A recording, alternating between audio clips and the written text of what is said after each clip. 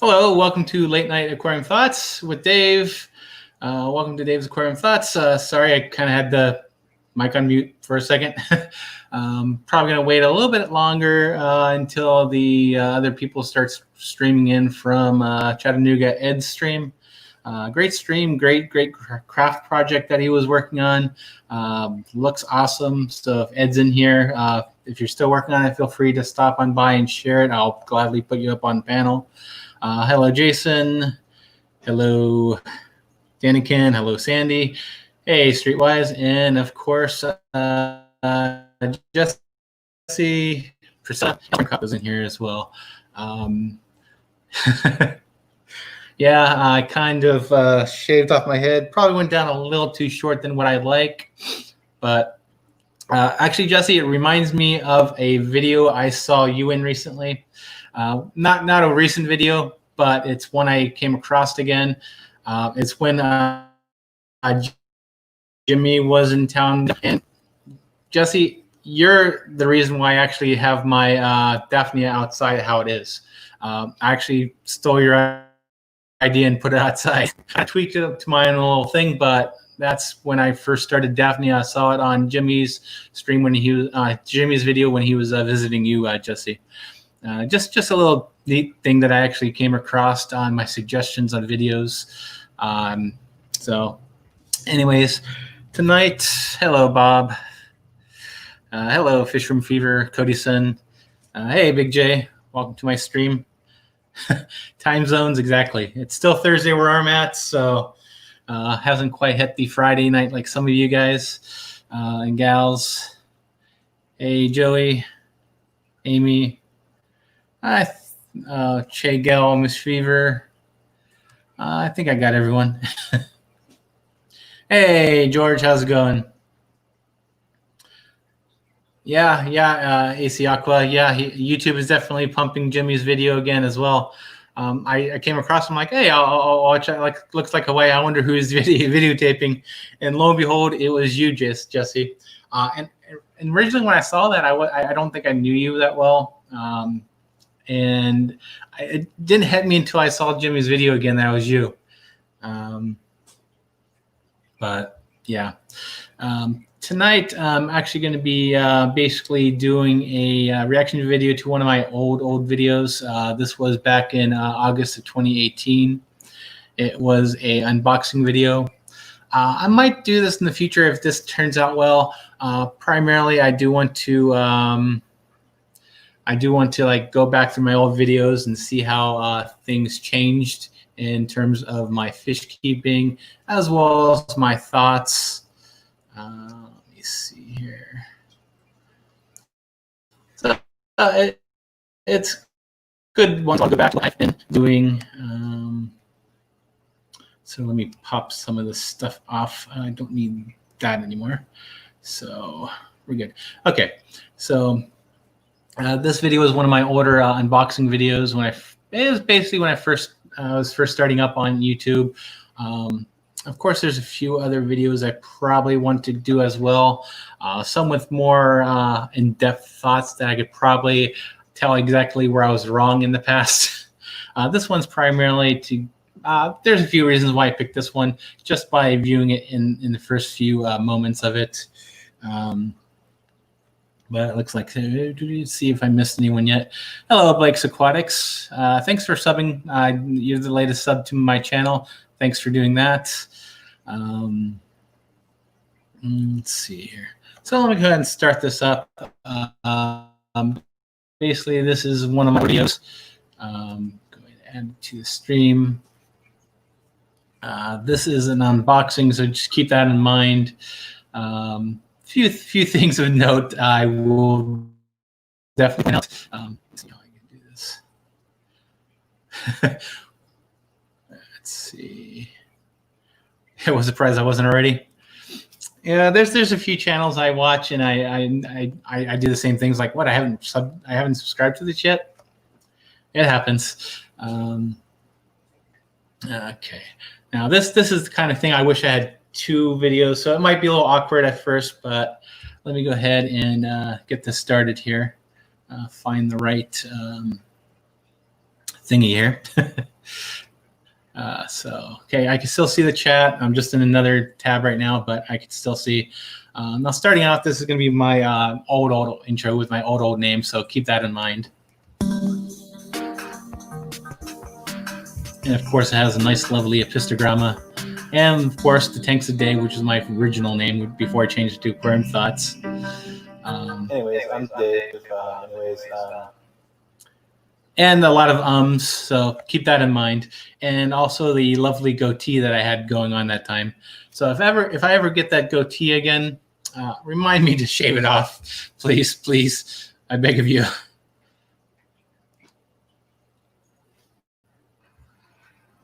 Right now it is really hot here in Southern California. And if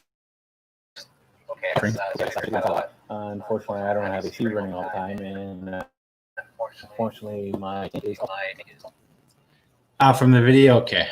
Yeah, I don't think there's anything I could do, but let me see if I can mute my mic here. Goatee Bear Dave. Yeah, I don't think there's anything I could do about that. Let me see if I could change my mics instead. Definitely I have to think of something else better in terms of when I do these. It's probably picking up on my mic. It's that one.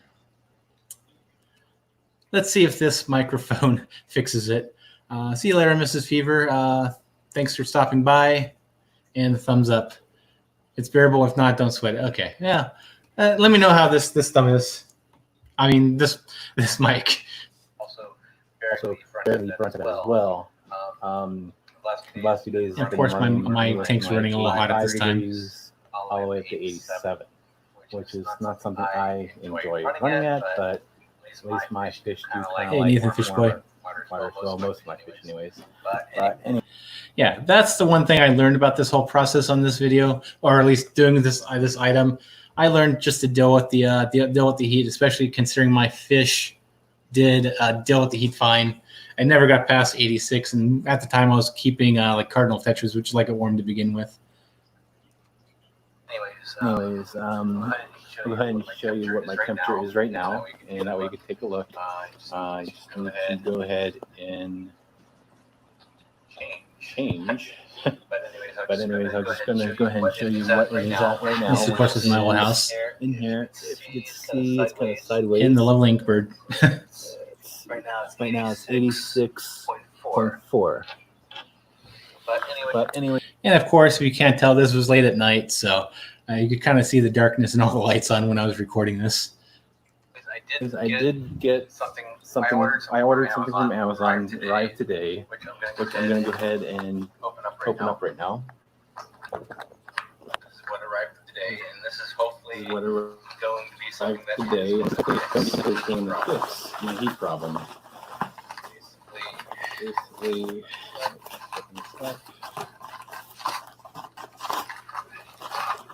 let's see here. Sorry, I'm going to fast forward this a little bit.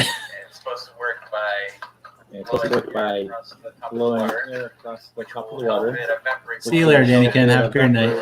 Which should lower the temperature of the water. We can go ahead and open this up. It's a little instruction manual. You got the fan. This comes in a circle with a little outlet right there. You've got another piece right Yeah, here. this is Dave with the beard, or more just a goatee, This little section right here. which I don't think was a good look for me.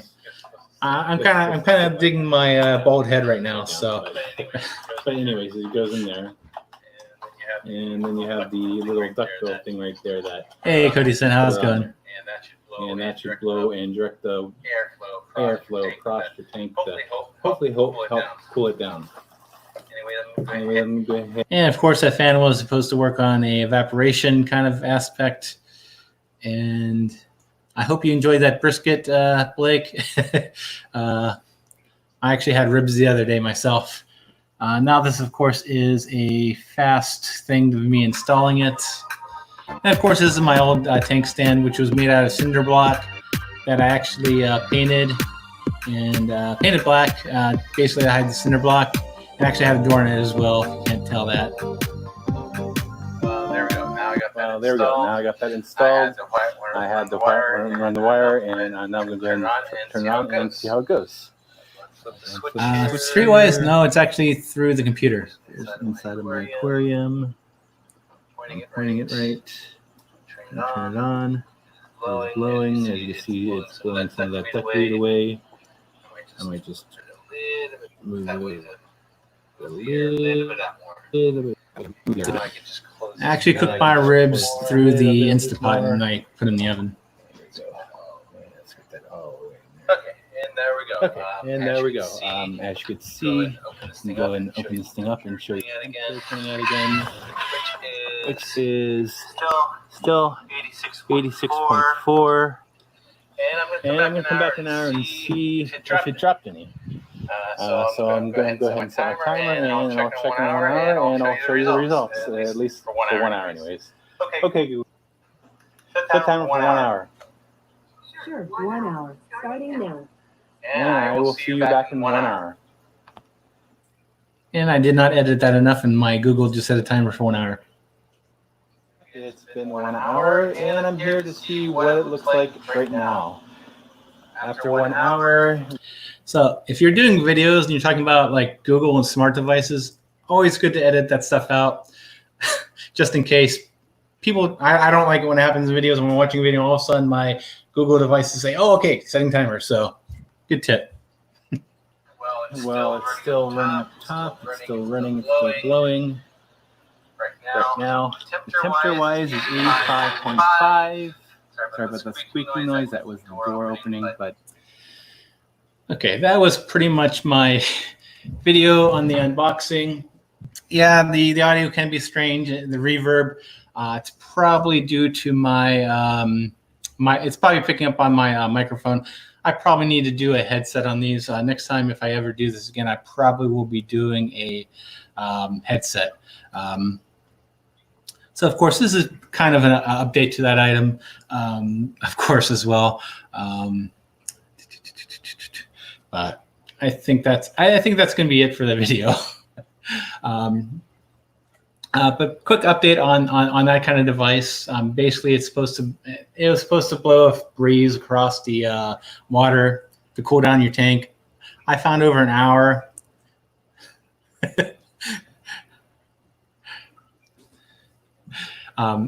Yes, basically it was supposed to blow a breeze across the thing, and basically through evaporation, it was supposed to cool it down. For an hour, it only cooled it down like 1 degree, if it, pretty much, and that's probably due to the fact that the house was cooling down as well. I just didn't. I ended up returning it right after that. It's not a. I mean, yeah, it works a little bit, but it wasn't cost effective for me. It may be cost effective for others, but I know this tank right here, I don't have to worry about that. Temperature keeps fine. It evaporates pretty greatly. So thanks, Blake. Yeah, super fun concept. A great idea for a stream. You should do more of them. Yeah, I probably will. I probably will be doing more than just unboxings. I'm probably going to look through my older videos as well, the ones where I actually talk about my own thoughts on the hobby, and see how wrong I was at it. I'll be curious on going through a lot of streams, some older videos as well, and other people's, just to see, okay, where have we evolved as a hobby? I know when I first started out, I was kind of going more of, okay, what does this forum say? What does that forum say? And I found a lot of that stuff on forums isn't completely accurate, especially for individual needs. I mean, yeah, it might work for the people on the forum, but it doesn't necessarily work for me.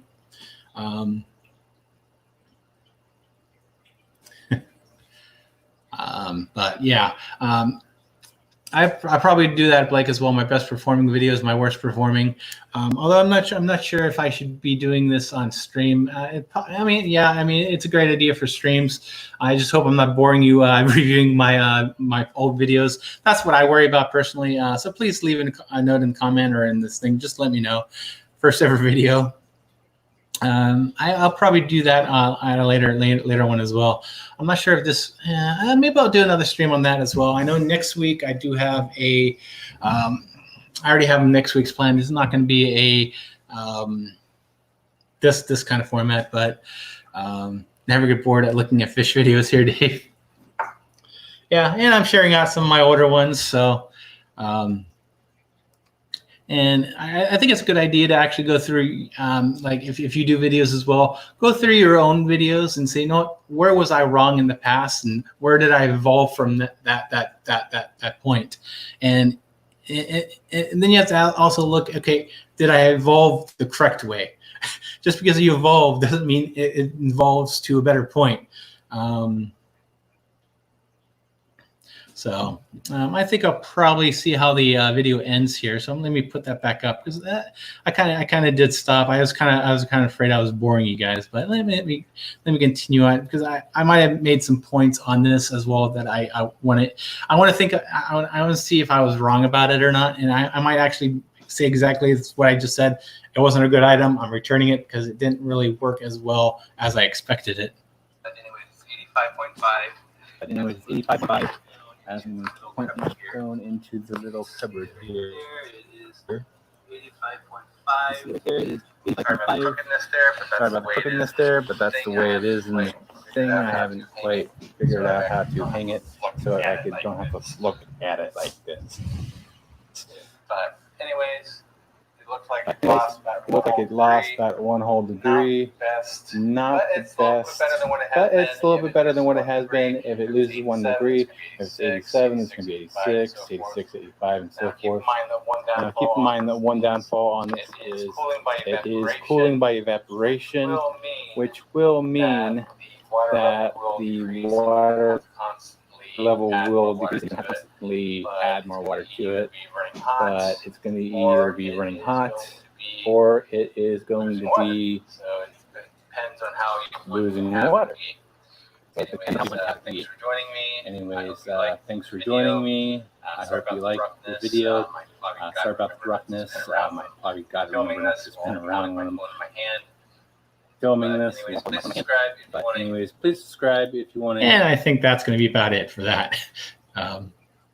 So yeah, Nathan, looking back at your own videos is definitely a way to see how you also involved as a person who takes videos, makes videos, content creator.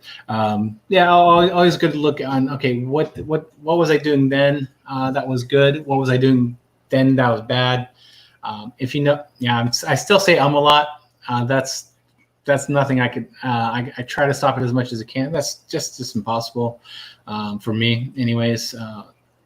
It's just habit, bad habit.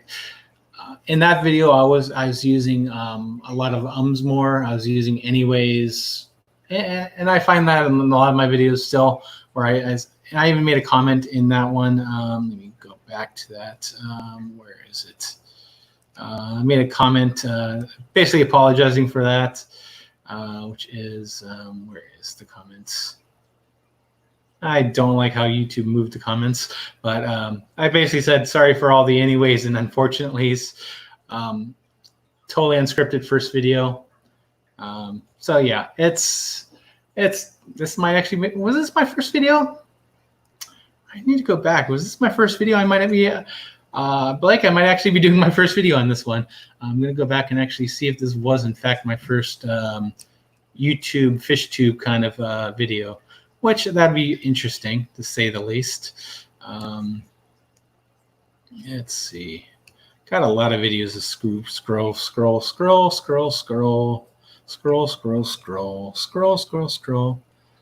Luckily, my first video was on another channel. Terrible. Yeah, well, my first official YouTube video. If you go back, it's all the way back. It's actually a Shamu show at SeaWorld. That actually has 11,000 views. My voice thing is I will just stop and then restart words. Yeah, that happens to me occasionally. Luckily when I'm not on a live stream, when I'm actually recording, I can actually cut a lot of that out when I do edit. I know Streetwise you don't edit, so I wonder when I cringe at my own video if anyone else is cringing with me. Nope. Let's see. Nope, that was not my first video, I don't think. Nope, actually, nope. That was my first official video. That's why it has the Tanks of Dave logo. That was my first fish tube video. Yeah, I probably cringe at a lot of videos out there. I don't know about first videos though. First videos, you kind of have that window to say, okay, that's fine. It's just our first video. Let's see. Although I did some other videos in there, it was just basically me taking, filming stuff. One was actually my water change system method, which was I actually recorded for some forum I wanted to post it on. Took me way longer than it should to start cutting out my pauses. I would always just take one take because I didn't know how to edit. I don't go through the hassle of editing out my unless it's in a point where it's in the beginning of an edit or end of an edit. Excuse me. I just find it too long to actually sit there and do that. It's just a hassle finding all my and all my unfortunately's, all my eventually's, my filler words. I only edit out like if I'm doing a cut and then I notice at the beginning of the cut there's a I'm like, okay, then I take it out. If it's a bad one, I probably will. Yeah, I'm definitely with Jesse on that. I only edit out the for the first 3 minutes and I'm over it. I did a few videos where I cut off my and all that. It's like, why am I doing this for? In the end, you really just realize, okay, I'm just doing this for myself. Yeah, exactly. But in the end, I primarily just do this channel just for the fun of it for the most part. I mean, yeah, it'd be great to actually get to a point where I can make some extra pocket change. That's pretty much what it ends up being. Let's see where we're at. Even when I know what they look like. Let's see. If I get real jumbo and I can realize editing will be a pain, I just start over sometimes. Yeah, I mean, if I'm in the middle of a video and I royally mess up, I just actually just stop right there, and I either start over or I just do a start over at that point, and then that's my cut, rather than going through like a whole segment and like, oh, there's an right in the middle of the I don't do those double cuts. Now I mostly type, not talk. That's the YouTube life. And primarily when I actually do my videos, I don't run by a script. Yeah, I might have like a script in my head of what I'm gonna say, but primarily I don't write it out, and I don't say, okay, this is what I'm gonna say. I don't write that stuff out. Yeah, I mean, it might make a more professional kind of channel, I suppose. But I'm primarily just to put my own thoughts out there, my own ideas. YouTube life is the best life, though. Love it. And best people, of course. I find that the fish tuber community is a great community, for the most part. I mean, yeah, there's a few iffies things in there, but most of all, it's a big, huge family, and all families have this little squabbles here and there. But I primarily just it's a nice community. Let's see. Yeah, exactly, Blake. It's rare that you have such a collective of people all trying to achieve something and willing to help each other out, and not sabotage each other. It's no fun when you're like those the communities where people are like just trying to walk over each other. It's not a fun society to be in, community to be in. It's not fun. I'd prefer the ones where we're actually all trying to help each other out, but go for fish cooks. Done written out scripts. I often wonder what people prefer. That's the thing. People, you're probably gonna get a segment of people that like the written out scripts, and then you're probably gonna get those people that just like the off the cuff stuff. I mean, if you're doing the written out scripts, you got to make sure it's a little bit harder because you got to make sure that you don't show that you're just reading off a script and coming out fake. You never know exactly, Nathan Boy. You're never gonna know what people will prefer. I'd probably prefer just being real. I mean, yeah, if you're real reading a script, that's fine as well. I mean, there's people, there's even fish channels I like watching that. I mean, there's YouTube channels too where people don't even show their face, and there's just some even just use a computer to talk. But it's going to be different. It's going to be different strokes for different folks. So it's going to be different for everyone else. But primarily, it's a matter it's a large learning curve as well. Being me is what I prefer. If people like it, they will come and enjoy the ride. Exactly, Nathan Fish Boy. Yeah, I mean, yeah, I'd love if people actually hit that subscribe button and hit that bell and subscribe to me and get to that 1,000 point where I actually get to a monetization point. But that's not really all important. I mean, it'll just be nice to actually add some added benefit to the quality of the videos I'm doing, as well as adding fish and taking care of the fish. Keep creating and sharing, exactly, Streetwise. That's exactly what you're looking at. Yeah, I try these monetization things like my Amazon links, this and that, but primarily that's just for my own personal enjoyment. My personal, okay. Oh, someone actually bought something on Amazon, my link. Oh, that's awesome. I got a whole 40 cents. Yay. That's exactly what I got so far on this round is, someone actually purchased a couple of things, and yeah, this is really small pocket change, 40 whole cents, not huge by any means, but it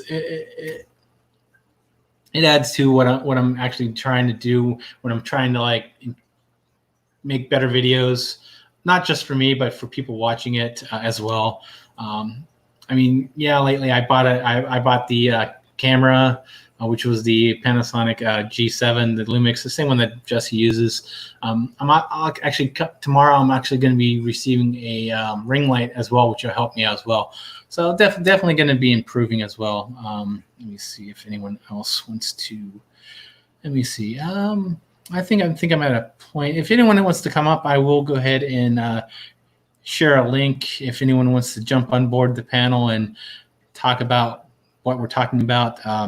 Chattanooga, if you're around, if you want to jump up as well and show us your progress on your project, your little aquarium box thing, feel free to come up on. Well, camera stuff is a whole separate hobby in itself. Exactly, Jesse. Exactly, Blake. I got the camera as well to actually do some photography as well, which is exactly what I got into as well. Which, if you actually go onto my Instagram, you can actually see some of the photos I did. Let's see, let me find it. Let me share. This is let me show one of my latest ones, which is my favorite video, my favorite picture I've done so far with this camera. Seeing the young Tetras in a shop has spread 3 hobbies: aquariums, YouTube, and tech protection. So let me show you my favorite photo I did recently. This is actually a macro shot of some sand, some / gravel that I'm going to be using on my new 20-gallon long. The Osmo Pockets. I was actually considering that at one point, Streetwise. I was considering that when I got my G7. I decided to actually go. Decided to just go with the camera. I just figured, okay, I could use it for creating my videos as well as actually going out and taking photography stuff and taking pictures, which is a nice extra hobby as well. MD Fish Tanks uses that. And then Blake's got the Sony A6100. I think I saw that on the members video there. So definitely, if you want to go to Blake's Aquatics, he has a membership option. Make sure you join that if you want to. You get the backstage videos, or at least one of them. That's what he did last time. It was a great video. Great way to see how he does his videos and live streams. It's an awesome peek into his little world back there. I definitely enjoyed it. And actually, surprisingly, when I was watching that, I actually had the ring light in mind, and I was actually researching ring lights when I got it, and kind of threw my research into a whole another tangent looking about eBay on that there, Blake. But I actually went through one on Amazon. You'll probably see I'll probably do a video on that one just for the heck of it. Yeah, Jesse, definitely check out Blake's Aquatics member video. It's pretty neat little look into his videos and how he does it.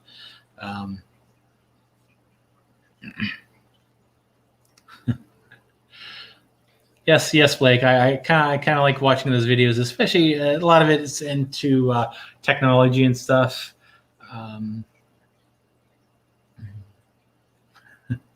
Definitely a way to actually learn a few tricks here and there. What other people do. Definitely helps out. And I need to lean back a little because I'm kind of getting a little. My back's a little hurting from leaning a little bit forward. But anyways,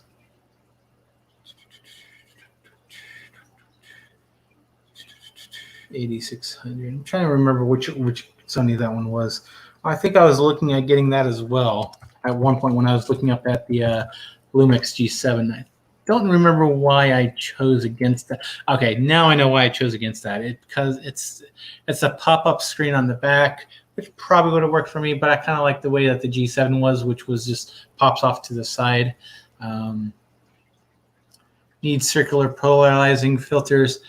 That is exactly what I already got Streetwise. I got that on mine. Let me go pull that out. I'll be right back.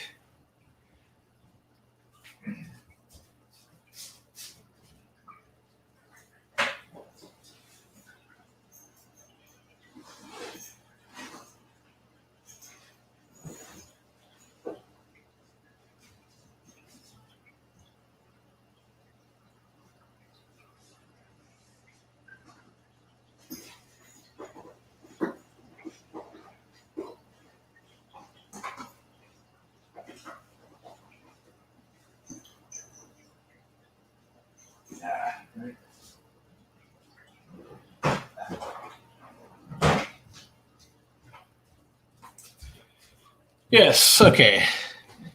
Extension tubes and polarizing filters are ordered up. Thanks for selling that. That is so far my favorite picture. But yeah, this is the polarizing the circular one that I got. I think this is actually the one that Jesse got as well. Jesse and me actually share the same camera, so. But this is actually a Tiffin polarizing. The one thing I do like about this one is basically it screws on pretty nicely, and it screws on pretty nicely and right on there. And basically you could actually adjust it as well. Of course, that screen is still up. But yeah, on that, it also adjusts. You can actually adjust the polarization on it. Pretty nice filter. But yeah, those extension tubes. That picture right there. That is a macro shot taken with my extension tube. Basically, the extension tube I got, it had two different. One was a 16 millimeter, and the other one was a 10. I actually took that one with the 16 millimeter. The one thing macro shots is very difficult. Basically, it's the whole focusing aspect of it. But extension tubes is definitely a good way to go. I know there's macro lenses as well. I decided to go with the extension tube. I was researching and I saw someone talking about extension tube, so I decided, no, I'm going to buy that, try it out. It's a little bit cheaper than the macro lens would be. Let's see if I can find another video. Another picture I do like. Taking with that picture. Yeah, nope, don't see any other pictures, not videos, that I took with that. I know I got a shot of my Shelly I took. Let me pull that up. Looking into the tub is my modest skull. Looking into the tub, I'm trying to. Talking about like a tub of fish, or are you talking about a tube? Looking into the tub is my modest skull. Yeah, I need to get my. I have one of those action cameras with a waterproof thing. It's an old cheapo one.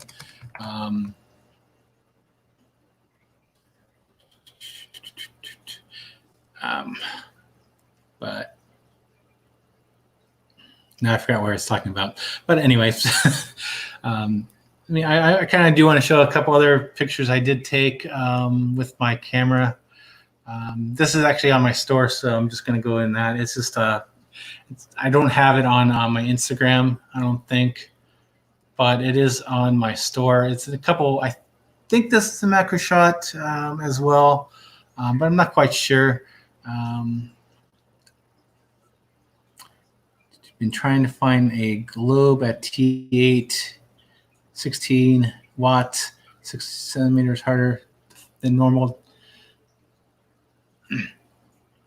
A globe. T8. Are you talking about lights for aquarium or sunshine, cloud, tree, glare? Yes. Actually, while I'm here, let's see. There was a video that actually played around with the polarization. I'm gonna have to pull that up. I don't remember where, so I'm not gonna do it right now. But I'll send you a probably a video streetwise later on that. But this is actually, let me show you another picture I took with the G7 with the macro, which was actually more of a macro shot on my one of my multis I had. This of course is one of the macro shots I took with my G7 with the extension tube as well, a little bit closer up. This is another photo I do like as well. I do like how it turned out, and you can actually see a lot of detail in the actual fins. That's one of them. Let's see here. Go back. And this, of course, was a shot through this wasn't with the macro. This was just at a park, which is just needles of a tree. This is another fish video. This is actually one I own. I actually decided to buy this for my own home. But this is another shot I did take of one of my Joan Johnson eyes. I have my Babuna tanks behind me. Yeah, you could probably get filters for your pocket one Streetwise. I think they do make those as well. But I love the way that this thing takes pictures. I don't know if you can see it, but yeah, I like the way that this turned out. Nathan, which picture did you like the best? Anyone else? Which picture did you like the best? This was actually I was just taking pictures and I came out nice. There's a few other ones I did like better. This one I think I touched up a little bit by increasing the contrast a little bit. And yeah, let me see here. Let me go back to my screen right here. And I don't know if you can actually see it. I actually have the Jim Johnson eye kind of hanging on my wall way over there.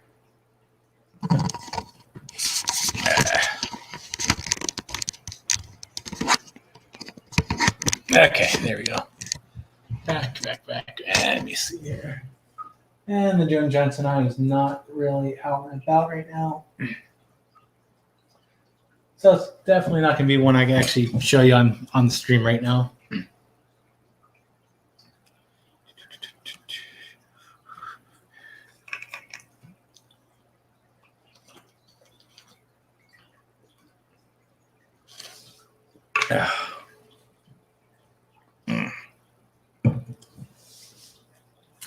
And I have no clue how this went to photography, but hey, it works.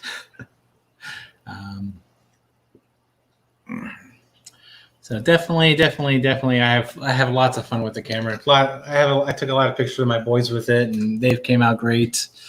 I used to do photography a long time ago with an old point-and-shoot Kodak. Hey, Jesse. Hey, Jesse. Hey, it's the big face view. Big face view? Yes, it is. Would you rather have the small view? We could do the small view. Thank you. I do like the fish that look resilient. You should put all your Amazon affiliate links on your video so I can buy all your stuff. So then you'll make more than 40-something cents. There are my videos. Oh. And if you go to aquariumthoughts.com/Amazon, they're all there as well. On what? On aquariumthoughts.com under /Amazon, which is. Oh, okay. Okay. Let me pull it up. So how does that work though? Like you have to select each item that you want to promote, right? Kind of, well, I know Amazon does their little thing with their influencers page, but I don't think they'll accept me because I'm so small. They might accept you, Jesse. They might accept you.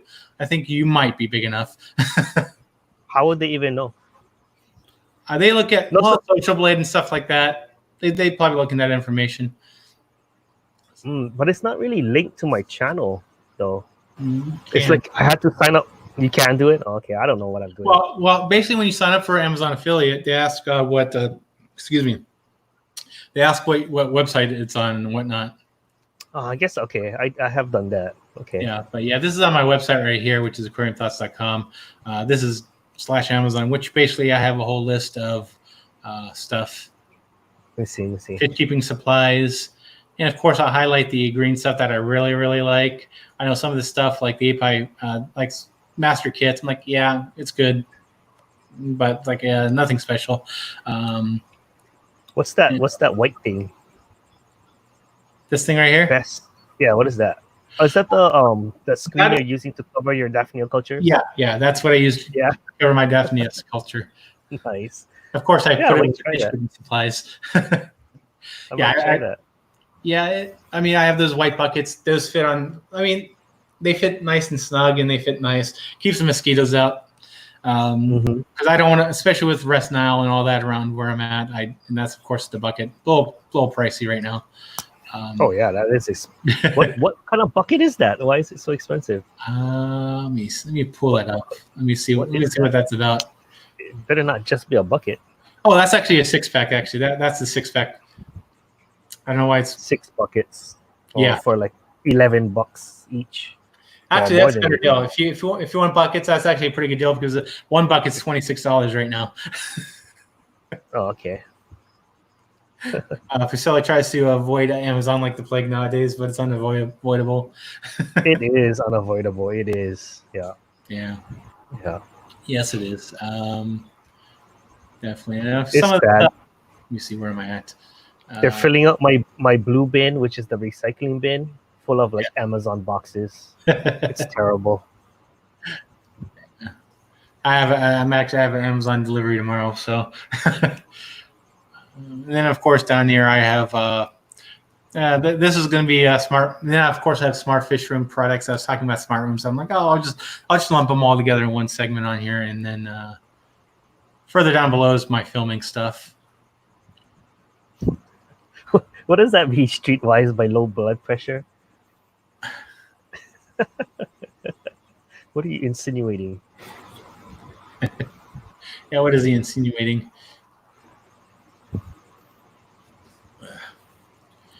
Hey, George. George. George. George, if you want to come up, I will share the link again. If anyone else wants to come on board, just click on the link and join. Hop on above. There we go. There's the link. Oh, I'm too chill.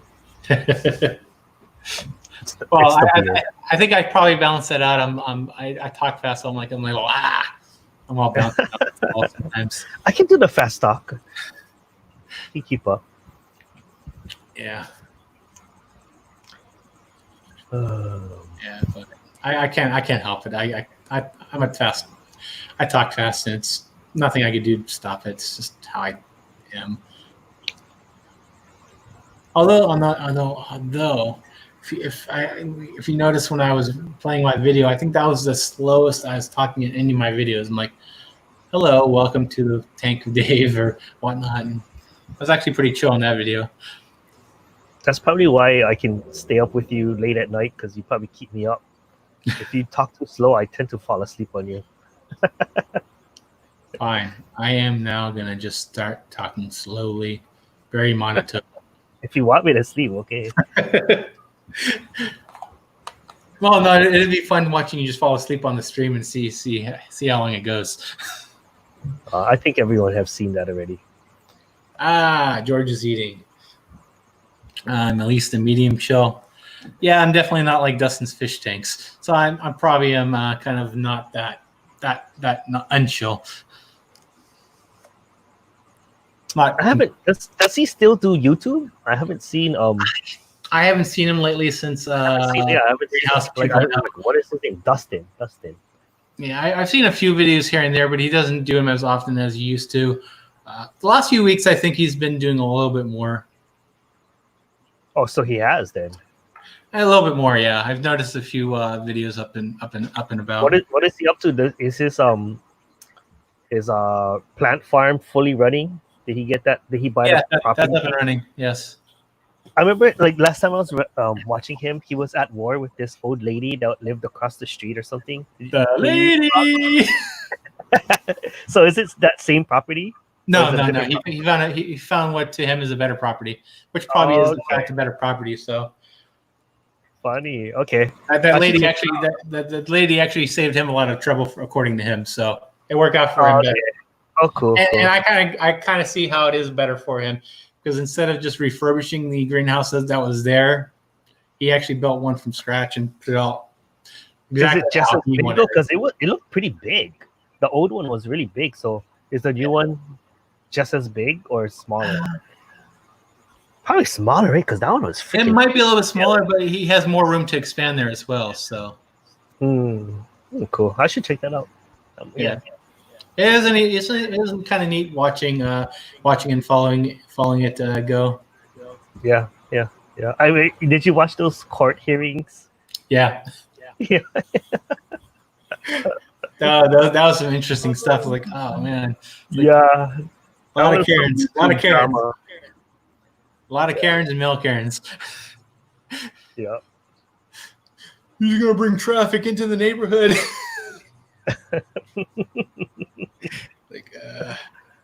Such a concern. Yeah, where he's at now, it's more of a it's one of those industrial kind of zone business kind of areas. So So it's more meant for that anyway. That's good. yeah.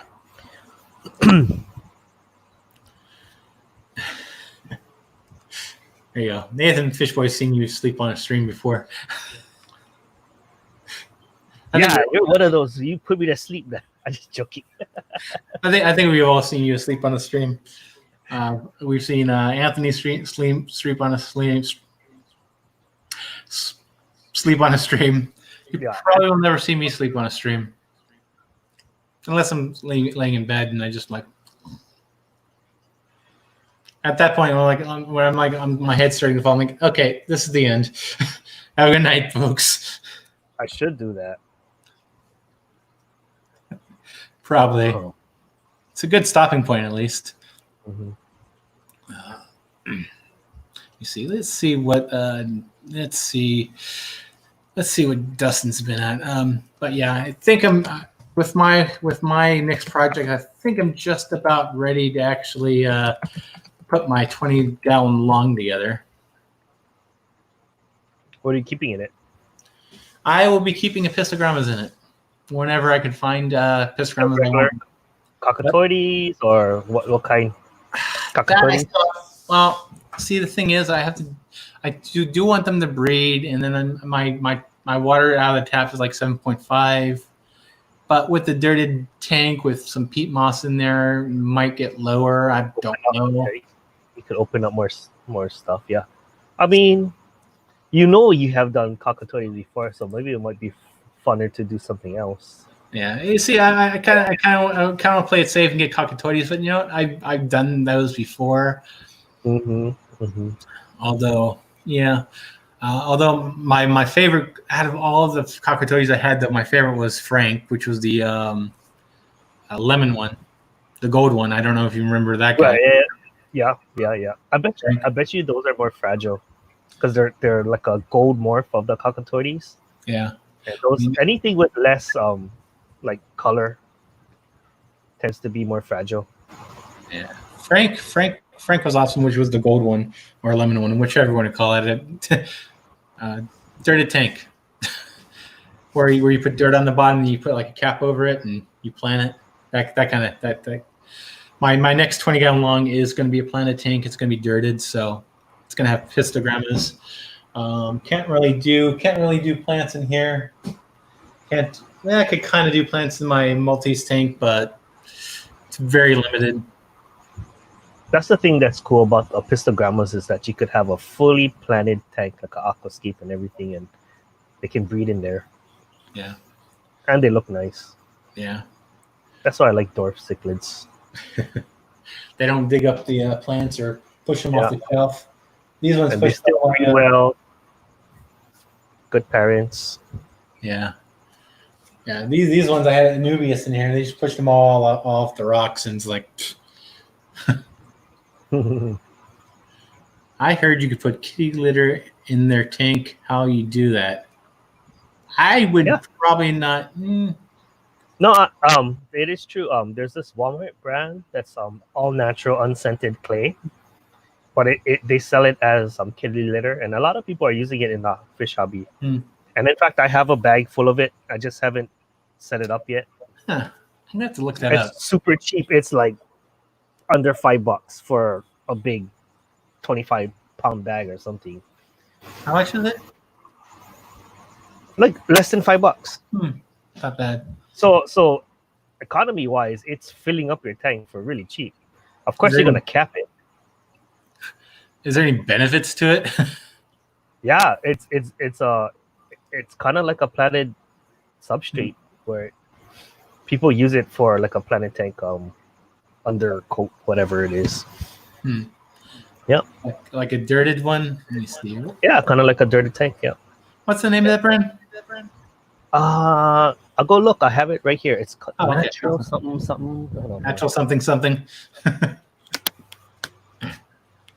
Was a fad on Planet Tank. Yeah, that's the thing. There's a lot of fads, and a lot of fads aren't bad. So it's just a matter of how well it works.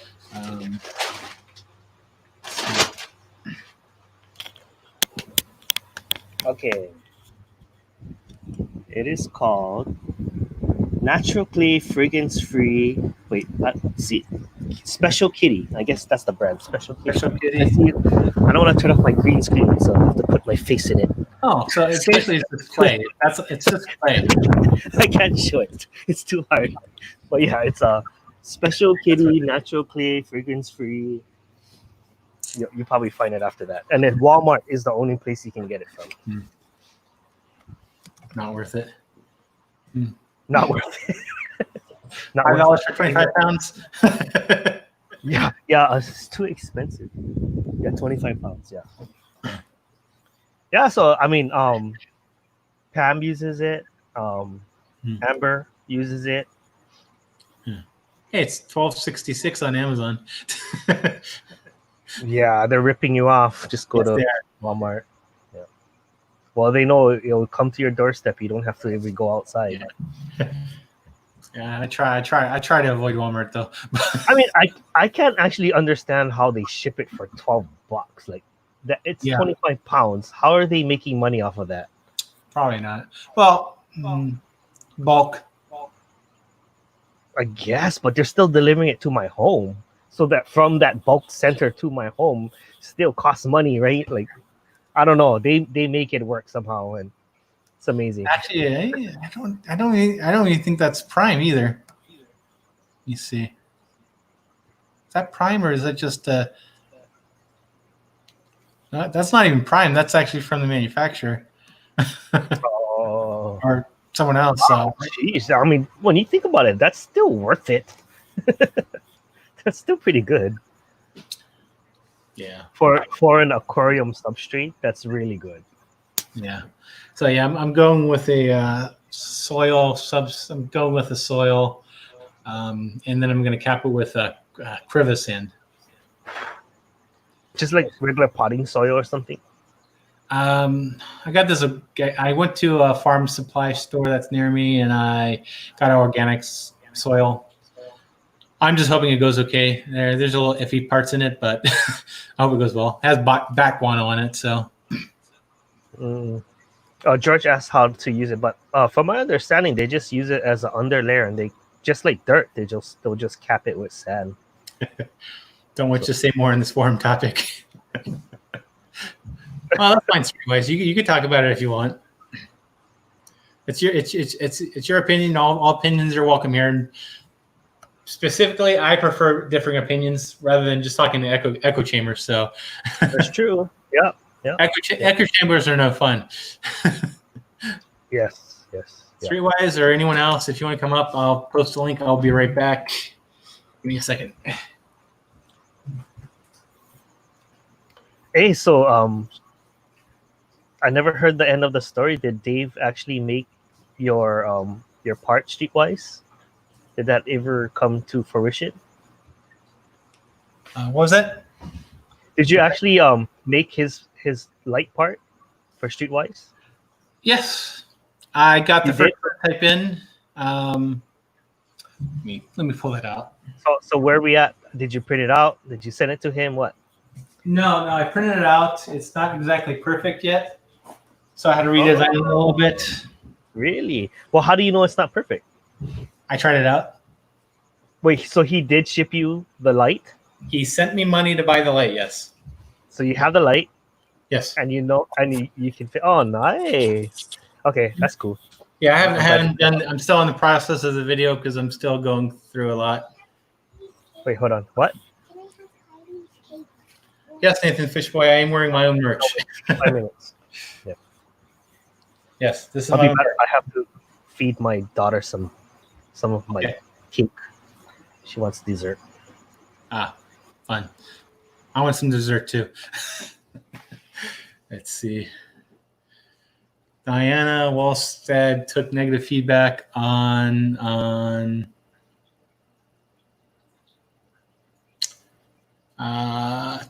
what's TPT Streetwise?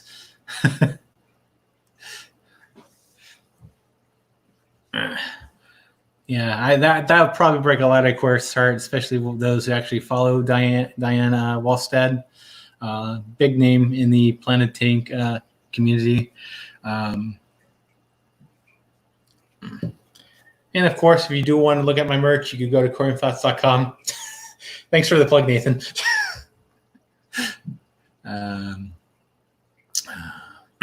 What kind of, out of curiosity, what kind of negative feedback did she take, anyways? Out of curiosity, anyways. I would definitely want to see what they said. TPT. I'm guessing that's the planet tank, right? Why not post why not let me post for him? Let me. Oh darn! Don't think I can fix that. Let me see if I can fix that right now. There's a reason why you can't post links, is because you are not modded. Don't think I can fix that. Let me see if I can fix that right now. And of course, you heard me. Oh no! What? Darn it!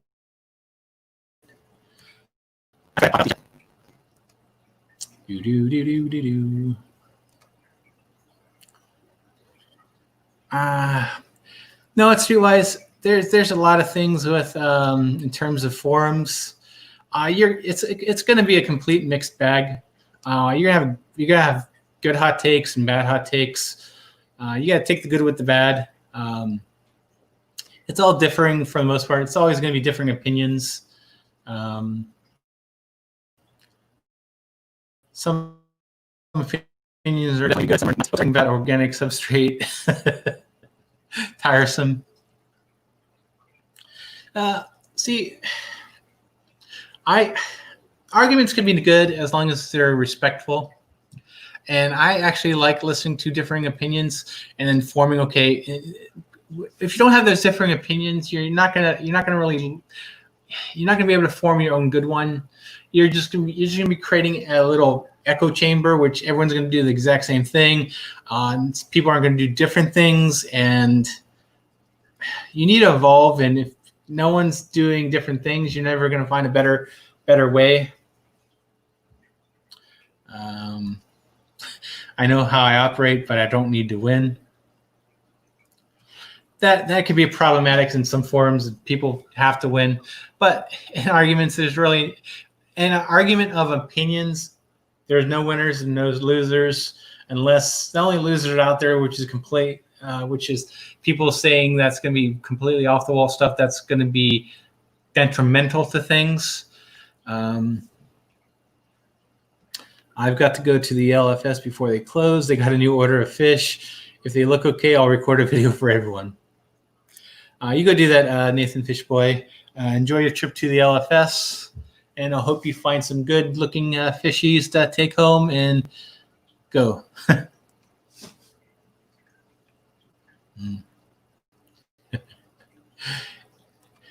Inert substrate people arguing over the top of us pouring dirt, folks. Yeah. You have your inert, you have your dirted tanks and whatnot. Inert's just basically for looks. I'm after silver dollars. Hopefully they have some. Good luck. Hopefully they have them for you, Fish Boy. With who makes the best fruit mix? Do you know who makes the best fruit mix? Yourself. That's what when I was fertilizing my tank, I actually got dry ferts and I actually mixed up my own fert recipes.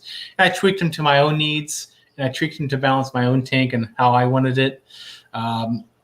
Yeah, people do take the easy way out, like Easy Green, which is another good product. But I mean, if you really want to really dial things into your own aquarium, you actually want to mix your own fertilizer mix. Don't go by other people's. You're gonna have to go out and get your own dry mix and mix it yourself if you really, really, really want to dial things in.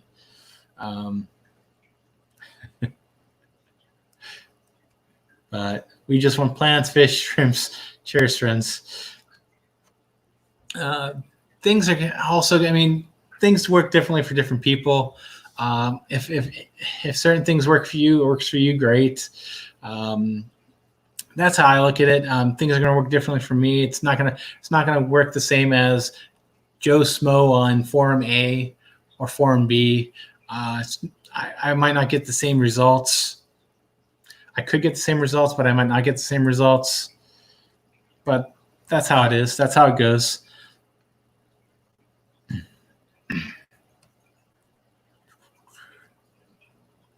Let's see here.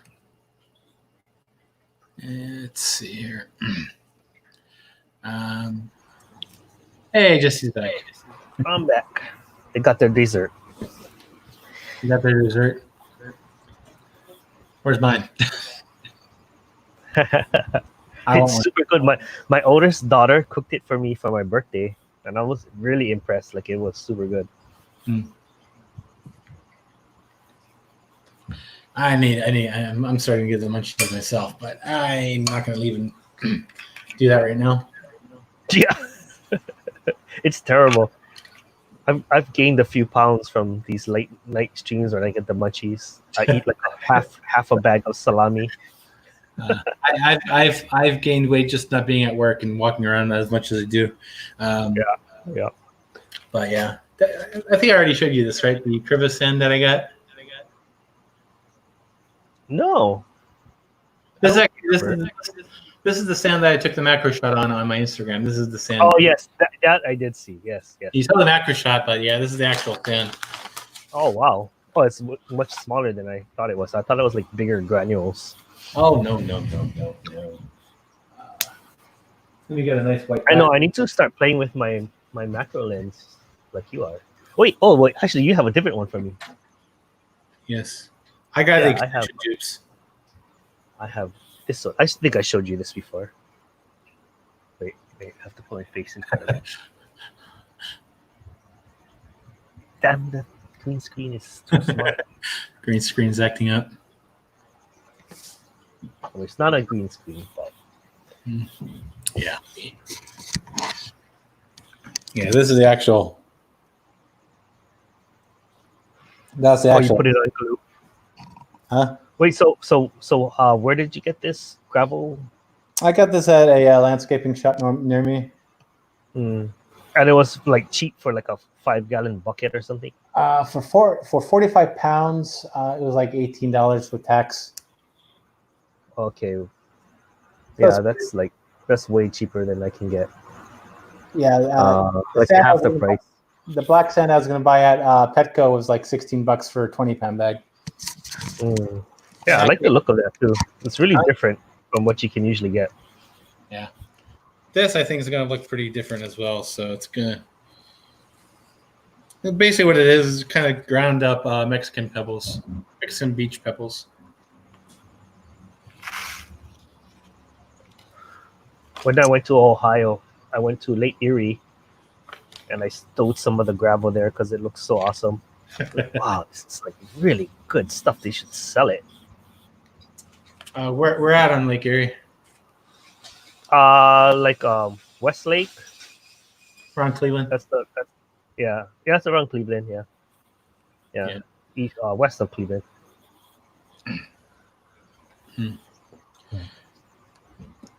Streetwise wants to know camera idea. Hey, get the same camera as us, so you can be our buddy. You could collaborate and you can buy all the same parts. Yeah, the G7. It's a mid-range mirrorless camera. It's a mini, so it's 3/4. What do you call it? 3/4. Micro four thirds. Micro 4/3 lens. Yes. Yeah, so it's not the standard size, but there's a whole line of lenses that you can buy, and I think they're usually cheaper than the full size versions. Yes, they are. Yeah, like even for the filters. I mean, I guess because you're using less material, so they're cheaper in that way. Yeah. What else is good about it? I love the flip camera. That's like the number one best thing about it. Yes, it is mirrorless Streetwise. Yeah. Yeah. That's of course is without the lens on. Yeah, probably one of the cheapest mirrorless cameras you can get. Yes, and if you do want to buy that G7, make sure you go through my Amazon link. Do you have it on your site? Yeah. Although I think right now I think the price went up on it on Amazon, so I probably would not recommend buying it on Amazon. You would even use your own link. Not on Amazon right now. Yeah. Right now it's showing over $1,000, and I don't think that's right. Oh wow. Yeah, that's a lot. Yeah, I got mine for $350, I think. Yeah. Or they're selling for $350. We settled on $3. It was like a Craigslist thing. Let me see here. Let me see if there's. Wait. Before I forget, I remember you told me you that $60 camera. What was it again? I forget what you told me it actually was. There's the yeah. If you're gonna get a camera, you might want to look into the upper model, which is the G85.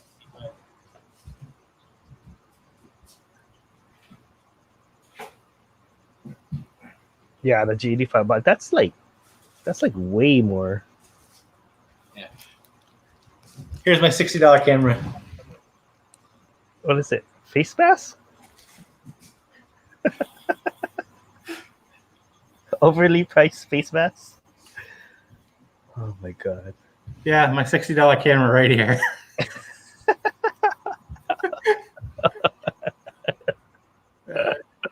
I mean, at least it's something. At least it wasn't like nothing, you know. Well, I did file a claim with my credit card company, so I have that going for me. All right. Hilarious. My worst fear was that they're just. My worst fear was that they're just trying to collect credit card numbers. So that's what I feel it probably is. But when I did order, I used a virtual number. So. Right, I remember that. Yeah, that's cool. I need to learn how to do that. With if you have Capital One, they allow you to do that. They have a thing called Eno, which is also on the Chrome tab, and it automatically picks virtual numbers for you. Interesting. I don't have Capital One. I have a Costco card. It's my primary. Yeah, I'm sure. They probably have something for virtual numbers too. Oh, okay. But yeah, Streetwise, you might want to look at the G85. It's a little bit step up. I don't know about waiting for the next model. I think the G85 is that like around the $1,500 range. No, let me see. Let me see how much it is on Amazon. I think it's only a couple $100 more. That's not too bad. Here's a G85 with a bunch of stuff. Turn off timer. It's been an hour since I said the video. It said Blay Google. Set timer. Oh, that's funny. That's why whenever I do that, I always try to edit that out, and apparently I didn't do that well. Here's one. It's $750.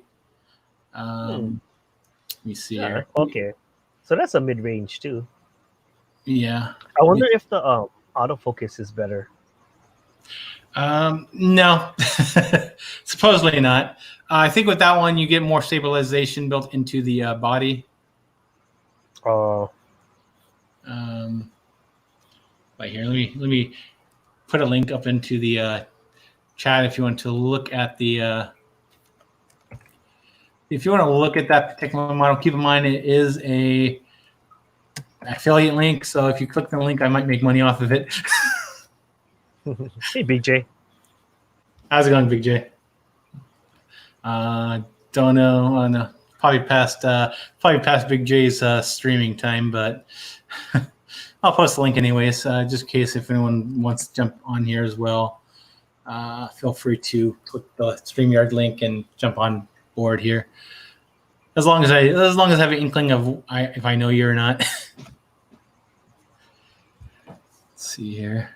But yeah, I'm still trying to see if there's a cheaper G7 out there. Another good place to actually check on cameras is also I think BH Photo as well. Here. Looks like all the G7s are pricey right now. Oh, wait, here's one for about 500, but it's not prime. Have you seen the Lumix G100 yet, Jesse? No. Which is one for the vlogging camera from Panasonic. I think it's their take on the Sony one.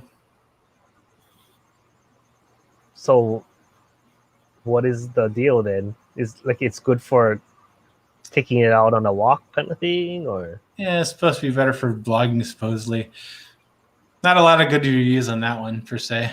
Yeah. But then again, you're looking at forums, so which I don't know.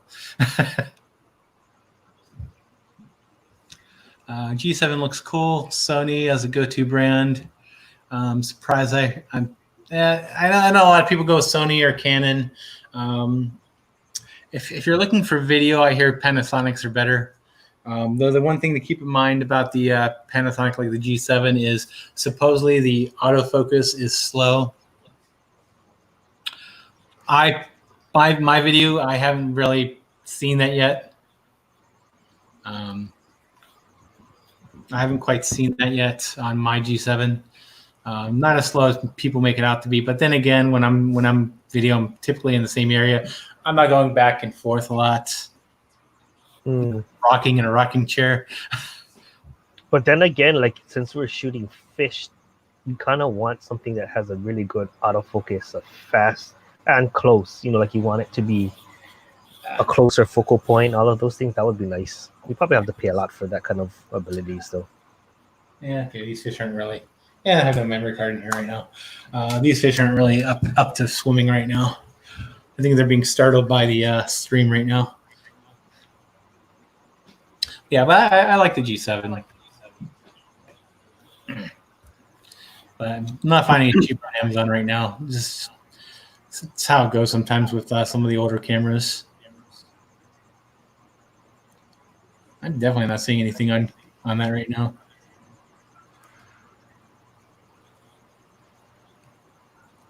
This my background was shot with a G7. This was with a manual static focus, though. Manual static. I just like manually focused on that rock right there, and I just left it there. Yeah. Yeah, definitely when you're like talking about shooting in water and glass, you definitely want to get a polarizing filter. Mm-hmm. It helps. Yeah, I noticed it. Yeah, that helped a lot. And it's so trippy how like you can just turn it. I guess how polarizing lenses work is it's like this, right? There's like lines in it. So as you turn it, it finds the right frequency as where the light is reflecting off of it, and that's why the turning works. On the adjustable ones, yeah, probably. Yeah, like the ones you have, right? There's static ones where each lens, each filter is particularly. I saw those too. I'm like, you know what? I really don't want to just grab polarizing filter after polarizing filter. So I definitely find the right one. Get adjust. That you can just turn, yeah. So if you're looking at polarizing filters streetwise, definitely look for one that is adjustable.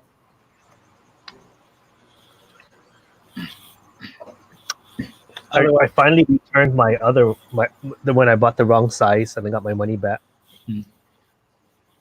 Yeah. Instead of going with a step down or step up adapter. Actually, on that, I did buy a step up or step down that I think I have to return because I bought it because I have multiple lenses with multiple sizes too. So I don't want to buy different filters for that. That one was a 77 millimeter, so it would have been multiple steps up. Yeah. Yeah. Now, although technically it's probably better to go up on size on a polarizing filter when you're buying it because you always step down. Yeah. It's harder to step up. That was a big bunch. So what do you think? What do you guys think? I think it's worth trying the Hongsley or McMasterize in my water. I really like those Hongsley. Hongsley. But I think they're one of the harder ones to keep, though. Yeah. Have you looked into it? I've looked into it before when I was looking at them. I don't. I think they're just harder to find. I mean, I really like the Ponduros, and that's definitely the next one I want to get myself. I just haven't found a source for it locally, because I try to get things locally first. I don't really like to import fish as much as possible. Especially being on Hawaii. Yeah, yeah. But then, I mean, at least I know a lot of people, in the hobby that, I can probably find someone who's willing to ship me one. Yeah. Anybody have Ponduros? Out of the how many people here? 6 people. Okay, so if anyone's watching this in the stream or on the rewatch, if you have any Pandoras, Pistogrammas, contact Jesse. Yes, I'm I interested. got the Osmo Pocket so I can walk steady. I'll shout you out. Yeah, I got a gimbal for my phone. When I got that, I got the Zane whatever Smooth 4. Definitely helps. Although when I'm using this, I try to be as steady as possible. I don't have a gimbal for this. I probably won't. But what I typically do to keep it steady, I hold it like this. Okay. Yeah, that looks 2 hands. steady. Yeah. And use 2 hands. So that's what I've been doing on this camera. And I find it actually works great for me. Yeah, nice. I haven't actually filmed in a long time. Get off my butt. Slacker. I've been waiting for my wife to finish her new fish room. Not really room, it's because it's outside, and she's almost done, so I'm gonna film it pretty soon. Yeah, I have a lot of things filming right now. I have Osmo Mobile 3 for my phone. Pocket is charging. No, I haven't tested the Osmo Pocket. Is that the one with it's the handle? You have like the little camera on it. It comes with the camera too, right? It's like a GoPro with a stabilizer in a way. It's like it is. I have Osmo Mobile for. Oh no, he says for his phone. Oh, the Mobile 3. Oh, okay. Stop. Okay, how do you like it?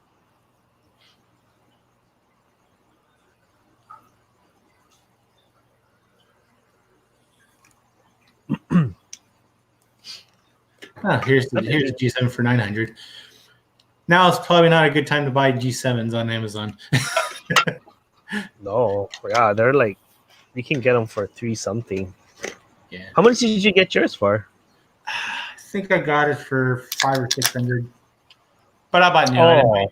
I bought new. Oh, you bought? Oh, yeah. I bought mine used. Yeah. I could have bought used, but I'm like, I'll go new. Nice. It's cool that they're still selling them. Like it's it's still like a present model. Yeah, people still buy them. People still use them. Did one test my post. I'll be interested in looking at. So, if I was breeding the Pistogrammas, either one of the 3 I'm choosing from, did their fish? Yes or no? I'll go no. No. Because it's always, in my opinion, it's always to do species only. I don't, in a breeding pair that Opistogrammas can do, they don't need that dither fish. Because actually, I have some Opistos right there in the planet tank right in front of me, and there's lots of dither fish, but they're not breeding in there. They don't look happier. They don't, they don't need it. It's not something they need. They look happier by themselves. They're more bold. They're out and about. They're not scared just because other fish are not around. For me, that's what I think are pistols. Yeah. And no, some fish need the dither because they need to feel safe, right? But they're not one of those fish to me. And a lot of people say pencil fish. But I have pencil fish with mine. What kind of pencil fish? Diptails? What kind? Diptail. Diptail pencilfish. Yeah, try look it up. They're pretty cool. They they always swim at an angle like that. That's why they're called diptail, because the tail is dipped down. So I used to have, I mean, I still have the diptails, but I used to have those other fish. What are they called? Headstanders. Headstanders are hard to keep, man. Mine all just died on me. But so I had the headstanders, and I had the diptails, and they're at opposite angles. So I thought it was like such a cool feature. But my headstanders didn't make it. Yeah, they weren't good eaters. They're like algae grazers and asphalt grazers, and Or the I guess diptail? Or the headstand? No, the diptails eat anything. The headstanders were hard to keep alive. Yeah, which was surprising because like I fed them Daphnia and all kind of stuff. Try to keep them going, but even that didn't work. Yeah. Here's some of the diptails. So the one with the brown water, that's a nice image of them because you can really see what their tail looks like. In the dark water tank, that orangey background, then you can, that's what they look like. Cool. Yeah. Probably hard to find where I'm at though. The only ones I ever see here is Beckford's. I like those though. I do like those. I used to have those too. I like the coral reds, but they're too expensive. They're like an upgrade from the other ones. Yeah. I used to have corals too, but they passed away. They're like $10 each. Really? I see them for $15 each. 15? Whenever I can find them online, they're always like $15. Oh yeah. It's like, nope. That's too much for a schooling fish. So I've seen them for $20 each at an ADA store. I'm like, hell no. Well, you're in an ADA store. Yeah, they're gorgeous though. Like somehow ADA stores for the species that they bring in, like they'll be nice specimens. So they only order the highest quality or something. I don't know. Oh, speaking of what we were talking about before, you had to go give your person a dessert. Yes. That's it right there. And of course, this is what I need to redesign. This thing right here, this little thing where the adjustable screw goes, this is a little bit too low. So I had to raise that up a little bit. This hole on this is kind of perfect, but it's inconsistent, so I had to widen it out a little bit. That's super cool. This is exactly why you needed to have the item in hand so that you can try it out, make adjustments, try again. That's super cool. Now you just need a 3D printer, so you don't have to send it out for build. Yeah. And this, of course, I need to figure that part, which kind of keeps the thing secured into the aquarium, which the person actually sent out the print to actually gave me some good suggestions. So that's one of the added benefits of actually sending it out. The guy was nice enough to, okay, here's some suggestions. Here's what you should do. Well, are you going to elongate the inner part so that there's more support? Is that what you're going to do? This thing? Yeah. Mm-hmm. No, that doesn't need to be elongated. I just need to figure out the screw to kind of clamp it to the glass, so it doesn't want to fall into the tank. I see. Let me see here. I'm currently in the process of doing the redesign, which was my latest video on Instagram. Oh, darn it, wrong page. Let me load it up here.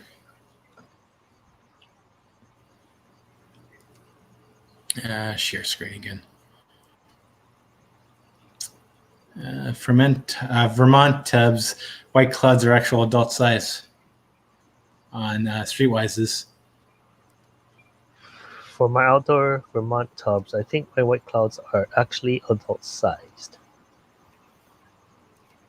I just spread some longfin white clouds in a 5-gallon tank. Longfins. I just put a pair together, and they just immediately spawned, and it just took a few days for the fry to appear.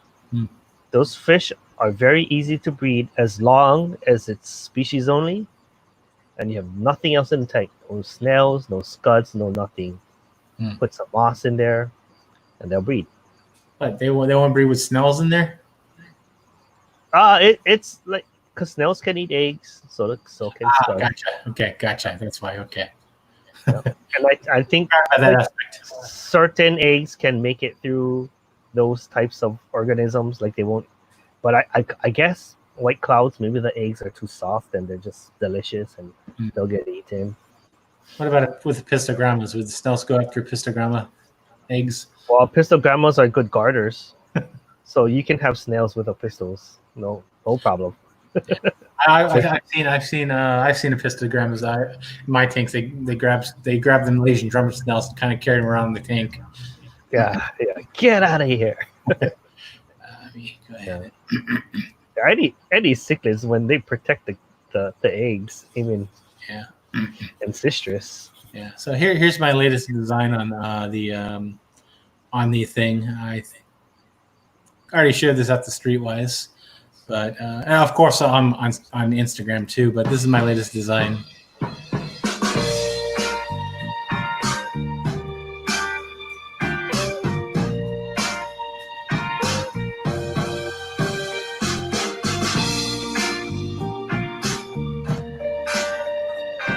I didn't know the circular hole was gonna be so large. I thought the little peg was a thin metal stick, but it's a big hole. And let me show you.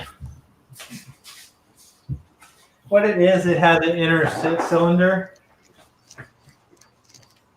So you're gonna use his existing inner cylinder. Yes. The one that he still has. Ah, okay. I was worried about that because, like, how are you gonna make that metal part, that hole, so exact that it will be snug? I mean, I could have probably did it without the center cylinder and just worried on the little groove right there. I could have just focused on that, but I decided to just do it this way. And of course, just slides right in there. That's cool. I see. Yeah, this is the good one that I got printed out. This one actually fits in there nice and snugly. Another one, it kind of fit too snugly, and the other one didn't fit at all. So, person actually printed out 3 and sent me all 3. Dude, I'm excited to see the outcome of this. I think it's almost there. Although I don't know how. One thing Streetwise is you're gonna have to 3D print this out and go to the hardware store and buy yourself a screw. That's how I'm gonna do the screw. That's on this redesign. That's how I'm gonna do the screw. I'm gonna put a little thing in there, a little slot to fit a nut in there, and find a way to get that secured into the print. And that way I don't have to worry about the plastic thread. That's the one thing that the guy recommended, primarily because the threads on the 3D printing is not that great, and I'd rather try to focus on something more secure rather than something that's going to break too easily, especially when you're talking about a light overhead aquarium. Yes, George, I love your Aquaball sticker too. It's an awesome sticker. Aquaballs, I want your sticker. He does have a really nice sticker. I seen it. Who showed it to us? Amy, I think. Somebody recently. Like, no, it was Kirk. Cichlids 23. I don't know, one of them. One of them. Someone did. Let me see here. Someone did. And I was like, hey, I don't have one of those. Yeah. I know you had. I wonder. George, do you have 2 different versions, or is it only that one? But yeah, it was stamped out like that too. Yeah. Well, I have mine stamped out like that. Oh yeah, I'm not fancy like that. Oh yeah. Yeah. Let me see here. And you should have seen and on Wilson. Oh, sorry. has his head cut out like that, kind of.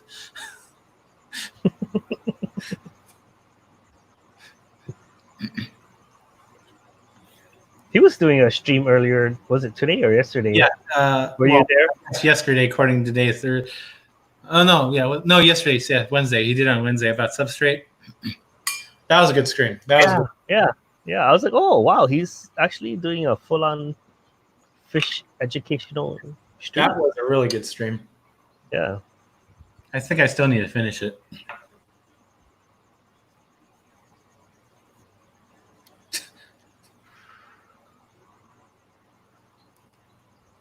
I can't retract it now, Streetwise. That's hilarious.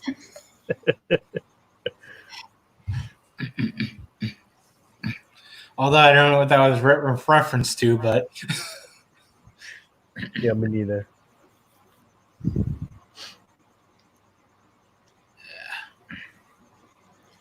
But yeah, I can't wait until I get this finished. I'm almost finished with this project. I think I only need 2 prototypes. I think I'm done there. I think I'm going to get it right this time. As long as I didn't enlarge the hole too big. That's my fear on it. I might enlarge the thing too large. Hey, Fish Boy, welcome back. You missed all the fun. They did. Oh wow, he went to the LFS. Did you got any silver dollars? Shall we expect a video?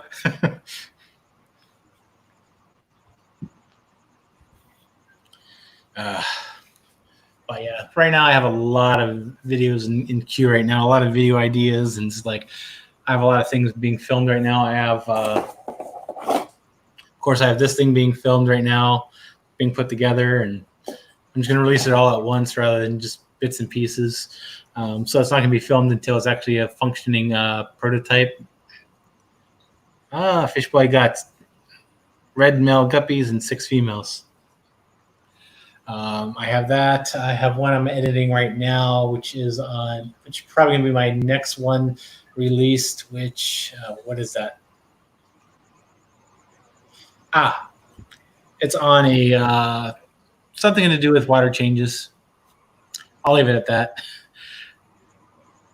It's something I saw on another YouTuber channel, and I'm thinking, oh, I want something like that. So I decided I'm going to go buy myself one. Buy yourself one. So it's not DIY. No, this one's not it's not completely DIY. Not completely DIY. I'm trying to guess. It's not that extravagant. It's not that complex. Not that complex. It's a Python. Close. I was trying to work on that part today, but it failed miserably. But it is the filming thing. Water. I've been trying to push the whole filter hose thing instead of using Prime. And I know you've done the whole house filter, right? Yeah. But then there's, you know how like I'm trying to tell people like you can use a garden hose one, but then a lot of people use Pythons, so they actually want a sync adapter to it, right? Which you could do, like you could just jerry rig it to that, but then it's kind of unsafe because the filter is so heavy that to put it onto the Python setup. You don't have to have that connected straight to the hose. You can actually run the hose from the sink down below to where the filter is, and then plug the Python into that end of the filter. So you don't have to hang it. You don't have to hang it from the actual pipe. So you're just running a short hose pipe. Short hose, yes. Yeah. Oh, okay. Yeah. That's a better. I was trying to think like I don't do that, but try to help you people out who do that. It would seem like an issue. Yeah, I tried one of those RV filters before. I kind of yeah. You didn't like it? Gave up. I gave up on it. What was the issue? I didn't have anything to test for chlorine, so I wasn't positive if it was going to do the job. And I had to deal with chloramines, so not just. But chlorine. the label says it takes out chlorine and chloramine. I wasn't So sure if on you the water flow either. I wasn't sure on the water flow. The water, it reduces water flow, so it comes out slower. It didn't come out slower. That might have been the reason why I gave up on it then. Yeah, it comes out slower, of course, because it has to filter, right? It's gonna come out slower. Yeah, it does come out slower. Being acclimated right now. I like that term, fish boy. Acclimated. I always screw up that word. I always say it's supposed to be acclimated, but I always screw that up. In some of my old ancient videos, you could actually see where I messed up acclimated a lot of times.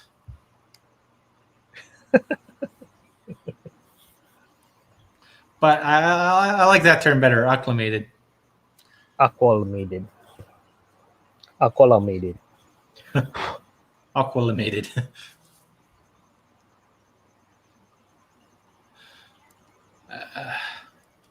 Oh, that's interesting because someone just released a video of white male guppies too in our LFS. And they only sell males. They're all like white platinum round tails. They look nice, but they only sold males, so I'm not interested.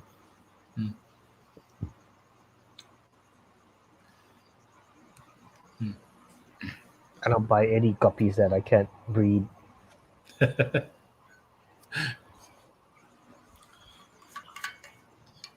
But the males are the colorful ones. Yeah, but you gotta breed them and then make more. And if not, it's just like a end of life. Yeah. I wish my Mabunas would breed more. I guess at heart I'm a breeder. That's why I'm not just a fish keeper, which I used to be. I used to just like keeping fish, but now I only buy fish that, not only, but mostly buy fish that I see potential for breeding. Yeah, I need to start pulling the ones that are breeding in here. Well, when they're brooding, I should probably just take them out and let the fry grow. But then again, on this tank, I have to worry about these guys in here. It's kind of hard without the screen. It's kind of hard. Yeah, let's see. Hey, fantastic freaks! Welcome to the channel. Hello, fantastic freaks. Hello, Big J again. Jay got black females for that male. Okay, cool. Nice. See? Where are we? He's in with the breeding game.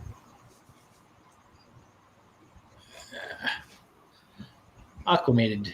Prepared for an Aquamate stream. Is he going tonight? Is it Aquamate night? No, I don't think it's Aquamate night. Let me check the schedule. Is anyone supposed to go? Or is this the final stage of tonight? Yeah, it might be the final stage of the night. I thought it was, but just to check, because yeah, you never know.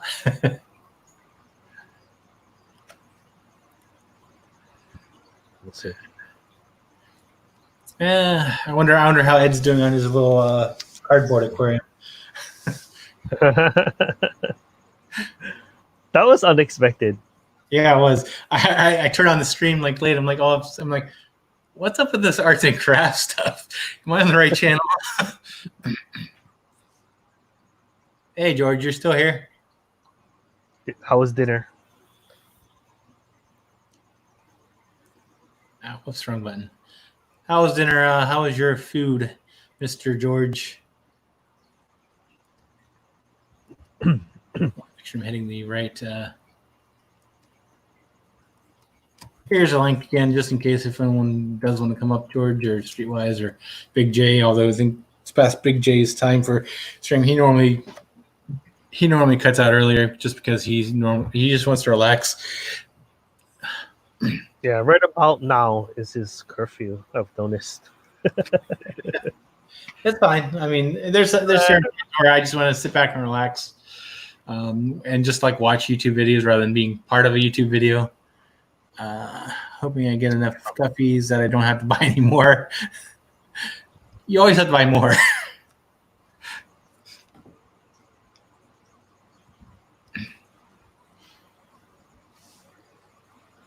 Today I just finished my list of all my guppy strains because someone was asking me, how, like, what do I have in stock and what. So I was like, I guess I should sit down and write it down because I don't really know. I wasn't that organized, but I have like 26 different strains right now. Wow, a lot of strains. Definitely a lot more than I have.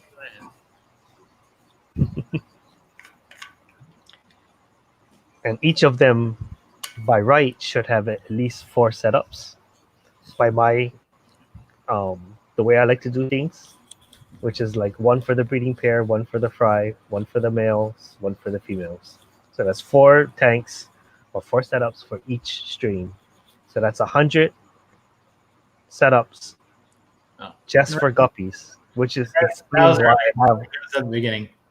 that explains why I have 150 setups. Yeah, that's one of these days. I will never have a fish room until my boys get out of here. Then I'll have a fish room. 10 more years. 10 more years, you'll see Aquarium Thoughts fish room. That'll be cool. 10 years is a long time, man. Yes, it is. How about 3 years? You can do it in 3 years. Well, maybe if my mother-in-law leaves. Why is she complaining? No. Yeah, you can do whatever. Oh, well, is it their house? 12-out room. No, I live in my house. Our house. Yeah, do what you want. You're the king. Do what you want. You don't have to live with someone. I live with my mother-in-law and my wife and my kids.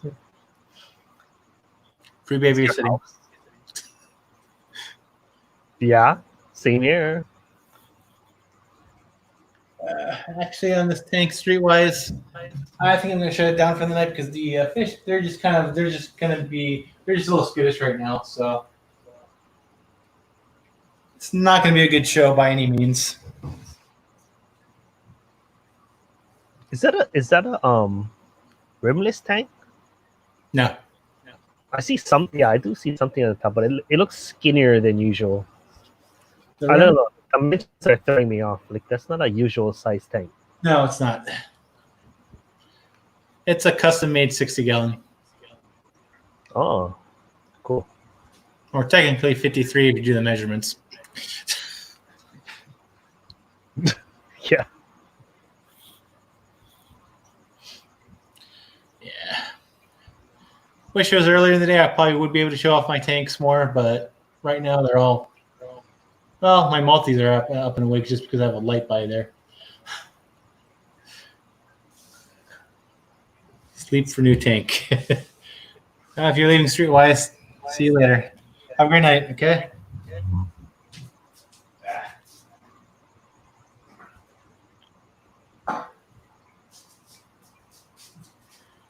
Sorry, I had to move my light because it was bothering my multis. I don't want to harm them too much. Actually, I kind of like the lighting on this one now too, so it's still fine. Yeah, that's one thing I do miss about my earlier stream is I would be able to actually show off some of these fish in here. But right now, they're just being skittish. They're not used to this late night stream. Hey, Blakes, welcome back. Hey, Blake. Got distracted for a bit. Time is it there? Like 6:30? Let's see. I'd say it's probably 6:30 there. My guess as well. Oh, not you. New tank. Oh, 5:30. Okay, so you're 4 hours away. Yeah, for me, it's about 17 hours away. Oh, I mean, yeah, the other way, but I always say they're behind me. But Yeah, I always go to the closest. I always go You to do the it closest time too. You do it correctly. Yeah, I'd say about. Let's see. Right now it's noon, midnight 23. So yeah, I'll go back the way.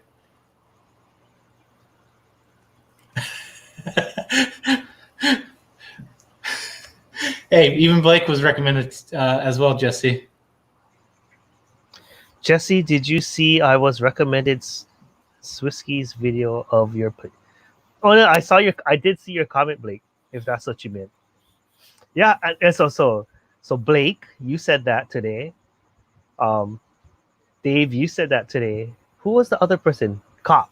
So 3 people told me that they were recently recommended that video. So I was like, oh, their YouTube is pushing that video out again. That's interesting. Oh, is he frozen? Or he's just smiling really creepily for very long. He better be frozen. Yeah, I was watching it a year ago. Whole new perspective watching it now. You've trimmed down also, I've noticed. Oh yeah, yeah, I guess I have. That's funny. I looked at that video, I was like, wow, I'm kind of fat. That's funny. Oh shit. He's gone. Oh, he's coming back. Yeah, I kind of have to do this from my phone right now. For some reason, my internet kicked out. As you can see my laptop right here. Oh, dude, I have one of those, the old school laptop with the whole like 2 buttons. I need to change. Or maybe that's new. Maybe they're still like that. Even with the little middle finger thingy. The little nub. Do they still make those? I think yeah. I think the Lenovo still makes them. Yeah.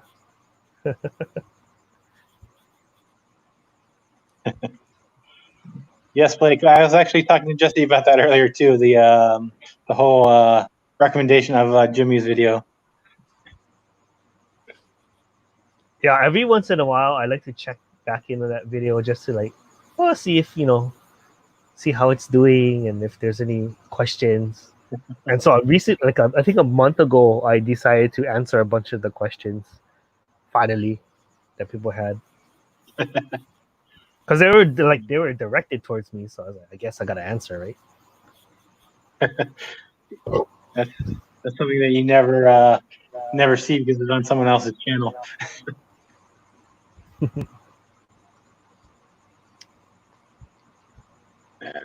Darn it, my home internet's done.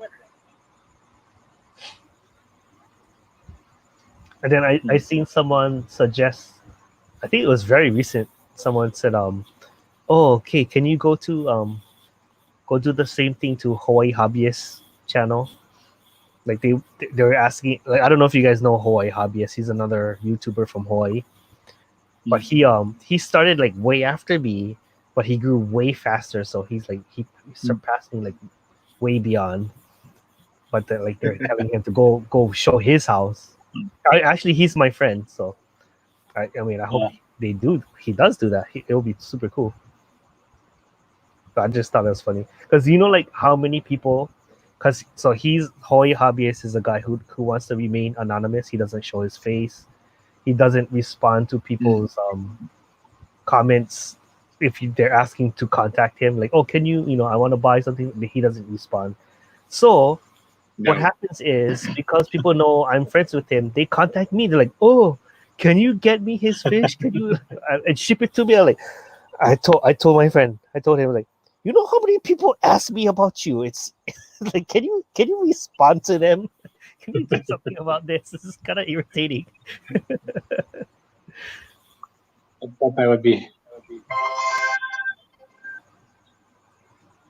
So he finally opened up a Facebook page. And I guess maybe he'll respond to you there. I don't know.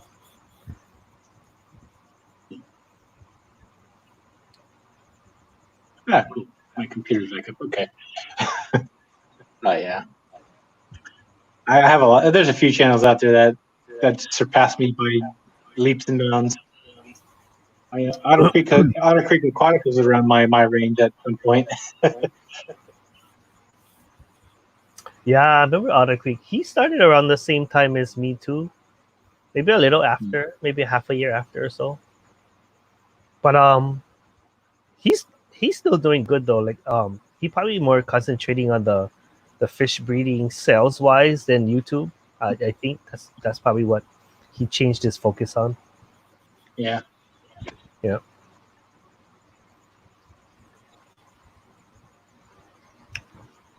I don't know. I hope he gets back into YouTube though. He had a good channel. He still does. Double check his channel. Make sure you still subscribe and have that bell on him, because that knocked off me before. I think he's posted really recently. I think his notification is messed up, unlike others' channel. Oh yeah, okay. Let me check. I do not have. I think I paid my bill. I'm still subscribed. I still have the bell. Yeah. Oh, he did a review on the Ziz filter, which I hope to do soon too. Blender. Oh, he has been posting. Oh, my bad. Blender. The thing that you're trying to get. Yeah, in fact, I just got notified they're back in stock, so I need to go order that. But the problem is, like, I'd like to order $100 worth, so that I get free shipping. So I'm thinking, I have to so I'm up to like only $50. So I have to order like $50 more worth of stuff. So I need to spend some time on that site to fill up my cart. Yeah, I refuse to pay shipping when there's free shipping available. Well, you always order. You can always try to find an eBay link for it. A what? An eBay link for it. What do you mean? Those are on eBay for the longest time. Oh, I could just get it from them. You're saying? But I don't see any free shipping on that lately.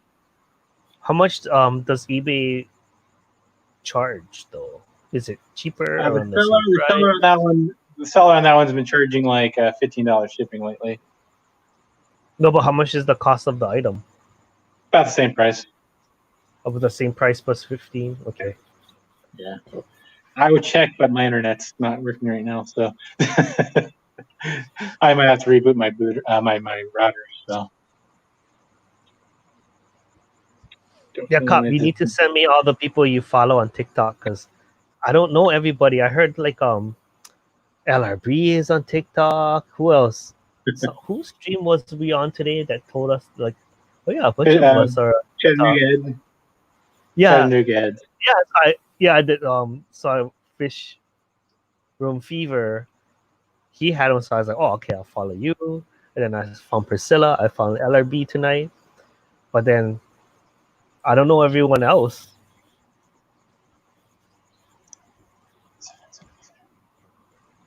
Yeah, that's right. Yeah, Blake, do you have a TikTok?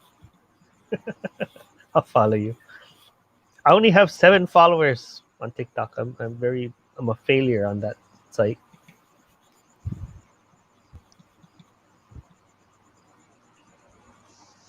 Okay, why can't I hear people? You can't hear me?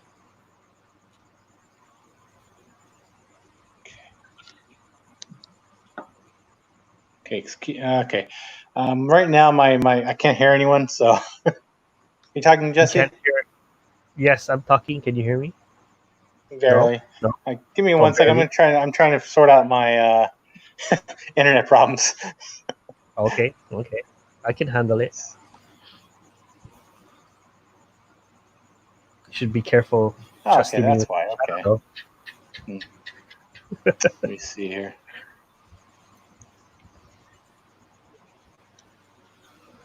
I might just have to reboot my router.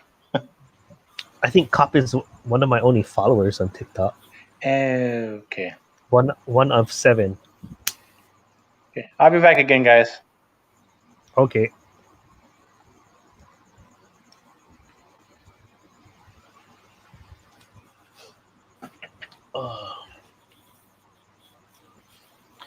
Okay, who's still here? I see Streetwise, Blake, and Copper.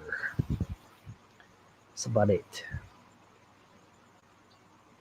And then maybe 3 lurkers, maybe 1 more lurker. Okay. I'm kind of thinking of starting a second channel for cooking. Really? I didn't know you're into cooking, Blake. Cooking with Blake. In 2 months or 2 minds?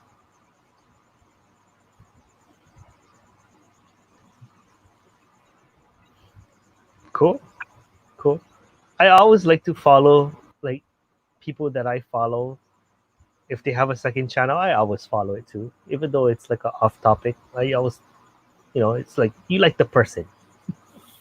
So Cooking I'll channel's been watch it. good. I'll watch it.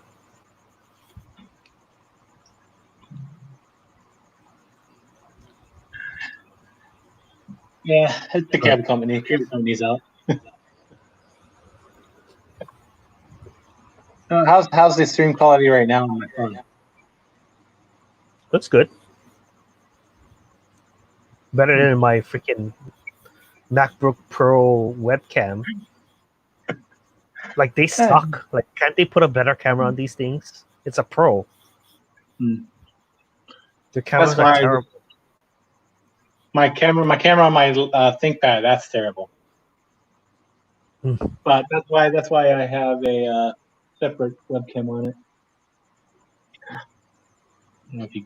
Don't know if you saw that or not. Barbecue with Blake would probably sound better. The extent of my barbecue is putting ribs into a Instapot and pressure cooking them and throwing them into the oven later.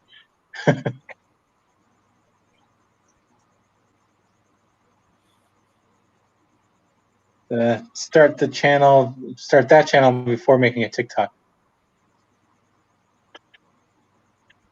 That's if TikTok doesn't get banned in the US. What is the incentive for TikTok though? Is it meaningless? Like Instagram? Instagram's meaningless too, right? Like there's no like real reason why we're even doing that. I think it's just basically showing up. Well, Instagram's like sharing up photos and whatnot. That's all I use it for. Usually sharing my photos and sharing up little sneak peeks to what I'm doing in this cooking channel. Algorithm on TikTok is great. I totally post more on Instagram than anything. It's so much easier, but it's like meaningless. It doesn't do anything. Like people look at it, they like it, that's it, they move on. Like that's all it is. The algorithm is great. It pushes you to a huge variety of people. Like as a user in Instagram, you're just scrolling, saying, "Oh, I like this. Okay, next." The amount of seconds you actually pay attention to something on there is it's like just training you to be like hyperactive. Like your mind cannot concentrate on anything because you're just scrolling through something really fast and stuff. So what you're saying is just YouTubers on steroids. YouTubers on steroids. Yeah, like at least YouTube, you're focusing on a video for 5-15 minutes, but that stuff you're just scrolling through different feeds just constantly. Yeah. The one thing I see on Instagram is you don't get a lot of interaction from people. You get likes and whatnot, but you don't really get comments. Yeah, because the behavior is different, right? Yeah. Like, I mean, I'm an Instagram user. I scroll through that thing and I'm just like, okay. Something I really like art. So strange. Like I like the things that catch my eye, and I probably bypass some of my friends' stuff, but it wasn't good enough, right? Like it didn't deserve that heart. Yeah. Let's see here. I'm definitely gonna have to share out an Instagram with you guys, just because. Just because. Just because they were awesome enough to let me borrow their design in one of my shirts. If Well, I could Blake find says them. they push you out to a huge variety of people, but probably they can afford to push you out and share you to a more amount of people because people are scrolling through that so fast that they're going through a lot more content, right? Versus YouTube, you don't browse through that much content that fast, so you're not exposed to as much.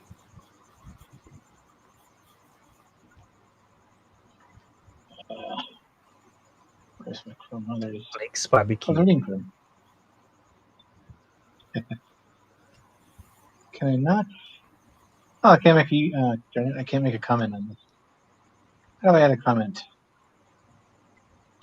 What are you trying to do? I was going to share out a link to an Instagram page. Oh, but you don't know how to comment on your video on your phone? I guess it's because I'm a guest on my stream right now. You're not the host. You're not the host, yeah. I'm not the host, yes. Let me see here. I'll do it. I got to for work you. around. I'm not even a mod on your channel, Dave. I can't even post a link for you. I was going to fix that earlier, but I never got around to it. Let me see. Let me see if I can do that for you here. Continue.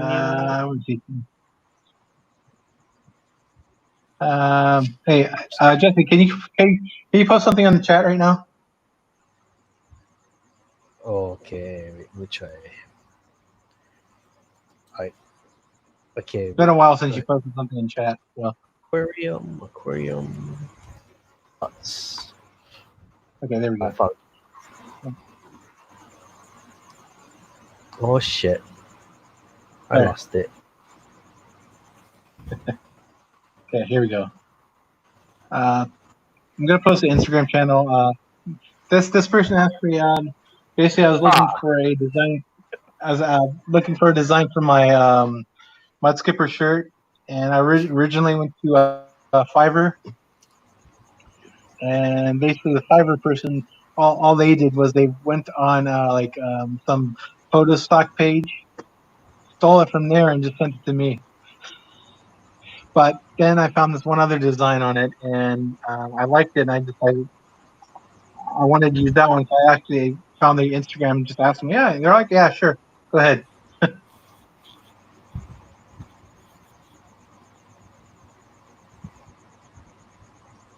Let me see here.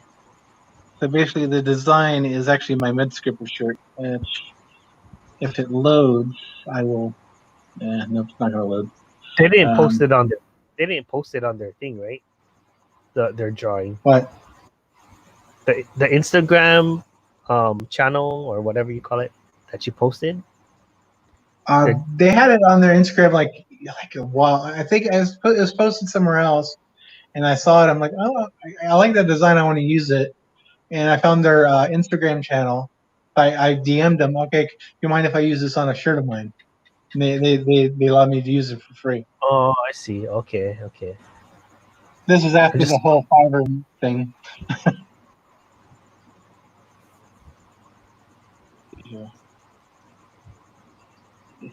Let me see if my set load on my phone with everything going on with my phone. I wonder if I have internet access yet.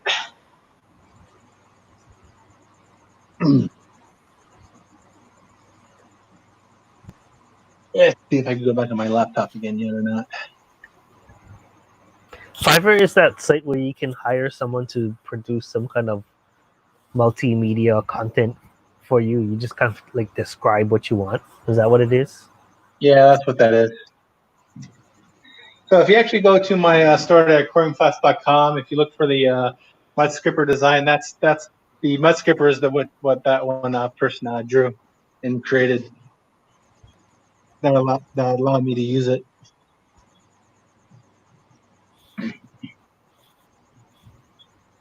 We look for that. Okay. Ordered some stuff from my live streams, but I got absolute garbage from 2 of them. Yeah, it's like Craigslist for freelancers. Yeah, you get some good stuff on there, and then you get other crap. What I got was actually stolen material I wouldn't be able to use on my shirt, which is exactly what I wanted and exactly what I ordered for. Well,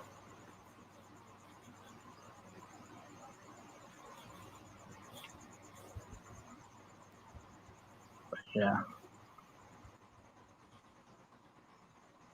You see it on there, Jesse? no. Aquarium Thoughts, right? .com. Yeah. Or I have .org. too many windows open, so I got lost in my own Oh, craziness. I hate when that happens. I'm like, I don't know where it went. I do that a lot when I'm doing videos of or researching stuff for fish. Of like 20 different tabs open. I'm like, Well, I have like a virtual machine running that I'm talking to you on, and then I have on the background, and I'm only on one monitor because my other monitors they keep glitching, so I unplugged it. yeah, it's not gonna let me load. Let me try my other monitors again. This is irritating me to have one monitor. It's ridiculous. I can't live like this. I'll put 2 monitors. Can't live with one monitor. Uh-oh. All right. It's back on. Wait, how come I can't go to your site, aquariumthoughts.org? Is it not loading? Not loading. No, it's not loading.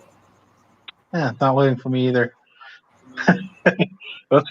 That's weird. I can do other things, but just not your site. I guess whatever took my home internet down also took my website down too. That's weird though. Like, Yeah, it is weird because I'm not hosting at home, so I don't know. Yeah, because I can hit other stuff. Darn it. Yep, it looks like it's down. Oops. I guess I'm not making any sales tonight. Not that I'm making any sales on it, period, but Oh, shit. it's a fun little side project. I can't even get to it. Yeah, that's fine. I'll try again later. Hey, Blake, how's your store going? By the way, Blake's he has a t-shirt shop too, so definitely check that out. If you haven't yet. Yeah, he has a lot of shirts on his. Oh, wait, he just posted a video. Ending soon, $100 giveaway, free to enter. Can we ask for $100 worth of your merchandise? Blake, can you confirm if I'm entered or not? I'm pretty sure I am, right? Pretty sure. Hey, Benny's live. Benny's live? Oh no, he's doing a premiere. He does a lot of premieres. What do you guys feel about premieres? Are they worth it or no? About what? Premieres. What do you feel about premieres? I heard they're bad. Because after the premiere, YouTube doesn't promote it. So then not many people will see it. I guess maybe people analyze the analytics and they've seen that they didn't perform well after the premiere, so maybe it just promotes it for that time frame, and then after that it kind of doesn't push it anymore for whatever reason.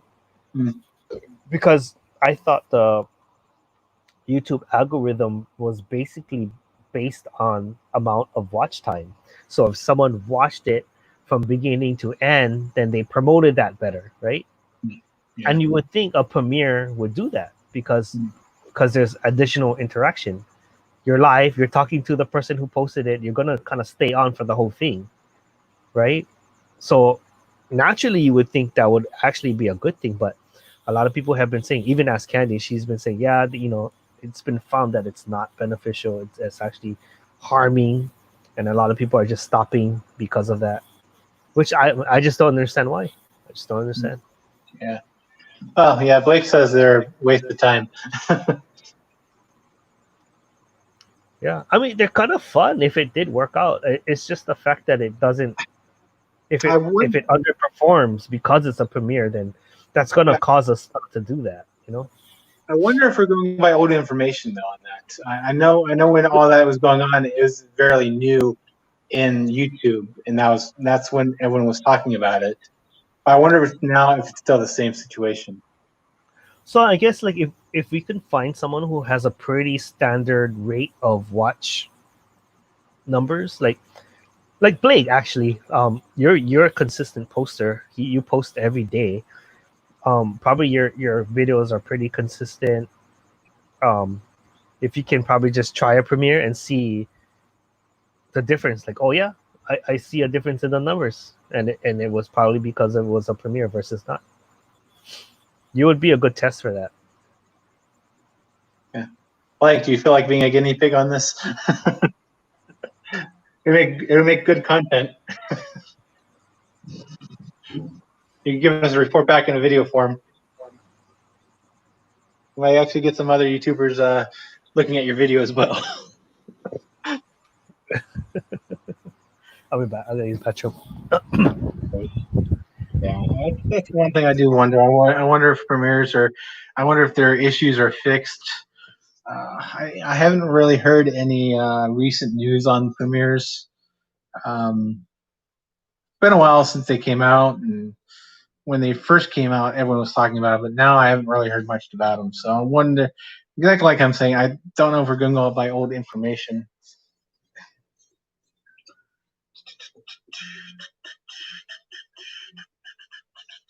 Let's see here. I don't think I can even. Oh, I can. There. I think so long as they are roughly similar times, it's best, no matter what time that actually is.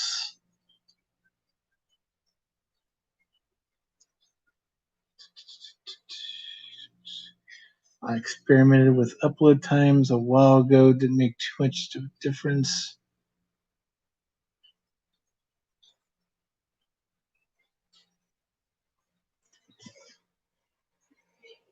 Experiment, okay. I'm trying to figure out what you're trying to say there, Blake.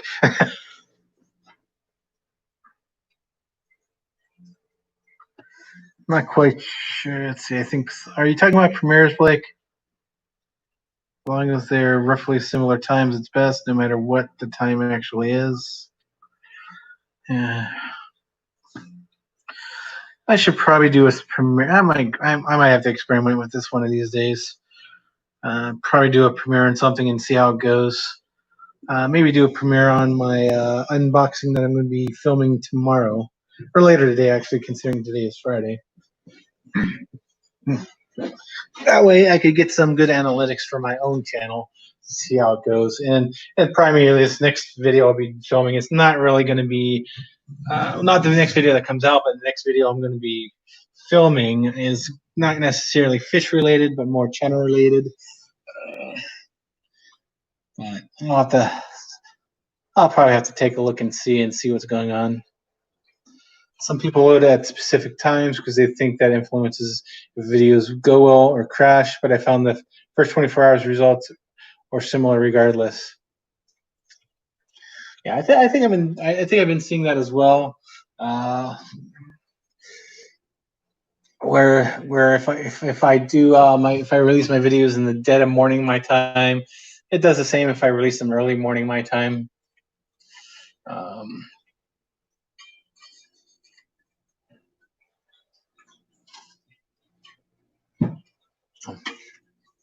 They might just be going by 24 hours rather than our rate of speed.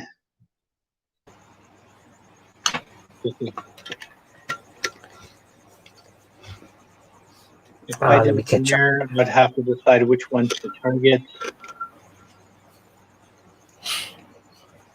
You know what does best for your channel is what you kind of feel that your audience, your core audience, likes the most.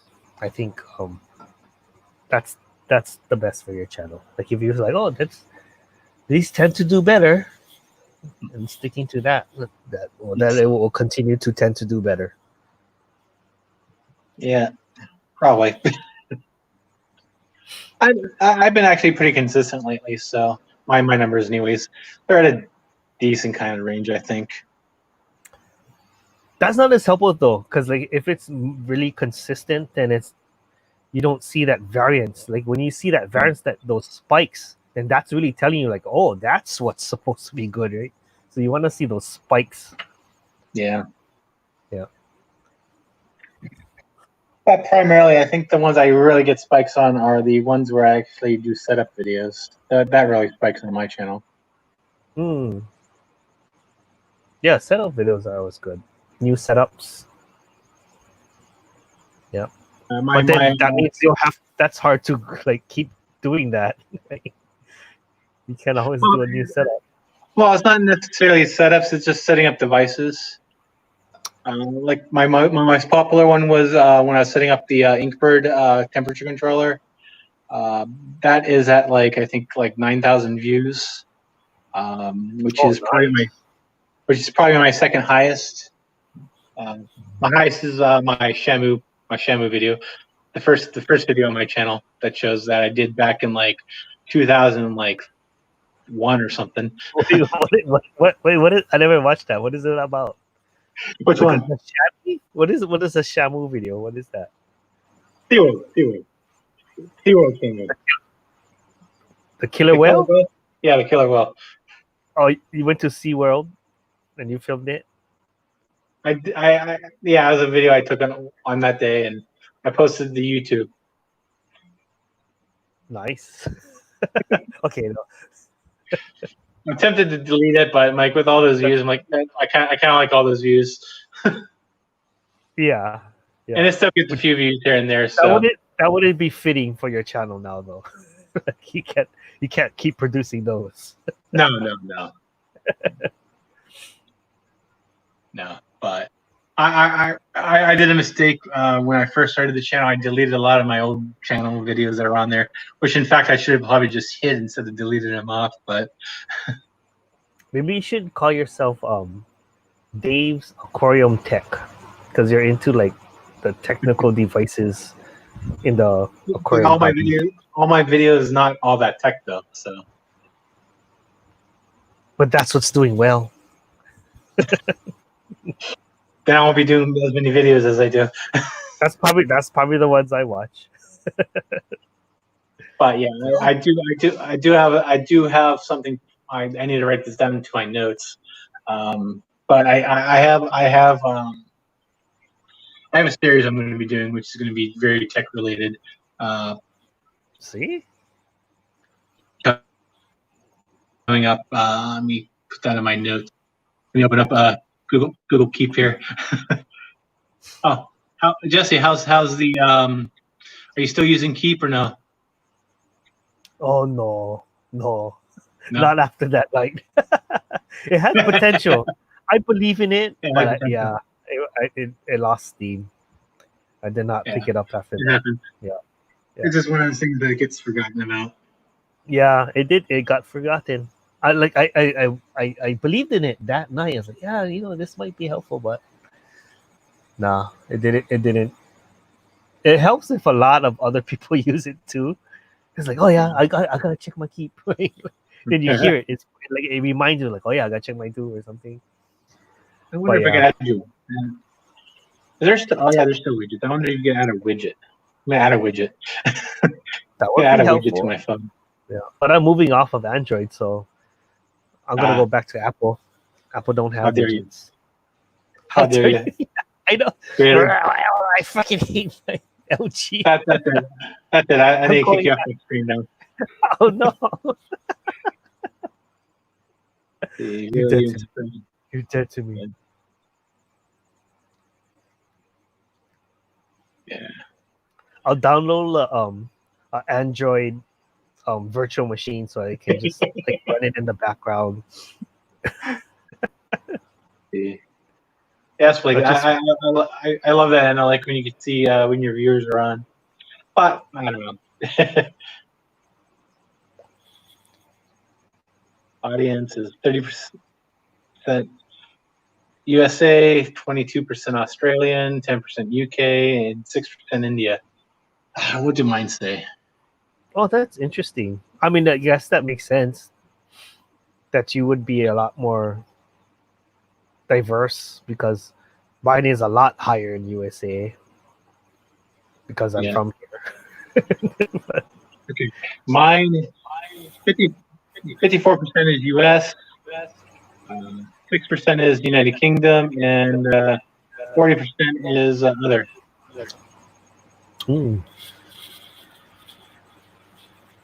40% on mine is other. I don't know what that other is. All right, guess I'll check mine. Although I think some of these analytics aren't correct because when I check on YouTube, whatever that one app I have on my phone, it says I have 100% male viewers and 0 female. When I check out when I check other analytics, it's the other way around. Not the other way around, but it changes. Okay, what are we doing? Country? Country, yes. What is it under? Audience. Audience, yes. Audience tab? Okay. Let's see. Gender 16.4 female. 25 to 34 is the majority. Where's the countries? Audience, it's right under age. Oh, top countries. United States 29.4 only. I have less United States than Blake.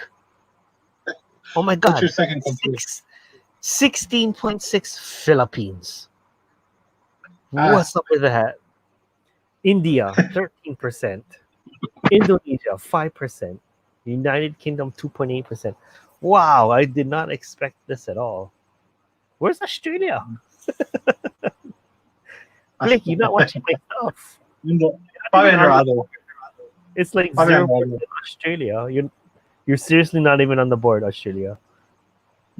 Austria is even. Oh, never mind. Australia is 1.6%. Only 240 views. It's terrible. I thought I would have a bigger presence. Jesse, are you Filipino or no? No, I'm Chinese. Chinese, okay. People probably think you're a Filipino, then that's probably why you got a lot of views in the Philippines. Yeah, for real. Oh yeah, because I'm kind of dark over here.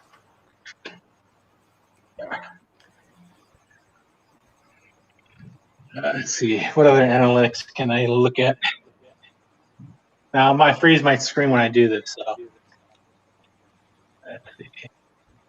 Yeah, going through analytics is kind of fun.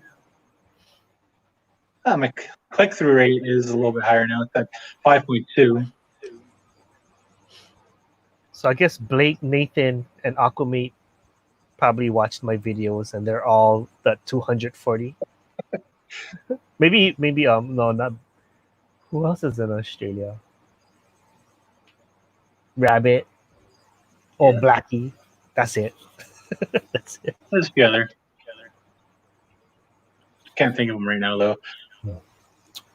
What's your impression click through rate right now? For my last 28 days, it's tracking 2. How do I get there? I'm in analytics. Is it under overview? Discovery. It's under discovery. It's under the tab discovery. So prawns a lot. There's no discovery tab in analytics. Oh, I'm using the app. That's why. Huh? Oh, using the app. There's no discovery. I have overview, reach, engagement, audience, and revenue. So you were probably engagement? What are your tabs again? Overview. Maybe. Reach, engagement, audience, and revenue. So what was the stat you're looking for? What's click rate through. Click-through rate. Click-through rate. Click-through rate. Click, yeah, oh, 7.5. That's terrible. Oh, Mine's at 5.2. But it says minus 3% this month because I haven't posted It in a went down month. last 28. Mine's spiked. So, Haji from Australia.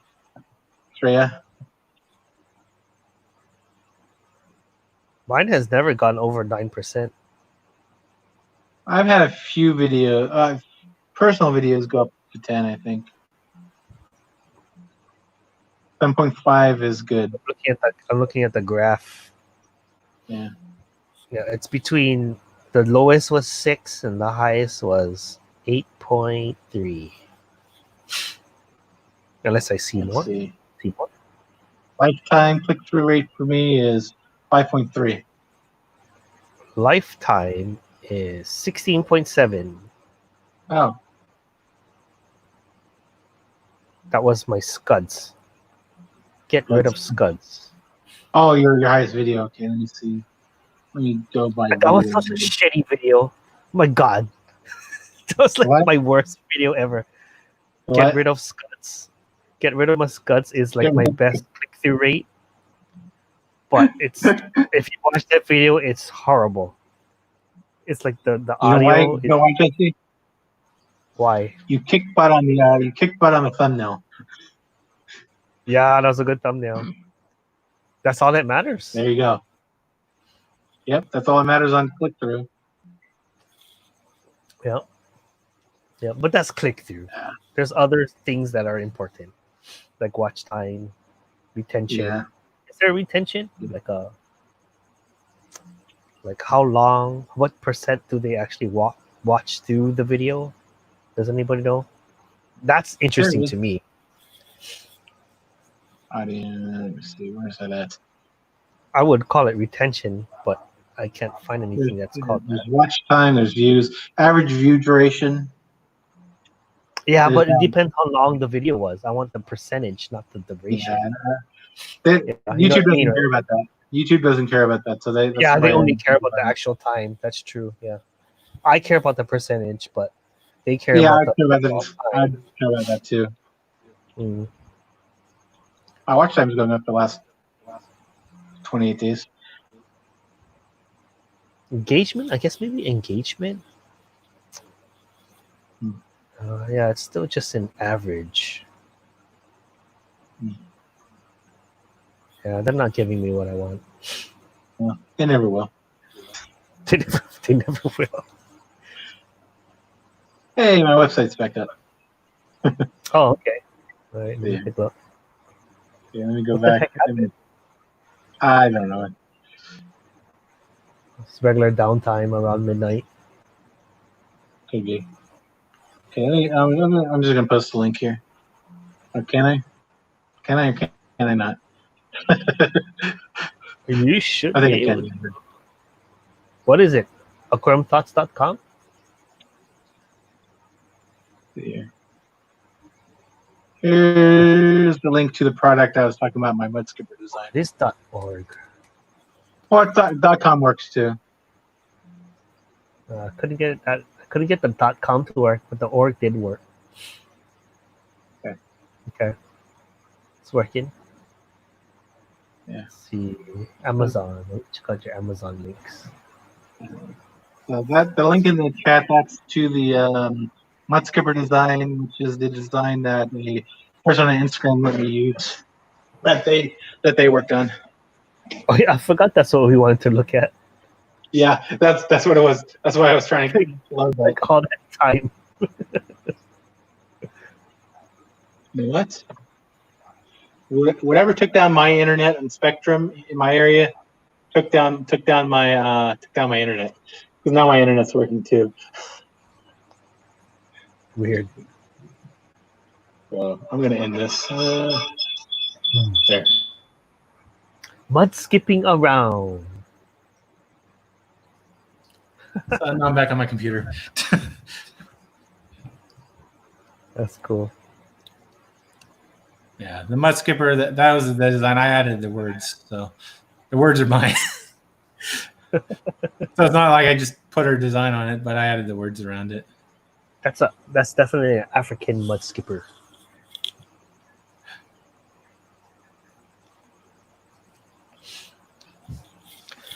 Jesse, you do bulk of your work on YouTube on others' channels as well with all the other streams you join.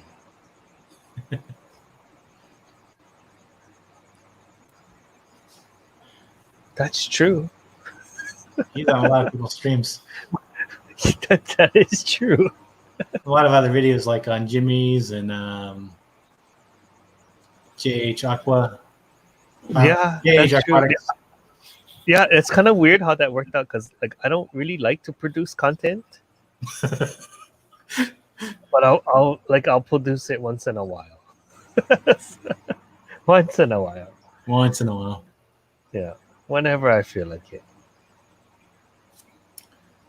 I'm back in the mode where I have a plethora of stuff that I want to record, and probably some of it I will record and never actually produced a video on. Do you ever get dead videos where you record something and then you never use it and it just sits on your computer forever? Of course. I have a bunch right now. I have a bunch. I have a few where they're like outdated. I'm like, no, I don't use that anymore, and it's at my old house, and it's like, obviously, if I do it now, it'd be obviously that's something that's been recorded and sitting on my laptop for ages. Oh yeah. Now I can actually check out my analytics on my desktop instead of my phone. I'm supposed to post a members only video, which I haven't done that yet. Slacker. I keep forgetting to do that. Slacker. I know. I'm such a slacker. Am I a member on your channel too? I think so. Yes, you are. Yes. I think I was like number 2 after I think Blake or someone else. No, Aquamate. Aquamate, yeah. The other Australian. I posted a video that was members only, and then you guys didn't watch it. So I made it public for everyone else. It's like, you guys ain't gonna watch this. There's only 2 of them. I never got the notification, or if I did get the notification, I'm like, oh, I'll watch it later. And I never got around to it. I don't know how it works. I mean, it was there, but I have a long list of watch laters in my watch later bin. Some I will never get to because they're like 2 years old. I don't really like the implementation of their membership, the way like it doesn't notify or it's not clear enough. Like it doesn't get the message across to your members that, hey, go watch this. You know, like I don't know, it's not good. The only thing that's good about it is when you if you're a live streamer, then it shows that you're a member. That's so basically it's beneficial if you're a live streamer, but I'm not a live streamer, so it kind of doesn't make sense for me. I'm not a live streamer either. Nope. That's what you're doing right now. I like doing my videos better than live streaming though. So Aquamate is so busy at the moment he's not watching many videos. I might be open to like doing some live streams if I could get a guest. Like this, like could be kind of organized, you know, with somebody to talk to. Because the reason I don't like doing live streams is I don't really like talking to the screen by myself. I kind of prefer to talk to someone with the choice of reading chat, but not necessarily having to. That's probably why you're on a lot of people's streams. Right. Because I can do that, but I mean, I guess I could just do it on my own channel. But I kind of rather like I don't want to just do it like a random hangout. It has to be a little bit more focused and organized than just random. Yeah, understandable. I guess but I'm too lazy to organize that. That's what I don't like about live streams either. I don't like talking to myself either. Which is why a long time ago I was about to close this stream out, but. Now that I actually have someone on here talking with me, that it runs a little bit smoother. That's true. Yeah. Blake will be your guest, Jesse. Oh, okay, that might be interesting. If you want me as your guest too, I'll be your guest as well anytime. Sure. Yeah. Just a matter of just working out the time. Yeah. But like usually, Sundays are always good for me. But it's such a busy day. Everyone's live streaming on Sundays. Yeah, it's such a busy day for live. Tuesdays are wide open. No, I can't do work days because I work. I can lurk in a stream and like multitask, but I can't run my own stream. And plus, like my coworkers, they follow my channel too. So if I'm live while I should be working, that would definitely be a problem. Blake says he'll do it like an interview style. So I guess you ask him questions and he talks about it. But that's what I mean. Like it takes some kind of focus and initial work with putting that together, because you kind of have to put some thought into it instead of winging it. I mean, I could wing it, but my next week's stream, I'm definitely gonna have to plot that one out because it's gonna be a little more advanced. It's not really necessarily talking off the cuff on my video. It's more something else. It's kind of like a ranking game, but sort of not. Yeah, I guess you're rating things. It's more of a rating game rather than a ranking game. It's more of a rating thing. Sorry, Blake, I'm stealing your idea and Anthony's idea and whoever else does these rating things. They are fun. There are a lot of like I actually do have fun doing those. Whoever hosts it, but yeah, they're a fun thing to watch. So that's a little sneak peek of what my next stream is going to be about. Like that's how like fish geeky we are. Like that's what makes us have fun. It's like ranking fish. I always enjoy Blake's. Blake's does a good one.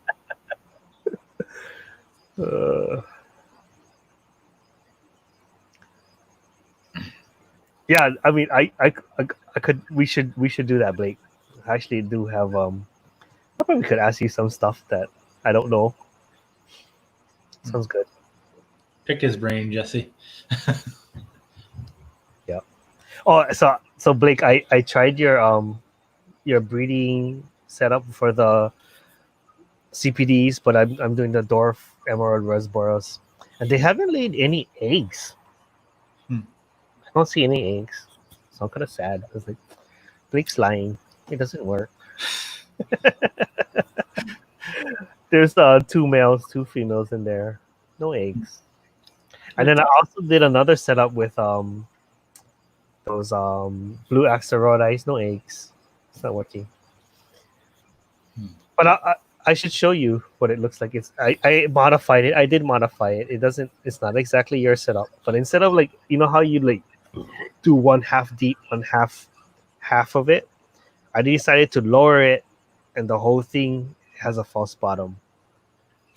So maybe that's my problem. I didn't follow your directions. I was like, no, I don't like how they cruise by the deep end.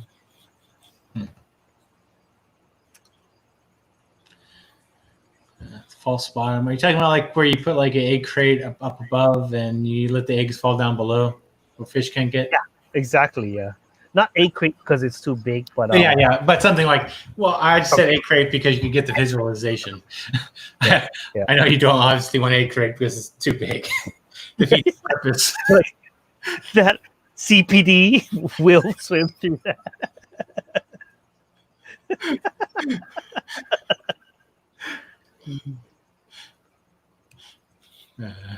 You know what's funny too? Like, do only fish keepers call it egg crate? Because I'm pretty sure it's called like light diffuser or something. And like anyone else who's not a fish keeper, but we call it egg crate. Well, I don't see them as light diffusers because I don't know how in the world they really diffuse that much light. They do. They do. I mean, think about the sun. Like I did it on some of my ponds, and the sun is not directly above the pond. So if it's like this angle, then it's actually cutting out a lot of sunlight. Now that's using a diffuser. Huh? Yeah, that's using that's a sun diffuser. Yeah, I mean, I could see kind of how they work, but it's not the usual diffuser I would think about. I would think about the ones I use on my Daphnia thing. I don't use that with Daphnia. Oh yeah, that thing. You just pretty much Kind of looks like a shower cap. Oh, it's that small. Well, this Oh, is a small version. Oh, that's all I need. I want the small one because it'll fit over the 5-gallon buckets. Good. Well, yeah. Yeah. This will probably fit over. Let me see if this one will fit over the 5-gallon bucket or not. Oh, maybe it's too small. Might be too small. It's a hairnet. Okay, let me go grab the 5-gallon bucket. Let me see if this fit on a 5-gallon bucket. But is that the one that's linked on your channel? On your page? One of my channel is, I believe, a 10-inch, which fits on those 10-gallon buckets fine. I think that same 10-gallon one. I think that same 10-inch one will actually fit on the buckets as well. But I'll be right back. Okay. Let's see. Let me take some flashlights with me.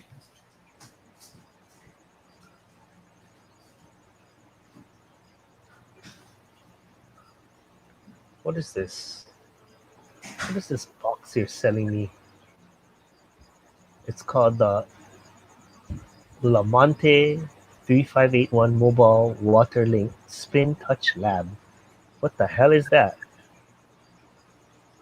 Looks like some crazy scientific stuff. Okay. I really don't know what this is. You're gonna, oh bruh, it's like $1,000. What is this?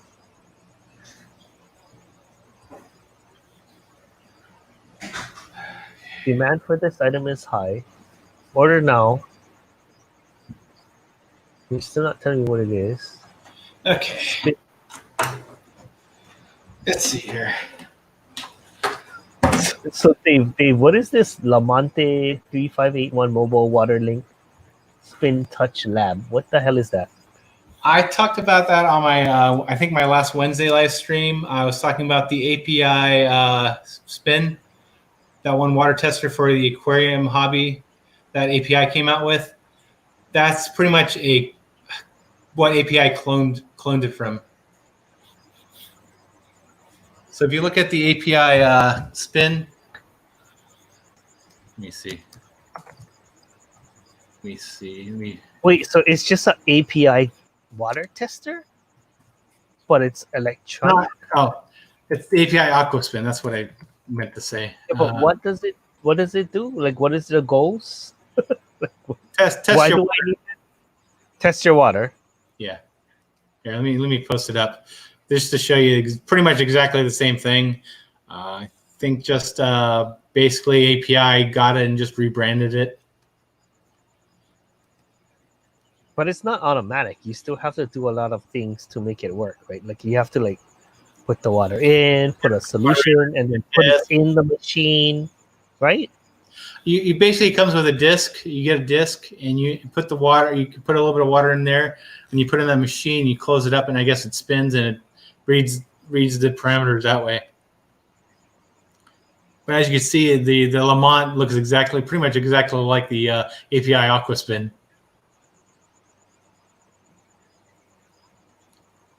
So it's that's quite expensive. Yes, it is. That's definitely why I have that one on red.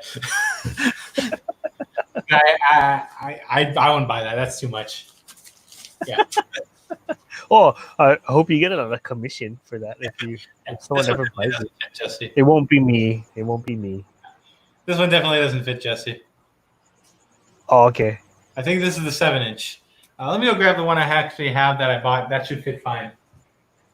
So the link that you have is the 17-inch on your website. Can I change the size? No, I can't change the size. No.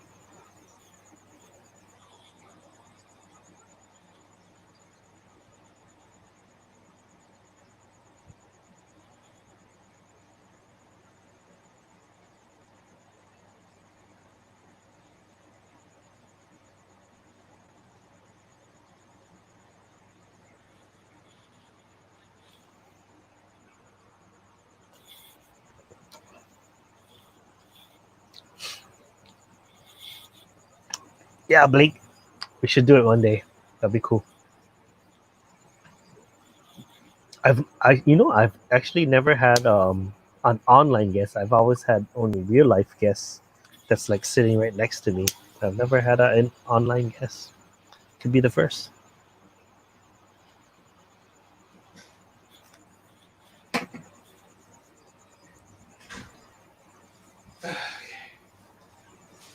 Oh, I never caught that one.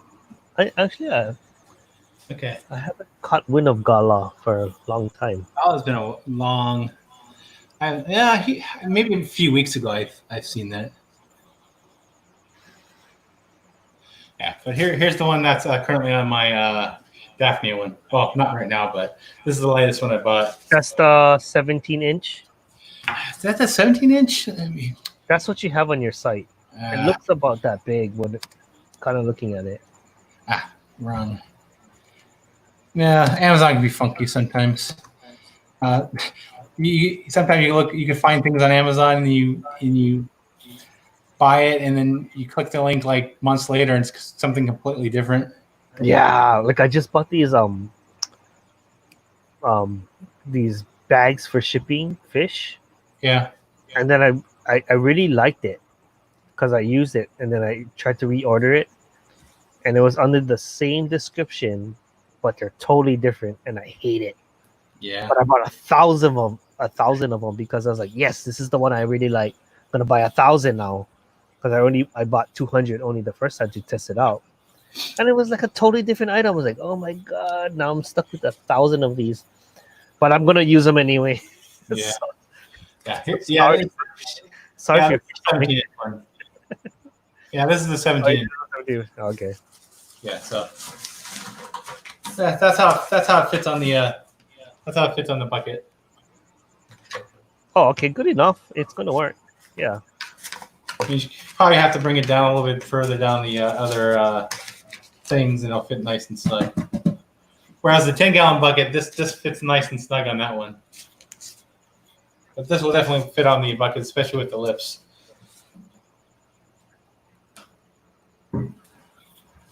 How does it handle water, rain, or like does it go through or bounces off? After it rains here in Southern California, it does get some puddles on top.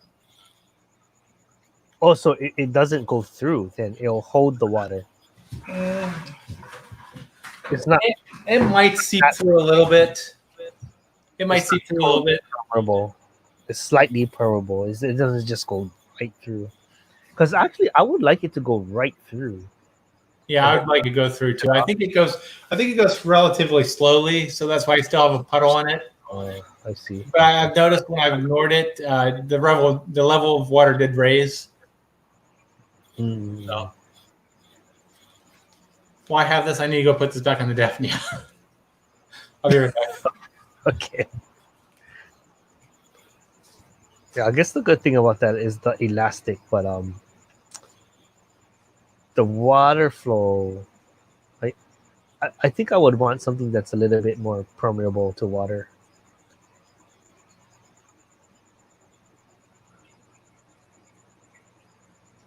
Maybe just a netting.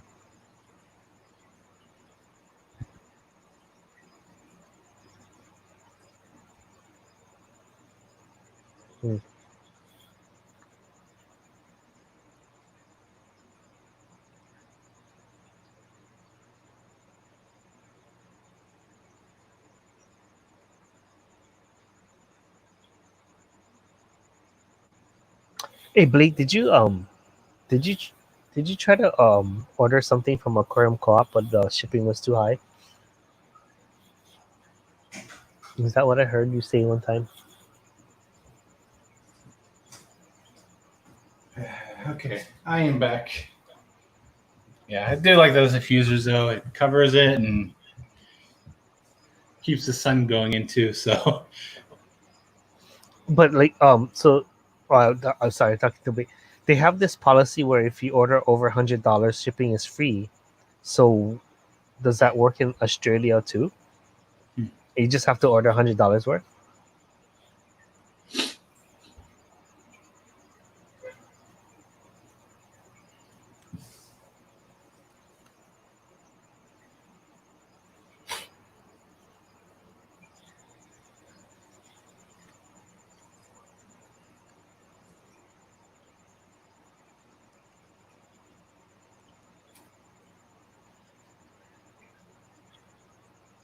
Oh, so they don't I needed a middleman. international. So I need. Oh, you needed the middleman. Okay. Okay.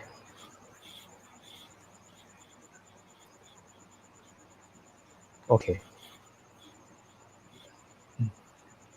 Yeah, I could see how that wouldn't make sense to like ship internationally for free if it's under $100, over $100. But that would have been a good deal. Let's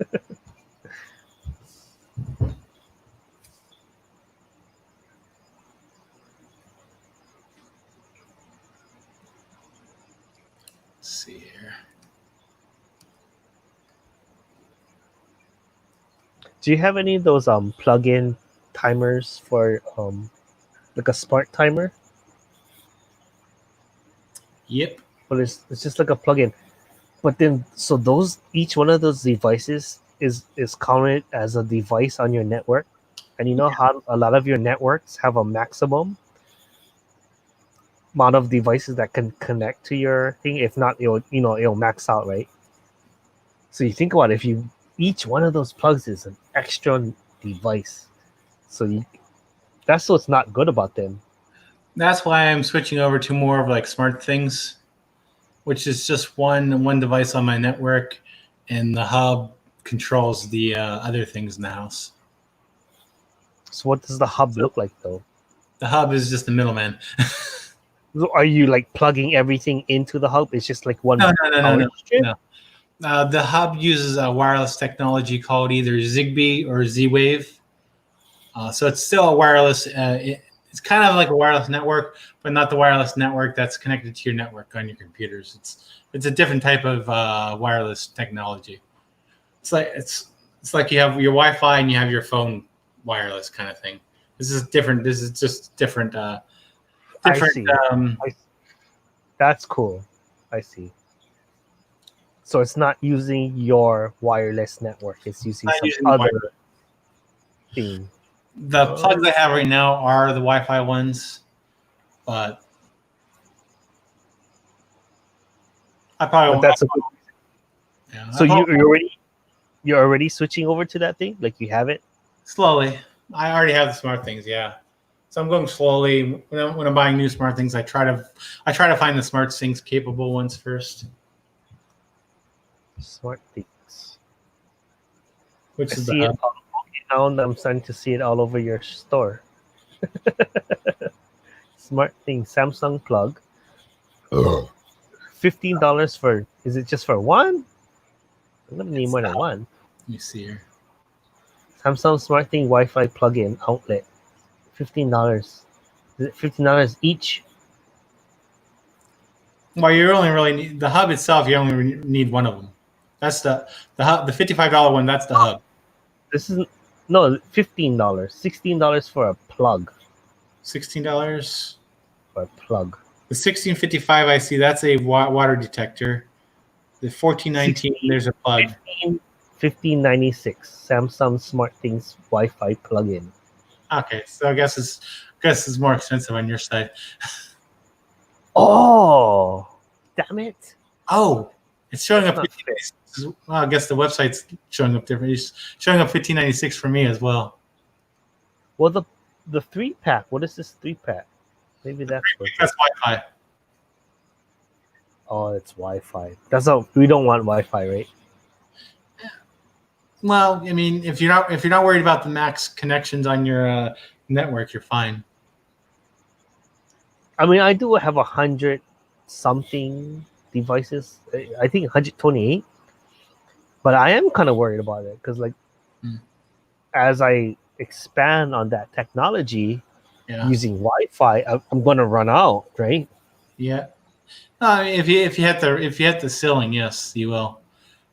What is the Wi-Fi max? I mean, I'm not there yet, so maybe I shouldn't be concerned. But I was just a thought, like just I understand. 250. Kind of in my head, like how many devices I have connected to my network right now. Yeah, most routers, the max is 250. I'm nowhere near that. Oh, but it's not 250. I use the Eero. It's not the Pro. It's the regular Eero. and I think it said it was like only 128. Let me look it up now. Maybe I'm wrong. Yeah, I guess it could change depending on the device. Yeah. I wonder what mine. Devices. It says, yeah, 128. I wonder, since I use a third-party firmware on my router, I wonder if. I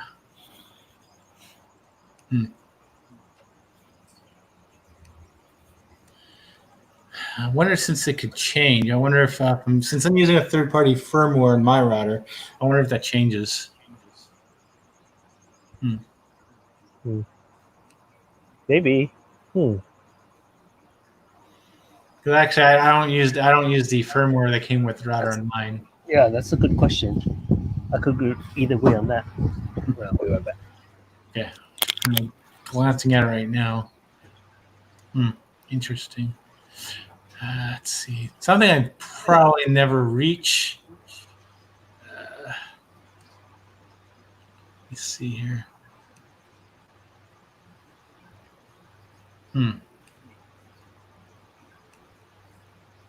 Okay.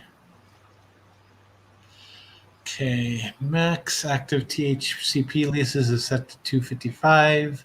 Maximum clients is set to 128 per adapter.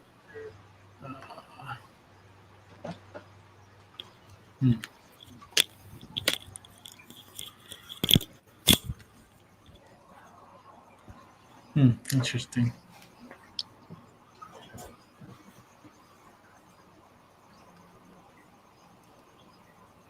Reading this one forum, this one person says max active DHCP leases is set to 255. Maximum clients is set to 128 per adapter.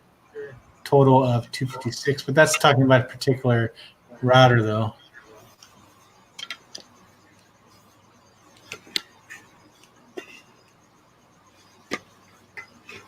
How come mine is so low? Mine is only 128. Maybe it just has one adapter. Maybe it's just talking about per adapter. So maybe you only have one Wi-Fi adapter in that router. How many devices can one Eero support? One Eero can support up to 128 devices.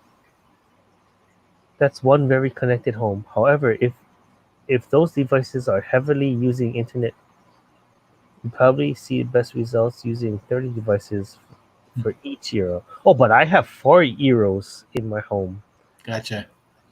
So does that multiply it? Device. Oh, maybe I shouldn't worry about this. At some point, you would have to. I mean, it's probably best to keep the number down, but if you have 20 million things accessing the internet at the same time, it's going to slow you down. I mean, things like plugs shouldn't be that. It's not like it's doing a lot of traffic. It's not transferring multimedia across the network. It's just looking for a signal, if an on and off switch. Or sending small bits of data back home. Whoever manufactured. This is what they're doing. Well, I'm not going to get into that whole privacy, whatever you want to call it, stuff, but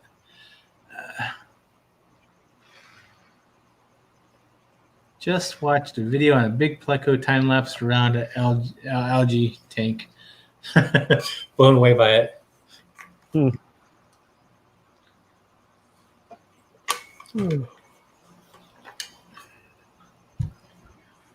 Yeah. So basically, I do have I am going to be doing a series of stuff about like that kind of stuff coming up. So that's going to be my next big series. So I'll be doing videos on that. No one steal my idea, please. No, don't. I promise I won't. I promise. Yeah. I'm doubting many people are not going to wait until like the third hour of the stream to actually go ahead and find that information. That'd be like a true diehard. I watched your whole 3-hour stream. Hey, you never know, man. Some people are that bored. Well, see, like long streams are kind of good. Like if you're like doing some work, and you don't want to keep like, oh, I gotta play another one. Like sometimes I look for the longest ones. I'm like, okay, I'll play this. You know, as long as it's like something to hear. I don't like the ones that there's too much dead air. Then there's nothing to hear. Then it's like, okay, I can't listen to this because there's nothing to listen to. There, did the thing is the thing buffering? Did it turn off? What? Yeah, exactly. I am definitely gonna have to look up this video.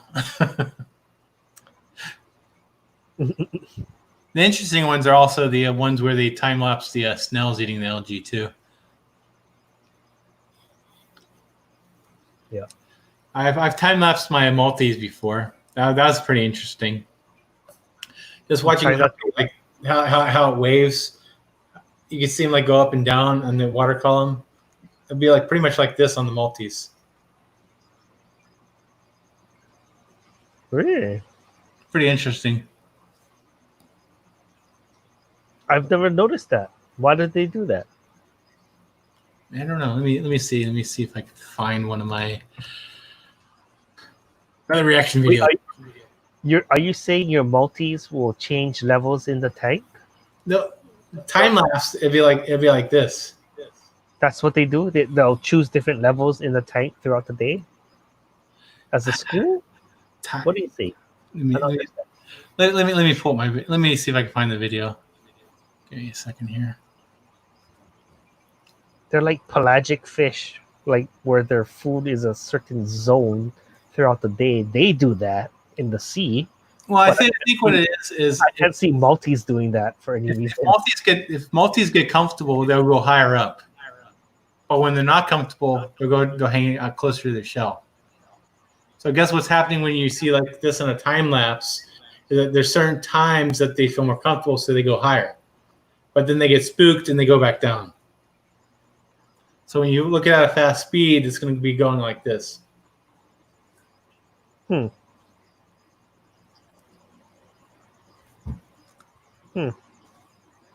see here. That sounds interesting. I do want to see this. Relax, and I hope you Give me a second like here. this next video. I'm seeing if this is the one. In this video, I'm actually going I haven't noticed that behavior in mine. right back. I don't know if this one's going to be a good one either. It might have been one of my latest ones. This is one I had in 20 gallon.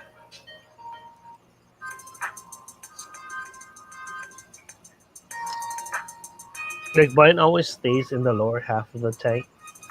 They only come up when I feed them. And then they'll kind of come a little bit higher up for food, but they won't do it for no reason throughout the day. They don't come up for. Well, I'm not because they don't go to like the complete top. I mean, they're stuck stay towards the lower, but it'd be more like a wave to where they go. I can't find a time lapse that I had that, but I've seen a time lapse where basically it's like that. It's like. But like, were you scaring them to go down, or they just naturally?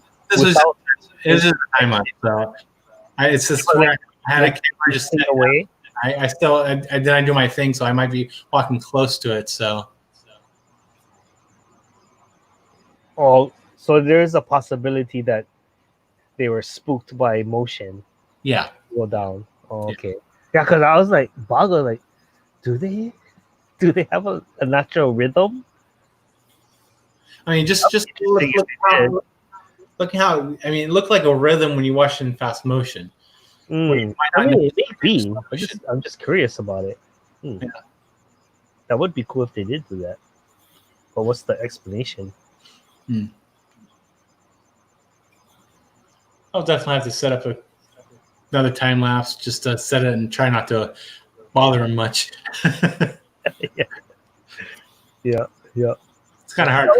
That would be super interesting, right? Like no one talks about that kind of stuff. Well, interesting to me. Yeah, but I get where it could happen. It's just basically they get more comfortable, then they go up, and they might get be spooked by something, whether it be outside or around, and then they go down to safety. Yeah. And then I guess their comfort level just probably changes during times. And that's probably what happens. It takes time, then you come back up. I mean, I do see that. Yeah. Yeah. And I still see movement over my multi-stink right now. Give me one second. I'm gonna mute my thing for a moment.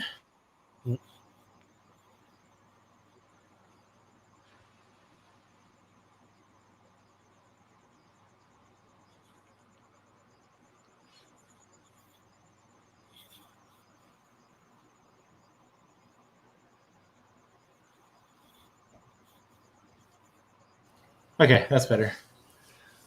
The dining room lights were going into the multi-sink too much. The what? The lights were going into the multi-tank too much, bothering the multis. I still seeing movement over there. Which I'm probably going to end this in about 15 minutes at the least. Time is it? Oh, okay, that's good. 11 o'clock. Yeah, that's probably a good time to stop. Be about like almost 3.5 hours. Wait, you gotta save your StreamYard hours. They only give you what, 20 hours? 20 hours a month? I don't think I'll ever reach that. I don't stream as much as other people do. Well, how much don't you do like 2 times a week? No, I only do one. Oh, so you're just gonna move your one time to this time? Yes. Instead of doing a Wednesday 11 o'clock a.m. stream for me, I'm doing a 10:30 p.m. stream my time. And how has it been? Do you like it better, or well? I'll see the later analytics. You determine. I think I had a lot more people in the beginning of the stream when it was during my actual stream part. I think I had more people then than normal. But then they fade it off because it's super late now for them. Yeah. Whereas my morning stream, I won't have a lot of people at the beginning because it's too early. And then by the time I'm ending my stream, then they all show up. Right. So if you just started it 1 or 2 hours later, if you're still available, that would have been better. I would be available. Because then, okay. I want to be available because also right after me, Father Fish is on, and then you have a bunch of other people going on, and then I get too busy during my day, and I'm like, yeah, I'll never be around for the scheduled time. And people will, of course, come in and out. But for me, primarily, I want the people right at the beginning when I'm actually doing the actual stream rather than just the hanging out kind of function. Yeah. Because the meat is in the very beginning. Right now, it's basically the desserts and the drinks. That's what Blake used to do. He used to do his like mainstream, and then he used to open it up after. But he doesn't do that anymore. He just does his mainstream, and then he ends it. How dare you, Blake? He's too good now. He's too good for all of us plebs now.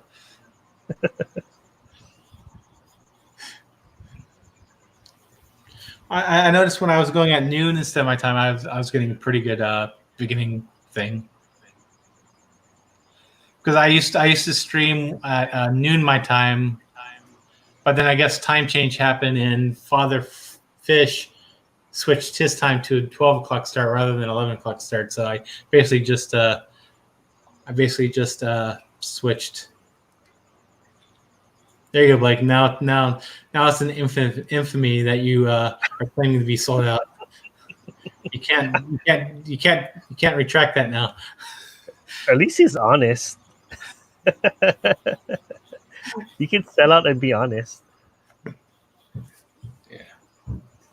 Yeah. Me personally, I think the fun part of these streams are just hanging out and talking. Yeah.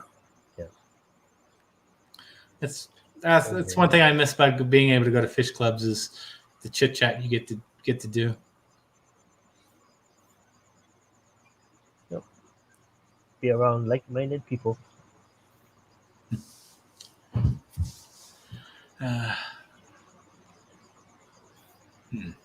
We should do a fish fam fish club meeting. I mean, we kind of already do. Like, Every video. One of these days, I want to get 10 every people. day. We should do that every day. One of these days, I want to get 10 people up here. Or maybe like one of us should start a second channel called Fish Fam Hangout, and just like always just have it on. You know, it's like whoever wants to join, just join and just talk story. How would that work? But then the best way to do that is, because it's a club, you share that credentials with several trusted people who is able to, because we all live in different time zones, right? Yeah. Who can share that control, right? Yeah. That might actually work. Is that a good idea? Do you guys think that might be a good idea? I mean, we would step on people's toes because there are people streaming, but whatever, you know, like people can come in and out as they please. So it's just like Fish Fam Hangout. And then it belongs to all of us. It doesn't belong to one person, you know. But if it's monetized, I'll take the financial. I'll take it. But it's a great idea. The feasibility, though, the feasibility of it, I'm not. Could work. It could work, right? Like so like my duty is this time to this time on these days. Like we just have to like schedule people to be responsible, to be the person who's monitor, like letting people in and out, basically. Because so we would have to pay for StreamYards though. Yep. So someone has to front the money, which is not much. No, it's $25 a month. That's not much at all. I mean, we could split it between 5 people, $5 a month, right? Yeah. I wonder how long until YouTube would ban it though. They wouldn't ban that. They would get so much watch time. Well, see, we might get 1,000 subs for what is it? 4,000 watch hours in like no time, and it will be a monetized channel. And then what if it starts making money? Then we have to like divide it between the founders.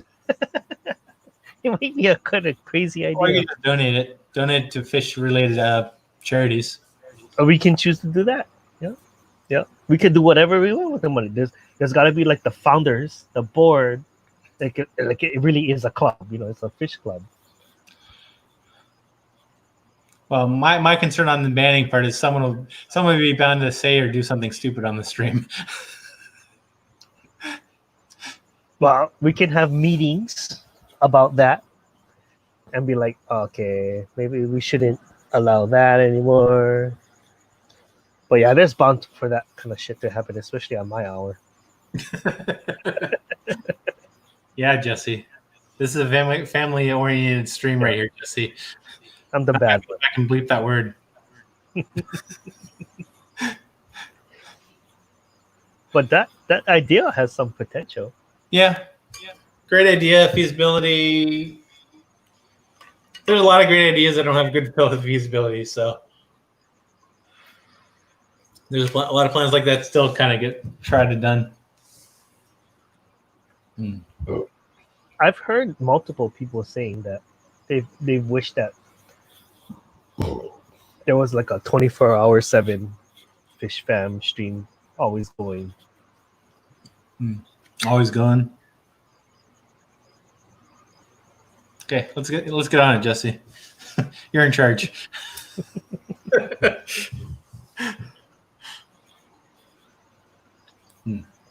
Okay, you're my vice right hand man, and I'll just assign you work. You find the other 4 people, and you explain them the goal.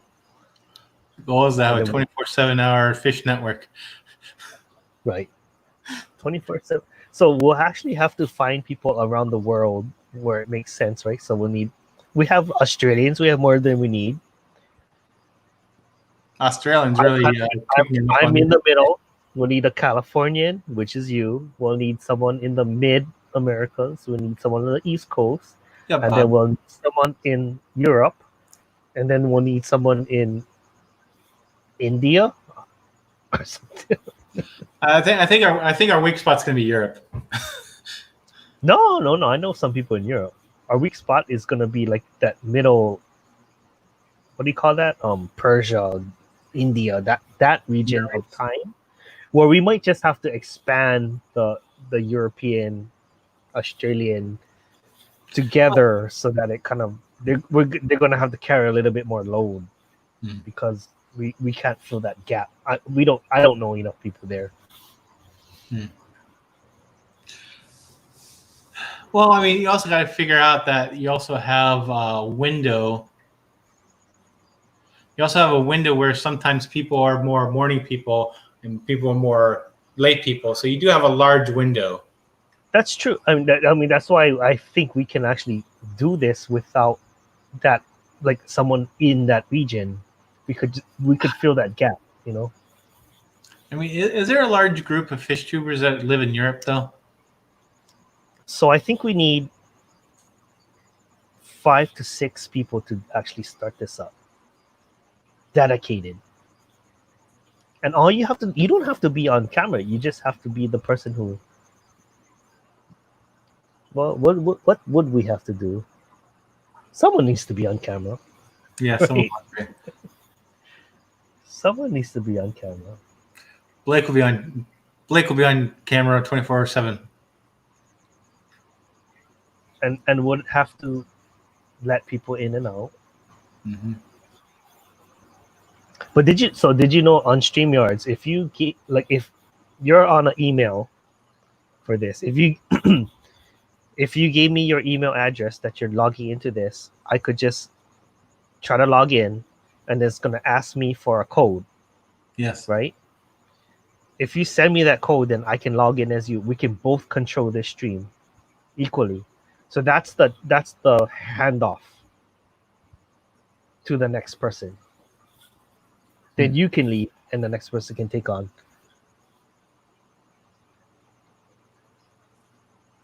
But how long can these last? Is there a limit to how long one of these lives can last? So that password we could just share. That I don't know. Yeah, I don't know. We would have to run test it. Stream every hour. Well, or every day. Like I wonder what that timeout is, if there is one. Dan, Sharpie, Mark, Shrimp Tanks. Which Dan are you talking about? He's talking about the European people. I know. Yeah, Daniel. Yeah, you're right. Yeah, so those are the Europeans. But see, so I know. Yeah, that's what I mean. Like I know some European people, but right after between you and the European people, Blake, we don't know much people. That little time zone, but you know, probably we can make up for that in. So they're 12 hours behind me, so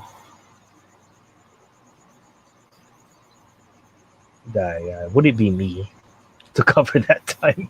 Well, see, someone just needs to have a webcam set on their fish tank too. And that's acceptable, right? People could just be chatting in the background, even if there's like no one watching. It's just it's up.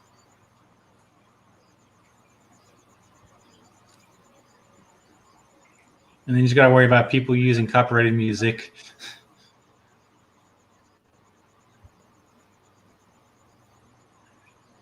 I wonder if that would work though, because I just wonder. It could work. It could not work. It's just an idea. Yeah.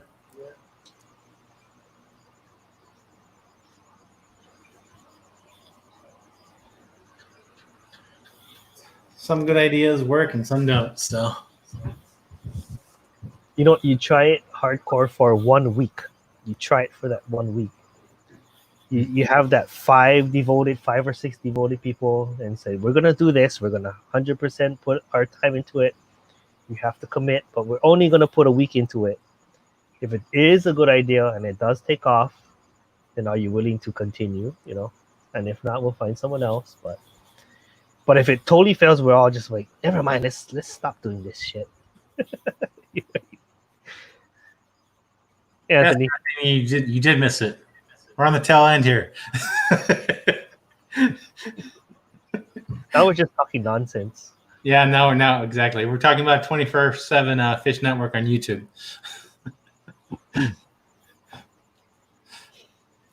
Jesse spearheading a 24/7 thing.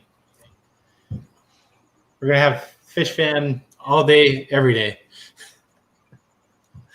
Yeah. So far, I have you, Dave, me, and Blake. I think Blake is in. Anthony's your backup because you're both in California. Got Big J too. We're gonna, yeah. I mean, so California has a big standing. Like you probably all will be on at the same time, but we need a lead during that time because you're the one responsible for the transfer of time, right?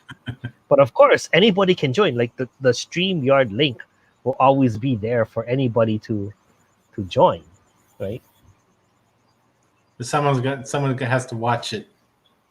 So someone has to be on there to let people in and out. I wonder if there's ways around this. I gotta use my technology. A ways around what? A way to wait always trusted sources to go on to Streamlabs stream without having someone accept them on. But I don't think we want that though. I think we're gonna want that acceptance because then it might get, like Big J's issue. Like we're gonna want someone to moderate who to accept, right? You know what I mean? I'm talking about trusted sources. I mean, if that was the case, we could share the admin password to a broader spectrum of people. Yeah. Are now admins to the StreamYard, right, account. So what we're talking about, if you're late, is to create a public account, right? Let's call it Fish Fam live stream 24/7, whatever. So it's gonna be a .gmail account. We're gonna share that password with whoever we feel comfortable with, and you'll be admins. And it could be super broad, but that's dangerous. For that would be probably an email server where it's something that you could send mail to a particular email that just sends it to the other people. But then that could get wonky. Yeah, because they'll try to log in. They're gonna try to get the email, the code, and then they'll get the code because they're a proxy of the email. That could totally work. Yes. Yep.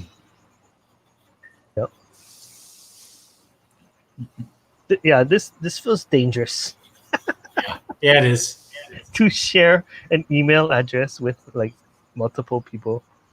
It has to be limited, definitely.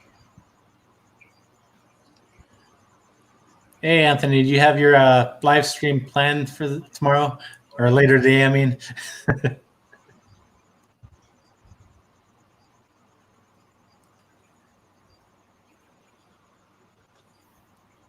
they have enough on their plate as is, but Candy, Zen, Lefty, Bob, and Mr. B would be a good start for password holders.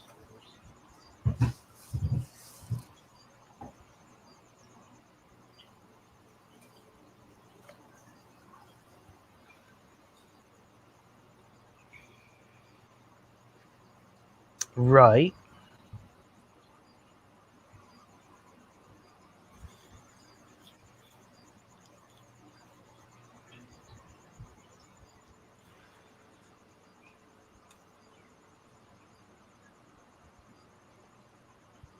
Right, so they would all be password holders. So they have the password to the main email address. How do you transfer ownership of this stream? Which I do understand. Like, all you have to do is go to StreamYard.com and log in as aquariumthoughts@gmail.com, whatever, right? Then it's going to ask for a code. Someone needs to give that code. Someone needs to log into the email and then retrieve that code. So ideally, whoever has that control needs to have that master password of the email. But how would you? I guess you wouldn't need to send it out to anybody. Like you wouldn't want it to send it out to people who just want to be on the panel. That you just have to share. You need someone there with power to put someone on the panel. You only need one person. You only need one person with that power. But you always have to transfer that power. Make sure you're not the only one there, right? Mm-hmm. That's the hard part. Yeah. Well, someone who has the power always has to be on there. Yeah. Not necessarily talking or anything. And there can be multiple people with that power. Which we have proven. I think on whose stream was it? Aquamate's stream. He did a 24-hour stream, and he transferred power, right? Because he went to sleep and.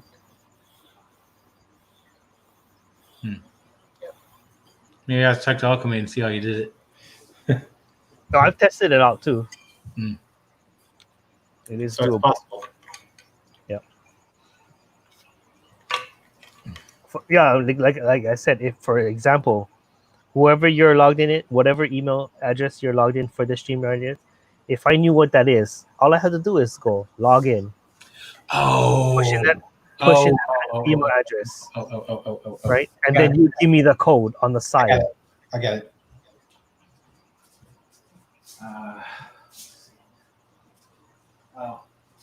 No, I don't got it. You had an epiphany and it disappeared. Yeah, I had an epiphany and then it just disappeared.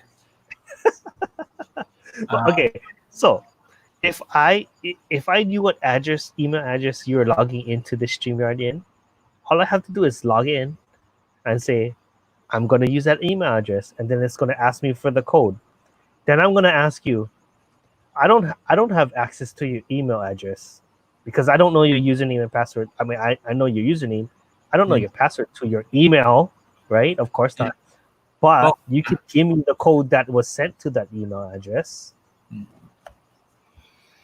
So is there a way to just specifically broadcast StreamYard emails to your address to other users to automatically forward them without you can sharing your whole email? Yes. That might be a way to do that. But you could do it. But each time you send that email, it'll go to everyone on that list. That might be annoying. I would definitely create a filter so that you will see it when I want to see it. Or you know where to find it. You definitely have to put a filter on that, but it is possible. It's the same way that like some email lists, email mailing lists work, where you can send an email to a particular email, and then it'll send it off to a list of emails. And I'm pretty sure you might be able to use it with if this then that. But that would be like just as annoying as those Facebook messages, those group ones that we use to share the streamer link, where like it gets overused and it's like, oh, ding ding ding ding ding.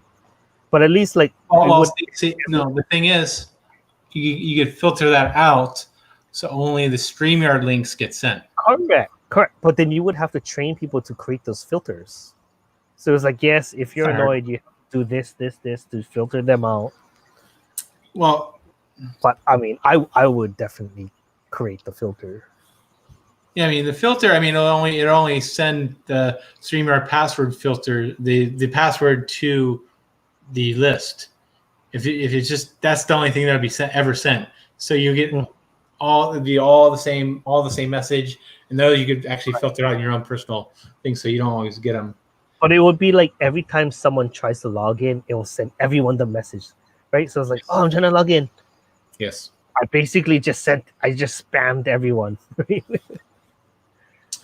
Well, it's not going to be like the Facebook, at least, where basically people are just posting whatever instead of just links to streams. Right, it would be specifically that. Yeah, it could work. That's what I'm saying. Like, it has potential. And It's then, of totally course, people set up their own email filters, so those messages get filtered out. But when you need to get that password number, you know where to find it, kind of you thing. just go to the filter, you look for the latest email, and that's the password. So it won't bother you because it's just in the background. Right. You'll just end up with like thousands upon thousands of letters off from StreamYard. Right. And since we're only sharing this with like 5 or 6 people, that's the only people that would be trained It's only to the filter and receive those messages, right? It'd be extremely trusted sources. Correct. Who's in control of the StreamYard.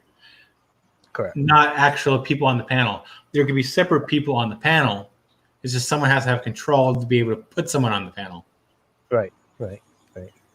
I'm just trying to make sure Anthony gets what we're talking about there. But as far as who logs in, I don't think you can know unless somehow you have the IP history from StreamYard. And this, of course, would not be on our own personal channels. This would be on a specific channel made specifically for this. Right. Which all of us would push. We're like, check out this channel. Check out the 24/7 Fish Fam channel.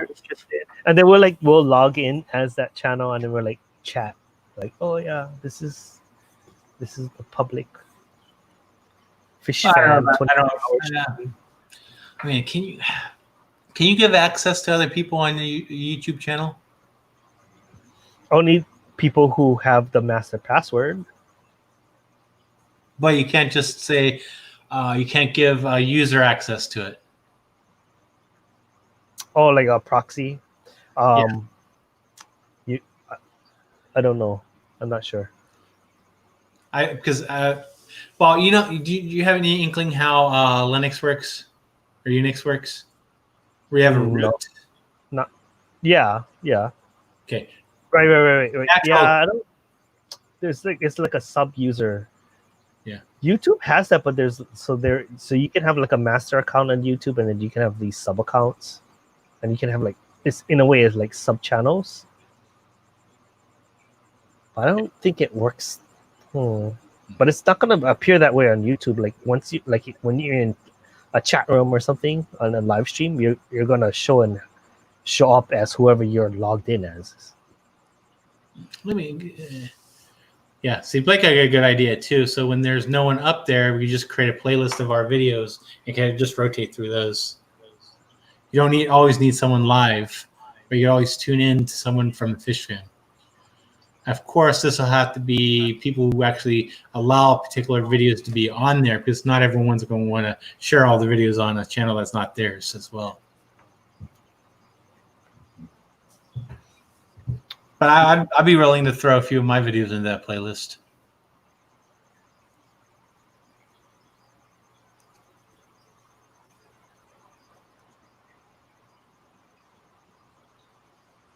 Let's see here.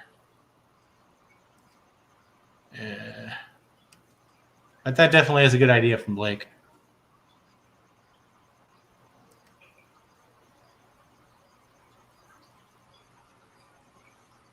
Where is my settings? It'll be a virtual PC playing the playlist. And I think we'll put that up to Blake, because Blake's idea. No. Let's see here. Not re-uploads to the channel, so the live feeds. Well, yeah, I understand there are no re-uploads to the channel, but what I'm talking about is like if you have videos on your own channel, you want the views to be going to your channel and not some other channel. He's saying, but still will be a live stream. But of course, if you have a video of yours on that live stream, of course, it gives your own exposure to other people to join your channel as well. So there's a plus and minus. You might lose some views on your channel, but you get more publicity that hopefully drives people to your own channel.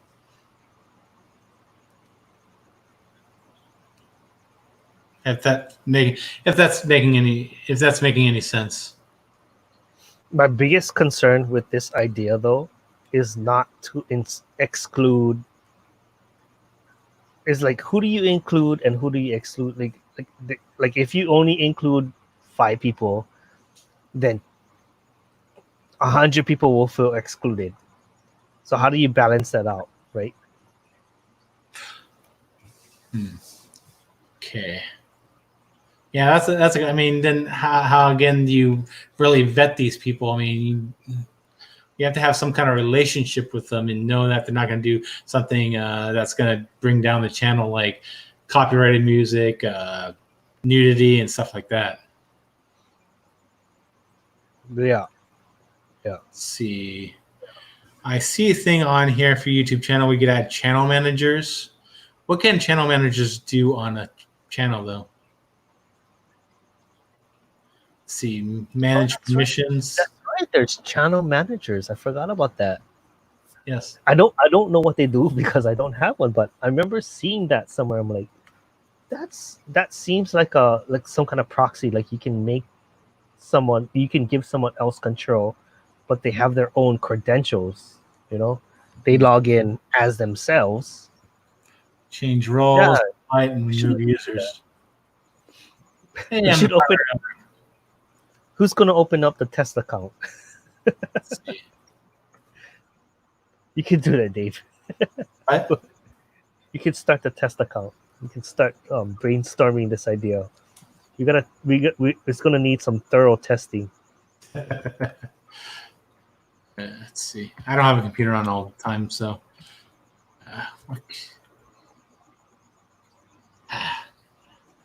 Okay, allow others to help you manage business info, customer reviews, and YouTube videos. It's easy to assign different levels. Was that? Sorry.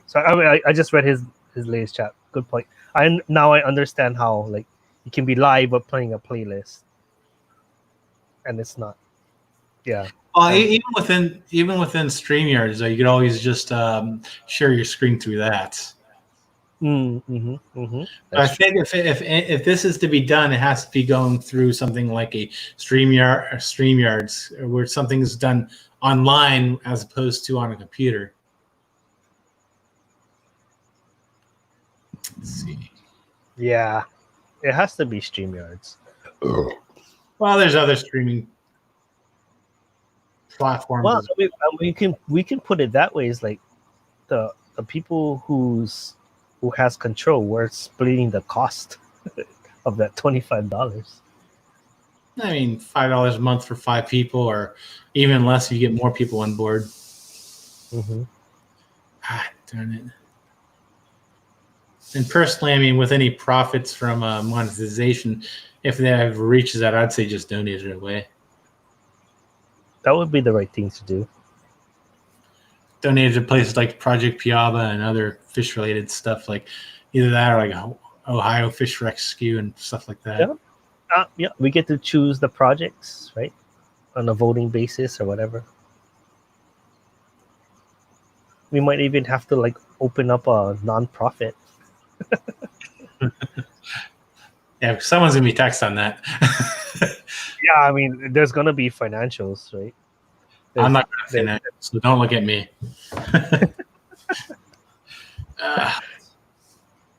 Yeah, I might have to get into that because I'm part of the board for my local fish club, and the current treasurer does like nothing, and we're not even like non-profit certified, and I totally disagree with that. I was like, well, what the F are you doing then? Like, the money is just cash in an envelope, and you're a treasurer, and that's what you think is okay. Like, that's not okay to me. Yeah, you need a new treasurer. It's not how we should be running our organization. I think the fish club I belong to, I believe they're a nonprofit. So yeah, like no brainer. That's step number 1. Yep. be legit and not being taxed on it. Mm-hmm. I mean, we're not taxed on it, but it's not legit. It's in an envelope. It's cash in an envelope. Cash in an envelope. Where does the envelope go? It's at the president's house. It's so retarded. But I'm the secretary, so I record how much money there is. And what happens if the house burns down?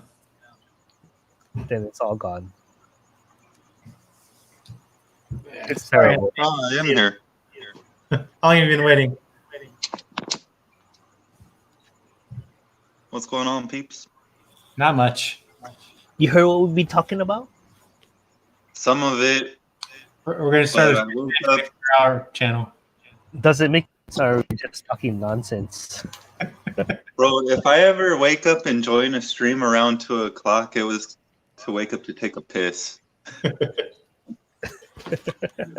And then I saw someone was fucking on live.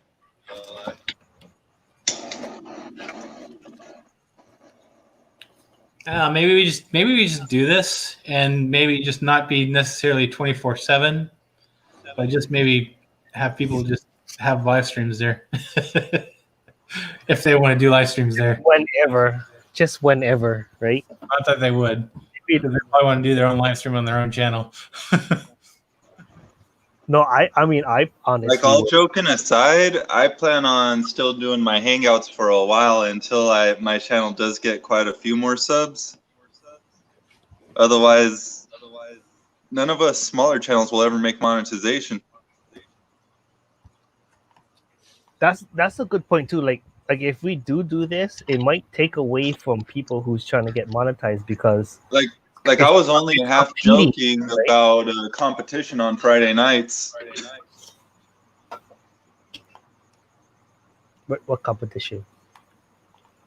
Like, because my Friday nights were going like 6 hours. Now they're averaging like 3 to 4 hours. But I'm still on track to make monetization as soon as my subs reach 1K.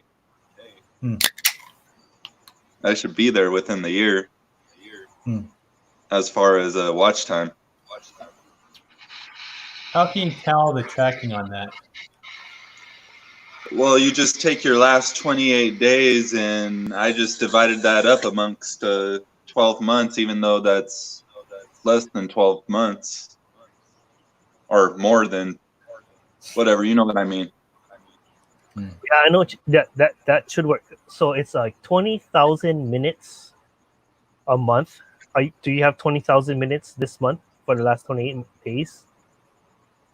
Oh, shoot. I don't know right now. 1,000 minutes is what you should be tracking in order to get 4,000 hours for the year. How many minutes? 20,000 minutes. Oh, you see, I was pretty close, but a lot of my streams ran real short. I was at 19.3 Yeah, for so the last if you're 28 days. 20,000, you would not make it. You need to be over all the time. Yeah, I was doing over 20. I was at like 25. For the last Okay, as long couple as months. it averages out. Yeah, as long as it averages Yeah. I'm at like 10.6. And it is 28 days, not 30 or 31 or. I have a lot of work to do. Yeah, That's what I'm talking about, dude. There's no way any of us smaller channels can make monetization. So, like, the other thing, Anthony, if Bob didn't do as the streams he did, he wouldn't be monetized. If, most of the people didn't do the streams they do, they wouldn't be monetized. Yeah, me too. I had to do my streams in order to get monetized. I couldn't just base it on my videos. I had to do those ones that I did in order to do it. It was impossible. You have to do it, like, for me and for everybody. Like, live streams is the way to do it. Very few of us have videos that most people will watch through the whole thing. The one person that I've really noticed that has a pretty shit ton of subs, and not like Corey or anyone like that, but it seems like a lot of people watch their content, is Doug Gray. Yeah, Doug Gray is doing good. You see his videos at how many views they have after just like a couple hours. It's like, fuck. Yeah.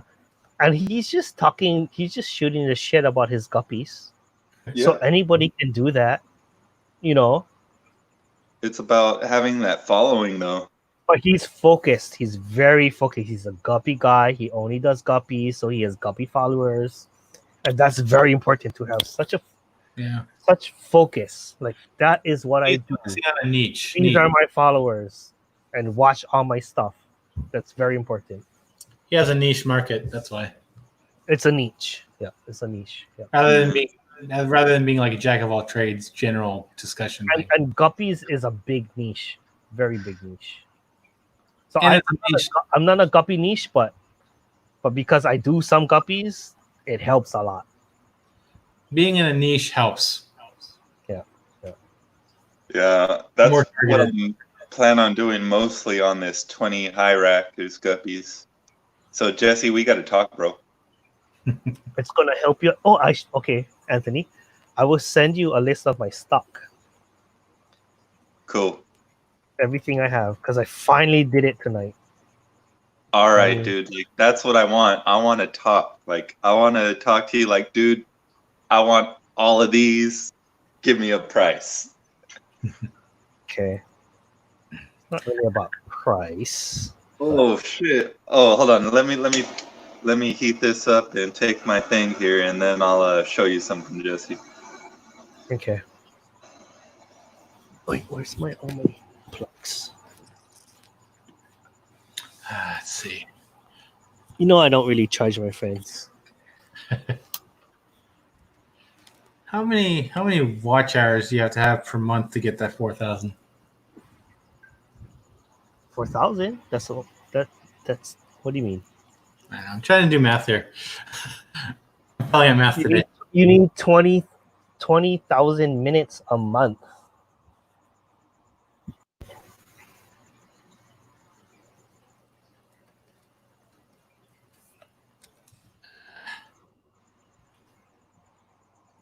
Well, so you can convert it to minutes, right? Because it shows likes in minutes. Yeah, my math. I'm not doing my math correctly today. For some reason, I thought 177 times 12 was way less than what I was thinking it was. 240,000 minutes. And if you divide that by 12, then it's 20,000 minutes a month. Right now, my last 28 days, my watch time is 177.2 hours. And that's good. I mean, that really is good. You're tracking to improve. You're gonna have to bring that up, of course. Well, I mean, you're close. If you're close. Yeah. The way I see it, it's basically the way I see it is the more subscribers you get, then of course the more watch hours you can get out of that as well. Just like what Blake's is saying. Hey Jesse, you know how big the overflow boxes are I have? Have you seen them? They're like the 1200 sizes. Overflow boxes. What is overflow? Yeah, the hang-on back overflow boxes. I'm not sure. Like breeder boxes? Nah, it's an overflow box for some.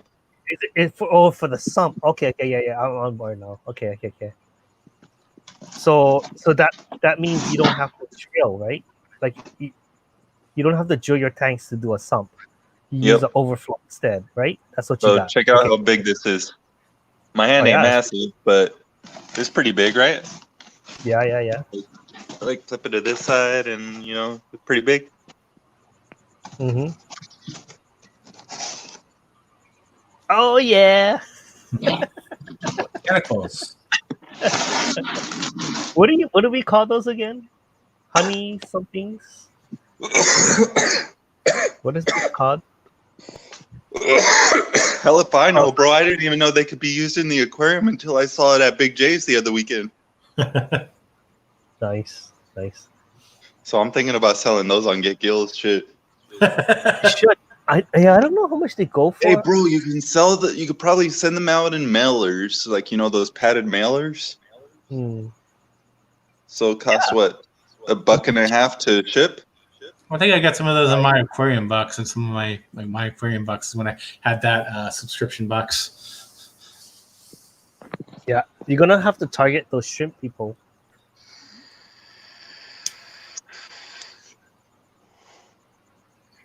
Shrimp people. Well, the thing is, I plan on doing shrimp as well, but only Neos to start. Do you think that's a bad idea, or should I? Everyone starts with Neos first because it's easier, and you should get your feet wet with that. So yeah, but get all the colors, of course. Get the blues, the reds, the yellows, the greens.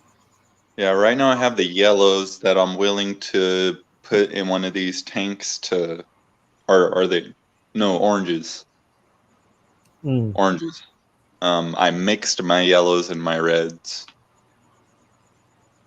What happened there? To make orange? No, I fucking, what was it? I ended up getting the yellows from one of the auctions, the club auctions. Mm-hmm. And then by the time I got back, it was fucking late. And I was like, fuck this, just put them all in one for now. I'll grab it out later. Yeah, no, that didn't happen. I have yellows and reds right next to each other right now, right down here. But you gotta separate that shit, man. You can't mix that. They'll turn into crap, and then they're not sellable anymore. Because they'll just I tried pulling out some of the reds and put them in a separate 20, but I'll see how they turn out because I don't know if they're actually straight reds. No, I mean you can just visually check. Like if they look red, that's a red. Like it doesn't. Oh, all right. It's that easy. Like you don't have to like think about the lineage and all that, because they're all just line bred based on their color. Just like, oh, this one look like you could have a full red strain, and all of a sudden that one strain threw a blue. So they took out that blue, they threw it in another tank, and all of a sudden they had another blue, and they just put it together, and that's how they created another strain. Shit. I couldn't find that blue shrimp again, though. I don't know if it died or if it's just buried in the moss.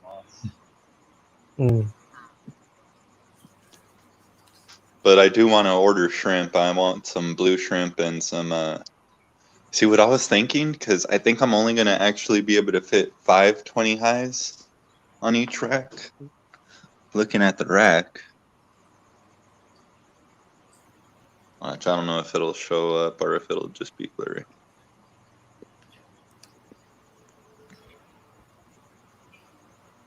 If you look at the rack, you can see that the shelf doesn't go all the way across. Or it doesn't seem like it goes all the way across. I'm confused. I don't know, maybe it does. It seems like the rails, the side rails, take up some of the room that would have been 77 inches wide. And that would have left me enough room to put 6 20 longs or 20 highs side by side.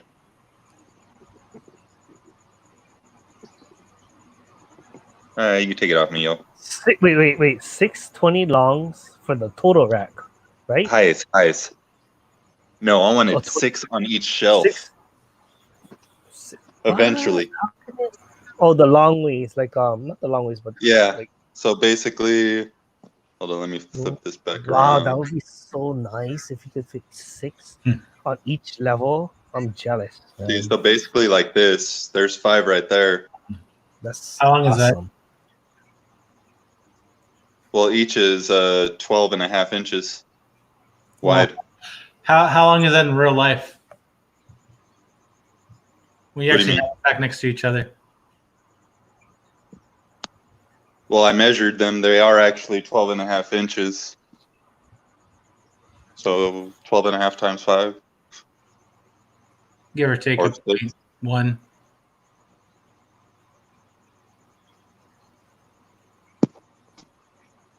Yeah, what is that? Blake said he got a black line and he got black, blue, and red. That's interesting.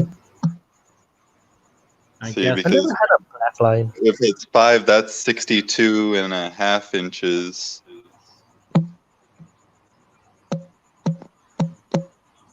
And then 75 inches would be 6 side by side. I don't know. I might be able to do it. I have to wait till I get it together to see.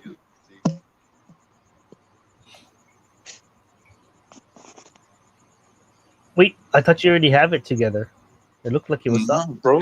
It's sitting in the thing. And I was showing you the picture on the box. Oh, the picture of the box, you fricker. Oh, bro, come on. Real good. You fooled me real good. Be starting on selling stuff on Good Gills.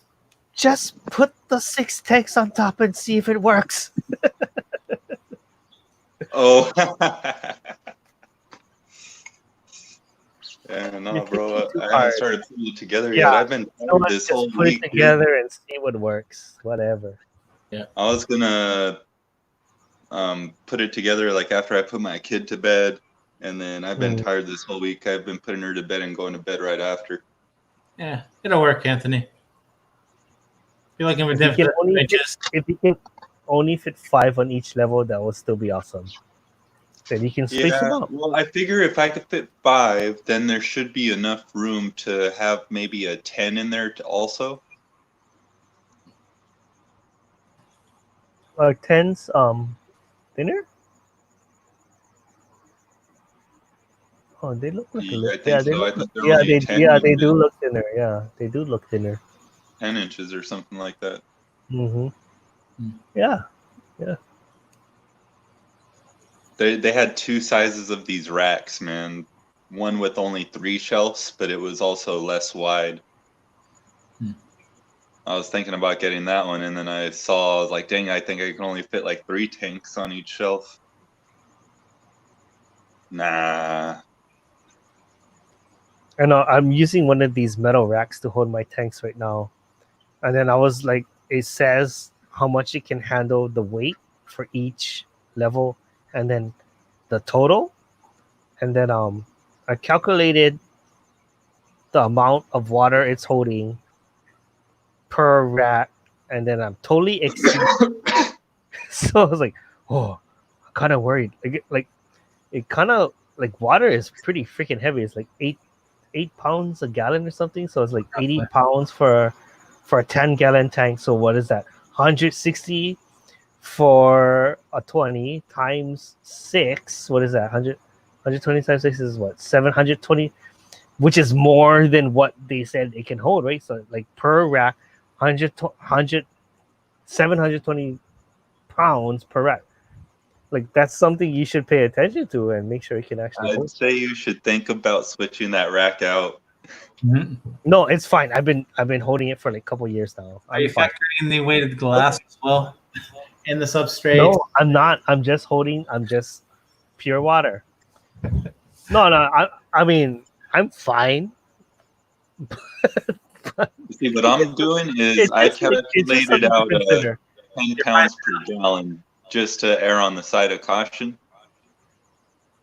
And this one says, what is it per shelf? I think like 1,500 pounds or something like that. Okay, 1,500 pounds, you're safe. Yeah, and I'm at 1,200 pounds if it's 6 of them. Right. Yeah, so you're good. Water based. Like, and I honestly think they're siding on the side of caution. So probably go over what they're saying. You know, until you find the company that did the non-cautious way. That was the max. We told you. I almost want to wait till the $1 per gallon sale is over to put this together, just so I don't buy more tanks. and I'm not talking about more 20s. I have a feeling I might throw a 75 up there. How much weight can you do per shelf? 1,500. 1,500. Oh, yeah, you're good. Even if that's pretty good. And all that, you should be fine. You're still about 150 away. Yeah, those Huskies show. That's good shit, man. They weren't that bad either. I mean, it was under $200. It was $170, I think, or $160 before It's kind of tax. a no-brainer. We should all just be buying those. Like over, I saw there was a one at Lowe's, Edson or something like that was the brand, and it held 2,000 pounds per shelf, but it wasn't as wide. That's probably And why it you was get more. $200 and something, like $220, I think. Probably hold more because it's not wider. Yeah, exactly. Because with when you're going wider, you're also worrying about the middle piece bending down. Yeah. Yeah, these shelves do have a middle support as well that you screw in, I guess. So I was looking at some videos on how to assemble it just so I had an idea real quick. It looks like they do have a support going down the shelf, like shelf wide this way, it goes down the middle. So Anthony, you're gonna start selling stuff on Get Gills? I think so, man. Is that what you're doing? That's the plan. I'll probably start there, and if it actually becomes a thing, I might consider starting my own site. Like Otter Creek did. Yep. Oh, does he have his own site too? Yeah, he has his own site now. He just opened it last week. Oh, okay. Because he still sells on Get Gills, right? So he just does both. It's smart. Yeah. I think that it's better to not put as much on your Get Gills just so it gets people over to your site. You know what I mean? Like they place an order for Get Gills for something, put something very popular on there. Like you have your koi guppies on there. I think that's a pretty good one to have on there, especially right now around tubbing season.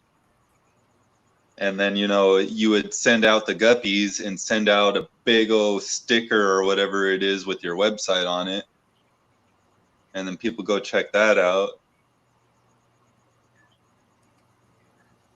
I don't know. I think it's pretty smart for someone that's not like like if Get Gills was not Dan's website, I mean, Dan's pretty large enough to already not need that, but even I'd say it would be smart for him to have it. So, I think it would be pretty smart for Steenfot to have a Get Gills account. If he wanted to be more business driven and actually, pump out a higher volume of fish. Which doesn't seem like he cares that much about doing, but I guess I guess for me, I would have no problem with double posting. So basically, whatever I would offer on my own site, I would equally post it on Dan's fish site, just for that extra exposure. Like, okay, if you happen to be a customer of mine that came through Get Gills, then I'm gonna pay Get Gills that extra 5%. Because that's how much they take. Yeah. What you're doing, I guess ultimately 5% is not that much either. Yeah, it's not. Yeah. Because basically, what you're looking at is Get Gills is more like a marketplace where you're gonna get more traffic going into Get Gills than necessarily just a offshoot. Where you can still get traffic there, but you can get a lot of traffic here because you have a bunch of people looking for fish, and they're going to go to one marketplace rather than looking for these individual stores all over the place. But once people buy stuff on Get Gills from you and say you build a rapport with them, then they might be more willing to go to your own individual site to look as well. Right. That's why it kind of makes sense to kind of do both, right? Yeah. Which is what Kendall is doing because he probably has that clientele already, right? And he has repertoire now. He's getting more repertoire with us, like people he sent to and people who watch his YouTube channel as well.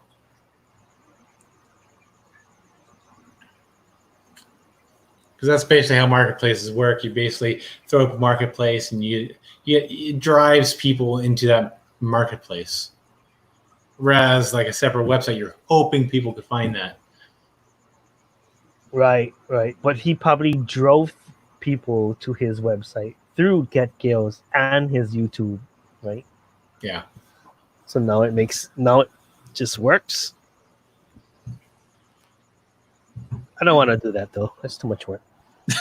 Exactly. And Yeah, that's what I was saying. Though, to have like some of your more popular stuff on Get Gills instead of everything, so that it helps drive people over to your website.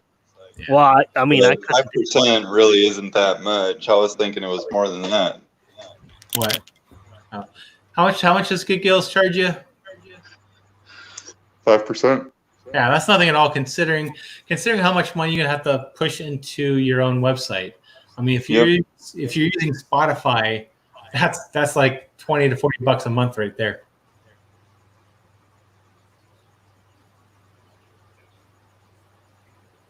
The only way you're going to save money on that aspect is if you're not using something that requires a monthly fee like Shopify. Let me see how much Shopify charges per month. If you're looking at it for the basic one, you're looking at $30 a month. So let me see. Let me figure that out on 5% and see how much sales you'd have to be working on. Give me time for this.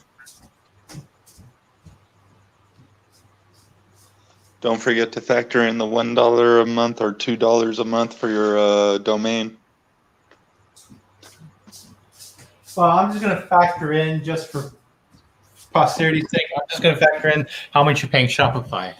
Of course, there can be other stuff as well. Let me see. So you're paying $30 a month. Let's see. So that's in X. I need to find X.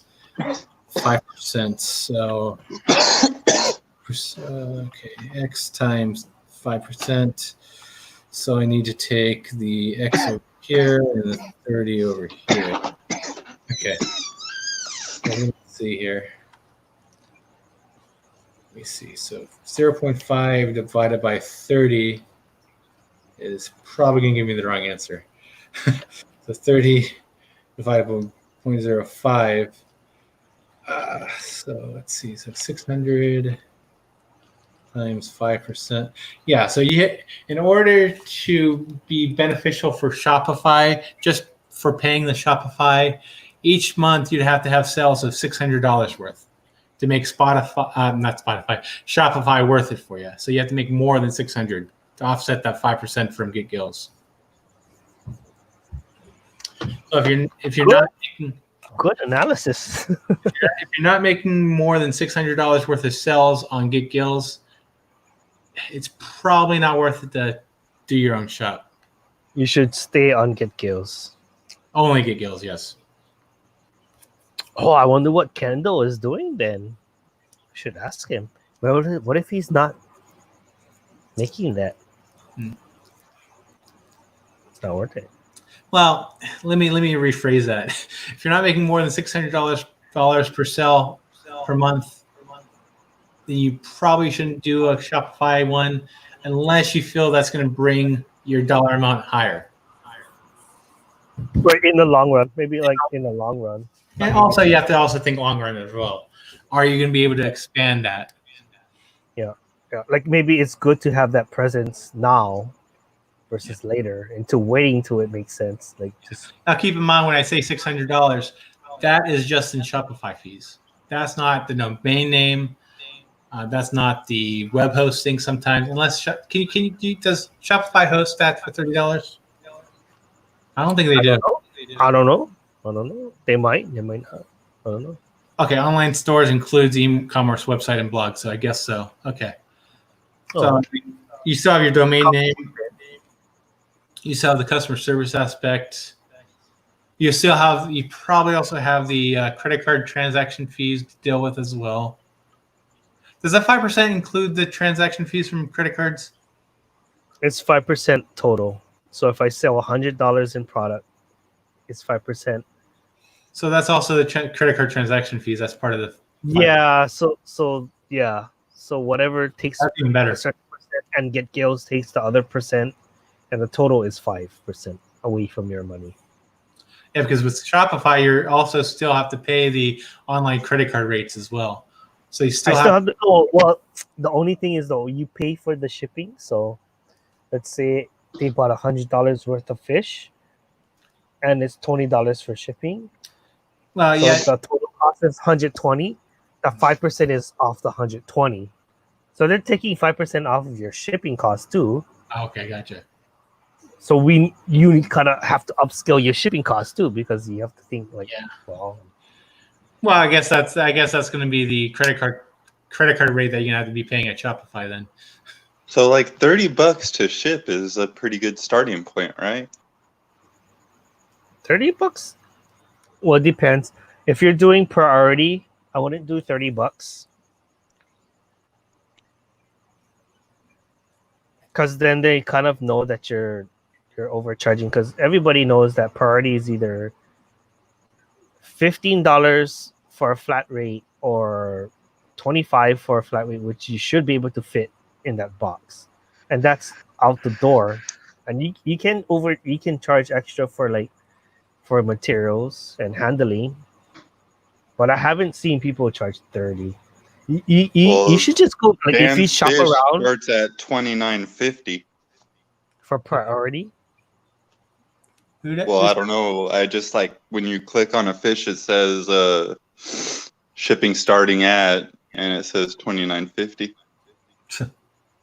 Unless I'm mistaken, let me go back. I mean that may be true. Everyone has their own rate to their own shipping. I have seen a very, wide range of things, but I kind of noticed that people try to keep it as low as they can. It says $29.50. Keep this in mind, Anthony. I like Aquatic Arts. I think they're a great business, but for me, what kills them is their shipping rate. I will not order fish from them because their shipping rates are like too much for me. Yep. Jesse, do you ever ship with heat packs? Yes. How much do those cost? Where do you get them from? I get them from AQPKG. It stands for aquariumpackaging.com. They are about $2 a piece for a 72-hour pack. So I'll buy 10 for $20. So that's why I charge $20 for shipping, because my actual shipping cost is $15 for that flat rate, but I have to pay for my foam, $2. I have to pay for my heat pack, $2. So there's that $20. I'm not even paying for my time. You know how much work I put into freaking packing these freaking boxes? Time. Well, that's what I'm talking about. How much time do you put in? I should charge way more, right? But I'm just charging the cost, just the cost of the shipping, which is the materials and the actual. But that's why Dan. Okay, so you said Dan charges $30. He should. He should charge that extra $10 for his time. Or maybe I should too. But it is his business. See, maybe I should too. Where you got to make it up on is you got to make it up on the price of what you're selling the fish. Yeah. People's going to see high shipping rates, and it's going to push them away. They'll be more likely to pay more on the fish than it is going to be on the shipping. I was kind of trying to think of what other fish I should be trying to sell. Like, what fish are people willing to pay shipping on? You know what I mean? Stuff that they can't find in their fish store. Yes. Something it needs to be exotic. Something they cannot get where they are. Not necessarily things that people can't get where you are, but that's why there's a nation that we can sell to, right? People cannot get what I can easily get here, and that's why we have a marketplace. See, that's why I was kind of thinking guppies, but then I need some badass guppies. Yeah. Like Oh yeah.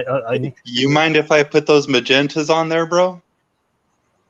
You totally can, Anthony. If I give you anything, you are free to do anything you want with them. They are yours to do. I will not be offended or mad at you if you sell it in any way. If I give it to you, it means do what you want. Not everyone feels that way. Some people will get mad at you for doing that. It's like, hey, I gave you those. Don't do that. I'm telling you that I am not that kind of person. I think if you're actually breeding them, I think you should be able to sell them. That is my distinction, Anthony. You need to be breeding them. I can't give you those fish and you will turn around and sell them. You can sell. Oh, like that dickhead, right? Yes, don't be a dickhead. Yeah, so that's my decision. Yeah, don't sell what I gave you. Yeah, Sell I what you I have think bred people yourself. who get upset. I think the people who get upset about you selling fish that you bought from them or gave them, but you actually bred them first, and they get upset from that, and that you sell the ones that you bred out. I think that's wrong. People shouldn't get upset about that. That is wrong. If you bred it in your fish room and you sell it, then that is totally okay with me, and that's what I'm saying. But if I sold you or gave you fish directly and then you turn around and sell it, I have a problem with that. I do. Cool. But yeah, people, if you Well, if they're I might be an ass, but I'm not a dick. Yeah. if they're fish that you actually bred, you should be free to sell them, unless it's a glowfish under patent. Exactly. Yeah, those damn. Yeah, I mean, if all my glowfish died. Freedom. If Jesse patented his guppies, then you can't sell them. Because of how many fireworks I have over here, I had 2 tubs go down. Oh, for real? Yep. After the 4th, I covered them on the 4th, the 3rd, the 4th, the 5th, and I think even the 6th. And then I stopped covering them. So my glowfish one went down, and my blue-green Moscows went down.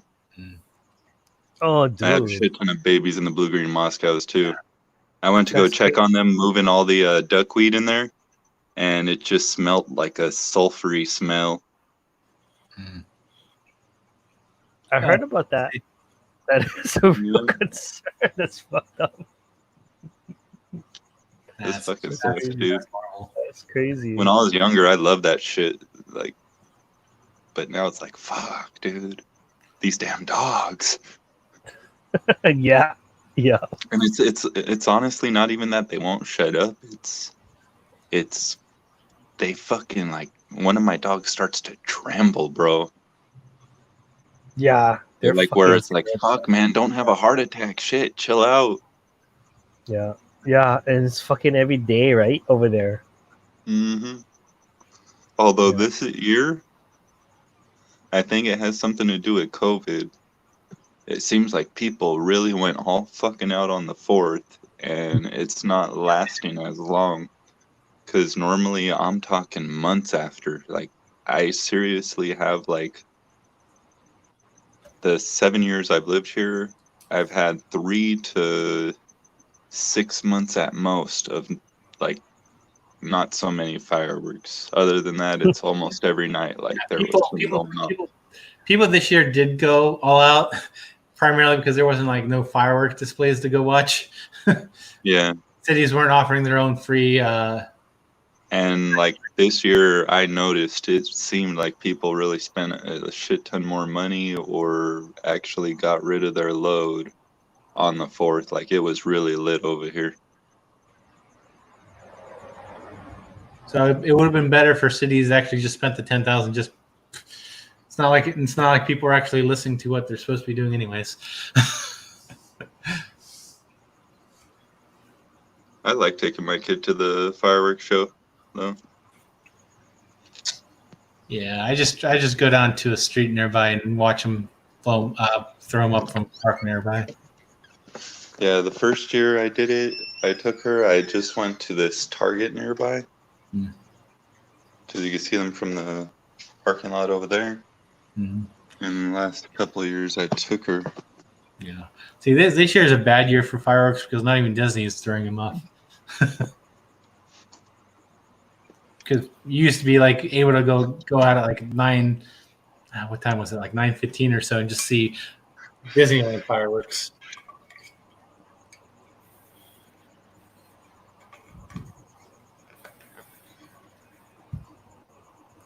Yeah, it's not like that over here. We hardly ever have fireworks. We probably only have it very near July 4th and New Year's for like a good 5 days early, maybe 2 days after. So what is that? Like a week. So 2 weeks out of the whole year that you hear fireworks. Here in certain areas, you have them pretty much year round. Yeah. I mean, it might not be like bam, bam, bam, bam, bam, but occasionally you hear like a bam, Hmm. bam. On certain Yeah, nights. dude, you'll be doing something, chilling, and then it'll be like, boom. Okay, you got you. Oh, that's a firework. Like, I'm glad I can make the distinction between a firework and a damn gunshot. I mean, I love fireworks. I'm so mad that they made it illegal here, but it doesn't get out of hand here. Like, I mean, it should be legal here. Especially on those 2 days, because we're not like you guys who just freaking do it all year. With us, things catch fire. So Jason said it's easier to move fireworks this year because cops' attention was diverted. Bro, you're telling me, man. They were selling fireworks on Facebook Marketplace and a shit ton of people, like not just like one or for two. real? It was like an absolute shit ton. That's so public. That's crazy. Yep. yeah, And they would just put a different name on there, PlayStation, and it would be a picture of all their fireworks.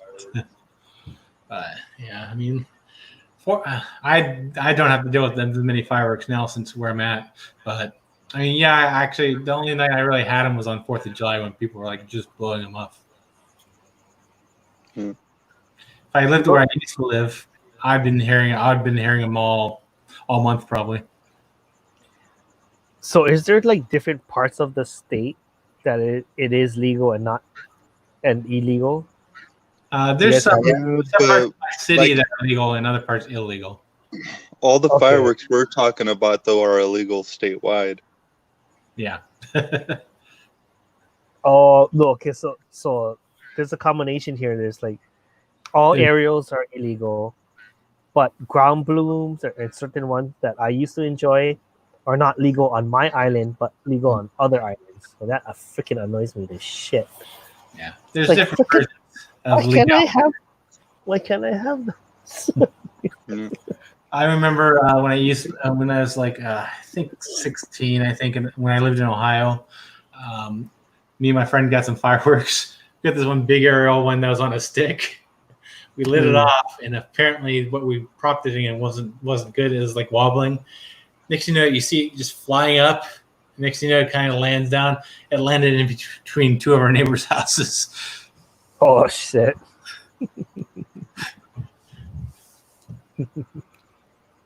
But yeah, it really depends on out here. It depends on the type of firework, the place that you're living at, the city.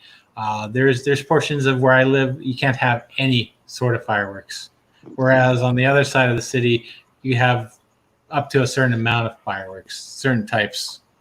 So what's the deal that like people just don't listen, right? They just do it anyway, even though it's illegal. Exactly. Yeah. They don't mind risking the $1,000 fine. Oh, and it's not $1,000 anymore. I got one of them. How much is that now? How much is it now? What? You got one of them? Yeah, I heard it's like $2,500 now. It's $2,500 now.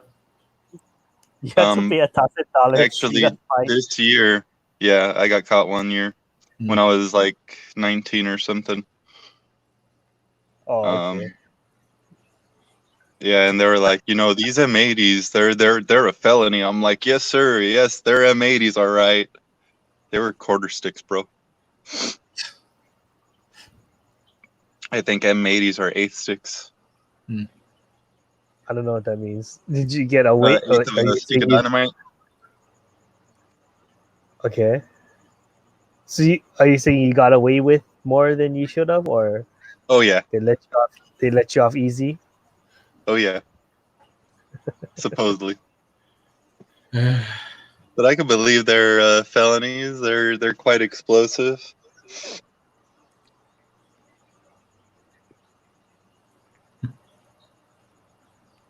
Yeah, but I got one of those. So this year, one of my neighbors that usually has a good amount of fireworks, they lit off one big one. And then they drove their truck around and stopped at the front of my house. And it went down kind of like a drug deal, bro. Like I had my mom over And the guy stops. He's like, "Hey, you want fireworks?" I'm like, "Nah, man." And my mom's like, "No." And he's like, and then I go over there because I notice it's the neighbor. And I'm like, "Nah, bro, I don't got money for that." He's like, "Nah, dude. I'm just scared to light them off."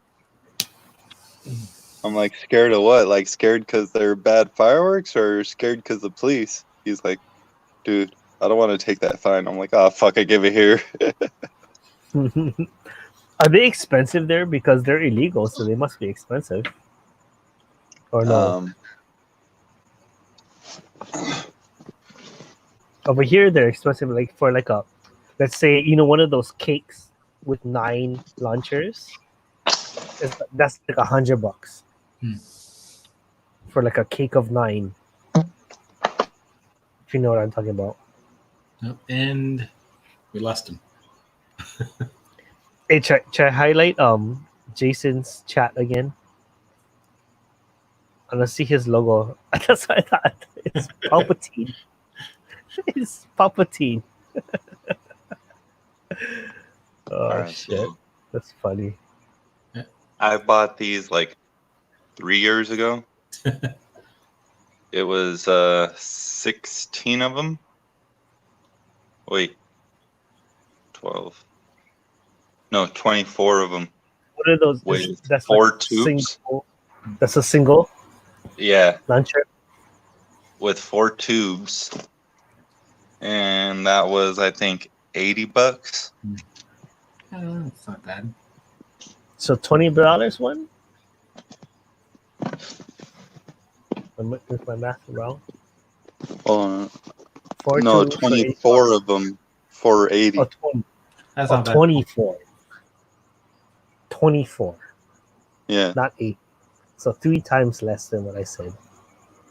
So like $6 ish, $6.50 or $6 cheaper. Yeah. Oh yeah, that's good. That's good. And 1 year I was lighting off 8 at a time.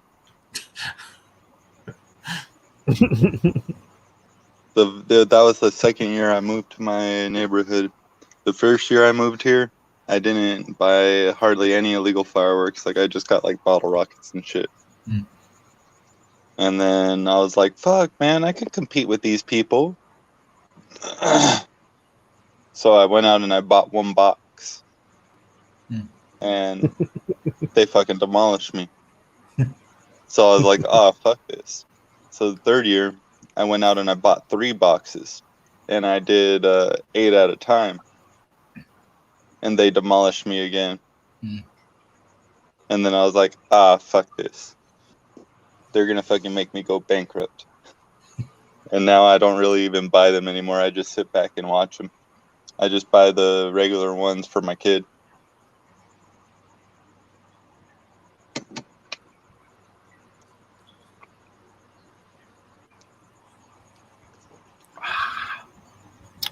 Your money is literally going up in smoke. Yeah, it is. It's been a few years since I lit off any fireworks. Although when I did, I went to where I lived. It was illegal, but in another city they allowed it. So I just went over to a coworker's house and we lit them off there. But they're also lighting off illegal ones like mortars, where they just threw them up in the air and just big booms. That was the last time I lit off fireworks. Oh, when I was saying that I was thinking about selling those things, bam. Mm-hmm.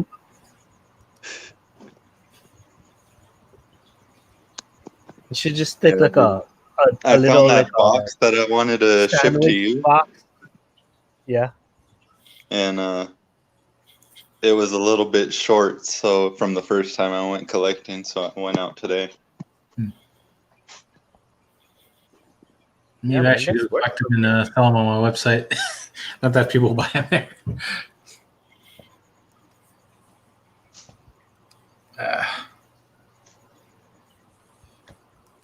Those are pretty light though, so you probably should do it by weight instead of a flat rate. Oh yeah, that's what I was saying. Like I think I was kind of thinking one of those padded mailers, but I think they'd get smashed. Yeah, but it's okay if they get smashed. It's okay. They wouldn't get like smashed beyond. It wouldn't be too bad. They seem pretty tough. Yeah, all the spikies could get smashed. Yeah, I don't know. Maybe they're pretty spiky. Depends on what you're using them for. Yeah, how would you say? I get. Oh yeah, I don't know. I imagine people would want them to look kind of nice. Maybe a box would be better. Envelope, those things don't. Those parcels would be cheaper, but a weighted box isn't that expensive either. But it'd probably be like $10. $10 shipping for like a good box. See, I was hoping to get it to be like 5 or less. Because Yeah, if I but did then it it in would have these to be- mailers, it it'd has only to be be like more. $1.50 or so. What kind of Because fish? those things aren't very expensive for people to pay for shipping for them, you know? What are those? I Anyway? don't know. How much would you even sell those for? Like a pack of what for how much? Not much. Those are cheap. I mean, they're not. Yeah, that's what I'm saying. Yeah, not much. They're not gonna be a money maker. But it has a utility. Maybe if you made like a pack of different things, then you could start charging a little bit more. But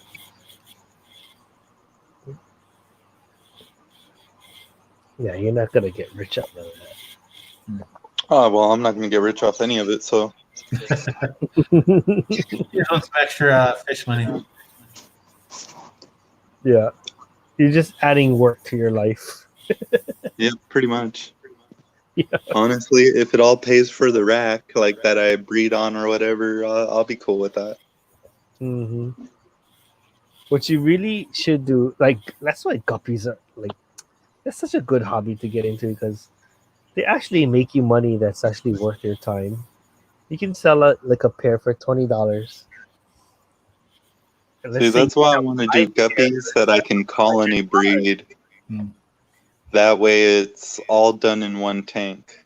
And, you know, just pull calls out here and there.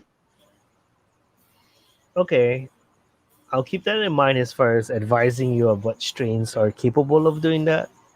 Because not all strains you can do that. Like you can't do any of the Dumbos. You can't colony Dumbos; they'll turn into shit. Yeah, so we'll talk after. There's only certain ones you can do that. Cool. Yeah, usually. Like I know you were saying I should be able to do that with the magentas, right? Yes, magenta's one of them, and that's a precious strain. It is like underrated. I don't know why it's not like a. That's a super cool strain. It's basically like an Endler in a way. Like Endlers breed true too. There you go. You should also look into endlers too. Yeah, yeah, and you know those Santa Marias? They go for $25 a pair. Really? Not cheap. Yeah, and they breed true and crazy. You know, like anybody can do it. You just gotta get the pair, and now you're like a 25 pair seller too, right? Yeah, I'm down. Yeah, I don't have those though. Mike has those. Bob has some. I think that's all I know. I'm gonna talk to Bob because I think I want to get. I might end up getting some Roebuck Reds. Well, I want to talk to him about it because I don't know when Doug's shipping. I don't know when anyone's shipping nowadays. Hey Donnie. Hey Cop. Hello, welcome back, Aquarium Cop.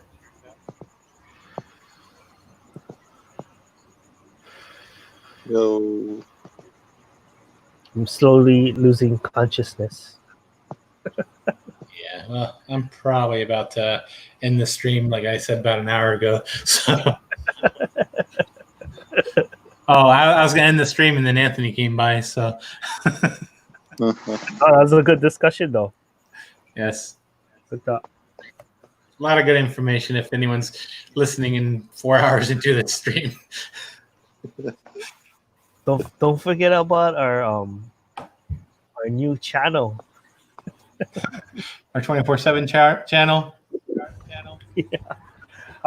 You're the vice president. I hold you responsible for following up with me. Okay, I'll just push you into getting this started. You have more connections, I think.